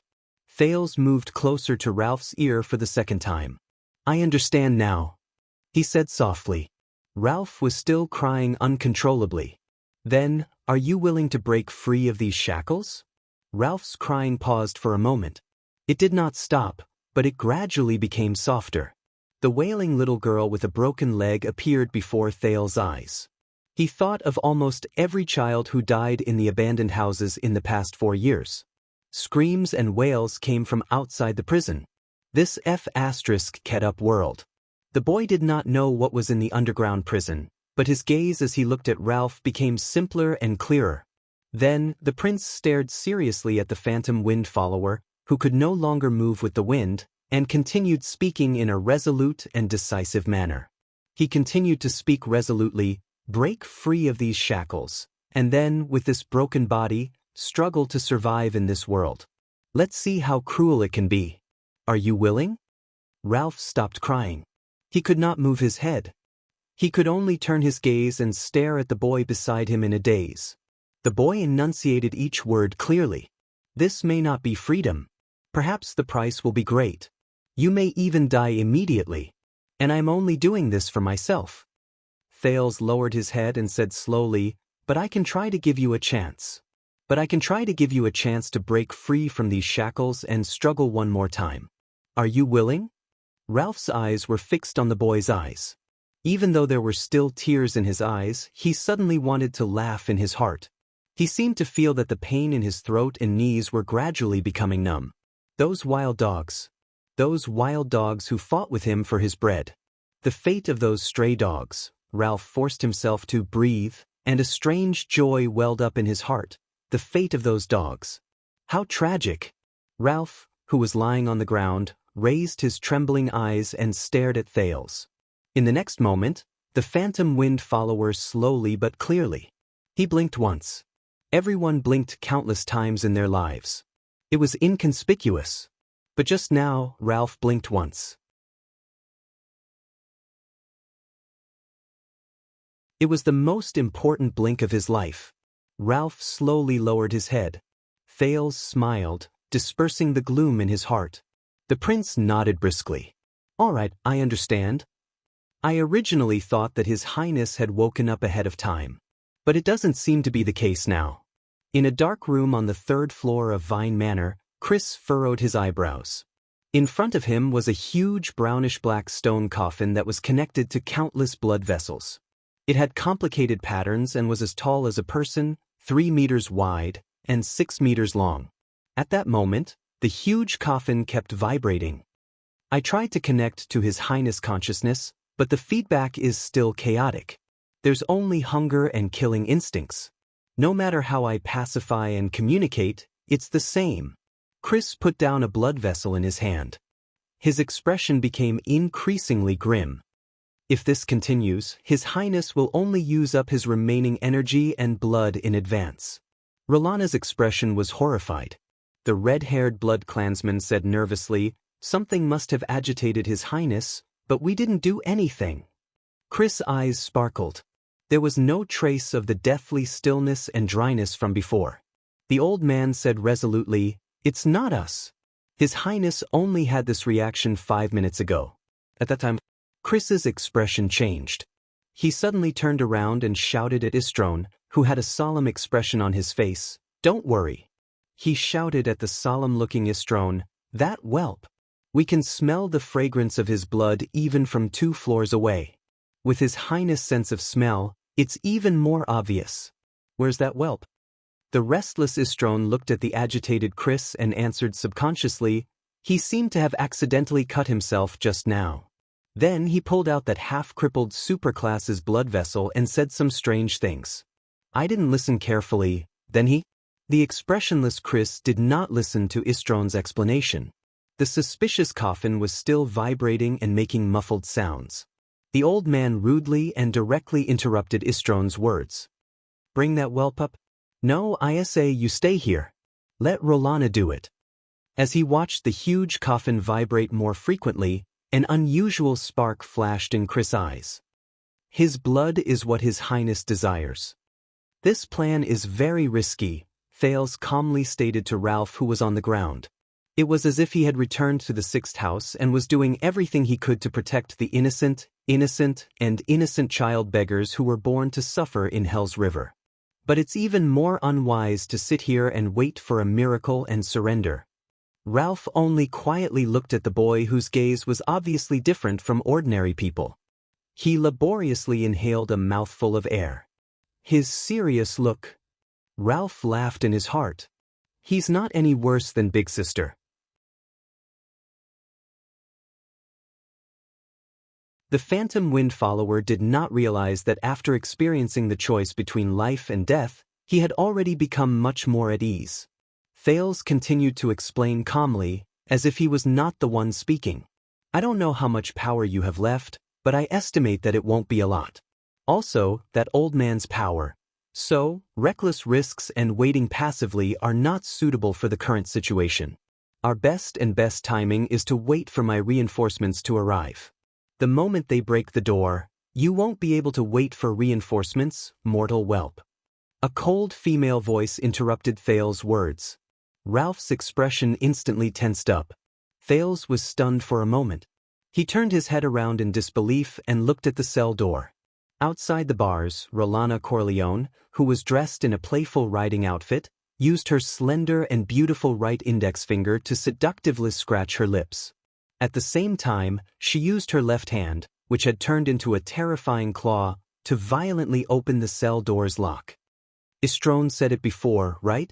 No matter what you do, we will be able to hear you. Young Mr. Istrone who played a trick on you." As if mocking him, Rolana chuckled and swayed her alluring, slender waist. Step by step, she gracefully and seductively entered the cell through the open cell door. "What a pity! Perhaps if you were a few years older, even I would be bewitched by you. But now, you are about to become His Highness's fragrant and rich energy-filled beverage. Perhaps the adorable Rolana can even have a taste?" Watching Rolana, who could suddenly appear at any time, Thales understood that she could subdue him at any time. The prince heaved a deep sigh. It was sincere and regretful. "Ralph," he said flatly. There was not a hint of panic in his voice. "I need 10 seconds. 10 seconds? Rolana suddenly felt uneasy. She thought of Istrone, who had been fooled. What other trump card could he have? That half-crippled superclass mortal who was trapped in the Nightwing stone lock? But the cunning Rolana did not want to take the risk. Her expression became fierce and decisive in the blink of an eye. A deliberately mystifying brat. Her alluring figure flashed before Thales' eyes in an instant. "Once His Highness has sucked you dry, you can still," but at this moment, a strange gust of wind suddenly rose up in the narrow prison cell. Asterisk whoosh. Asterisk the light from the fire flickered rapidly and dimmed. The gust of wind pushed Rolana 3 steps back. Shocked, she quickly grabbed the bars beside her and stood firmly. This is a psionic ability? Impossible. This child cannot be a psionic. That is... Rolana strenuously looked at the superclass elite who was chained to the ground by the Nightwing stone lock beside Thales. It's him. He's already in this state, but he still has some strength left. It's useless. Rolana breathed a sigh of relief and thought happily. Being chained to this state and heavily injured, even if you have a psionic ability, how long can you last? As for that trickster, even if I have to endure Chris' scolding later, I will have a taste of him first. He will definitely leave a deep impression on you. Rolana thought fiercely. Then let's begin. Thales looked at Rolana, who was obstructed by the gust of wind in front of him. He calmly turned the dagger around. Under Ralph's puzzled gaze, he used his uninjured right hand to hold the tip of the dagger. 9. Good luck to both of us, he said. 8. My first mystic ability test. 7. Begin. 6. Thales stared at the black stone shackles on Ralph's body. Ralph's face turned red as he stared at Rolana. The gust of wind continued. Rolana gripped the bars beside her with a cold expression.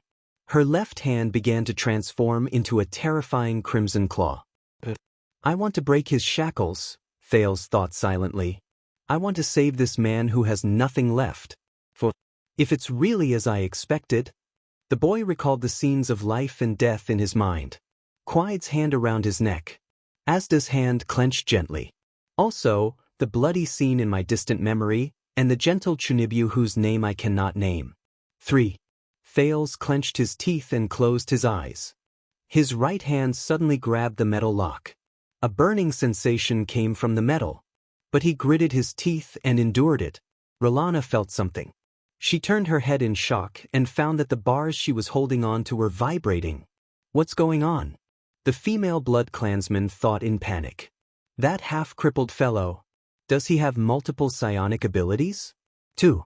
Asterisk rip. Asterisk the bars shattered into countless small pieces as Rolana's hand moved. Rolana, who could not stand steadily, clutched the wound on her arm and screamed. She was instantly blown out of the dungeon by the gust of wind formed by psionic abilities. What? Rolana's shrill and crazy roars traveled into his ears. A burning sensation hit him. Light. Thales thought as his consciousness blurred. So much light. In the room on the 3rd floor where the giant coffin was kept, Chris suddenly had a strange expression. What is Rolana trying to do? He asked coldly as he looked at the giant coffin that kept making muffled sounds. Perhaps she wants to try her mouth first, Istron answered carefully. He felt the Lord's nervousness and continued, She has always been. They are. Istron's words were interrupted by the outside world as the two of them looked at each other in shock. Asterisk boom. Asterisk a loud sound that sounded like an explosion came from underground. A cloud of dust blew in from outside the door. The expressions of the two blood clansmen, one old and one young, changed at the same time. They exchanged glances. Something happened in the dungeon. In the next moment, their figures appeared outside the manor.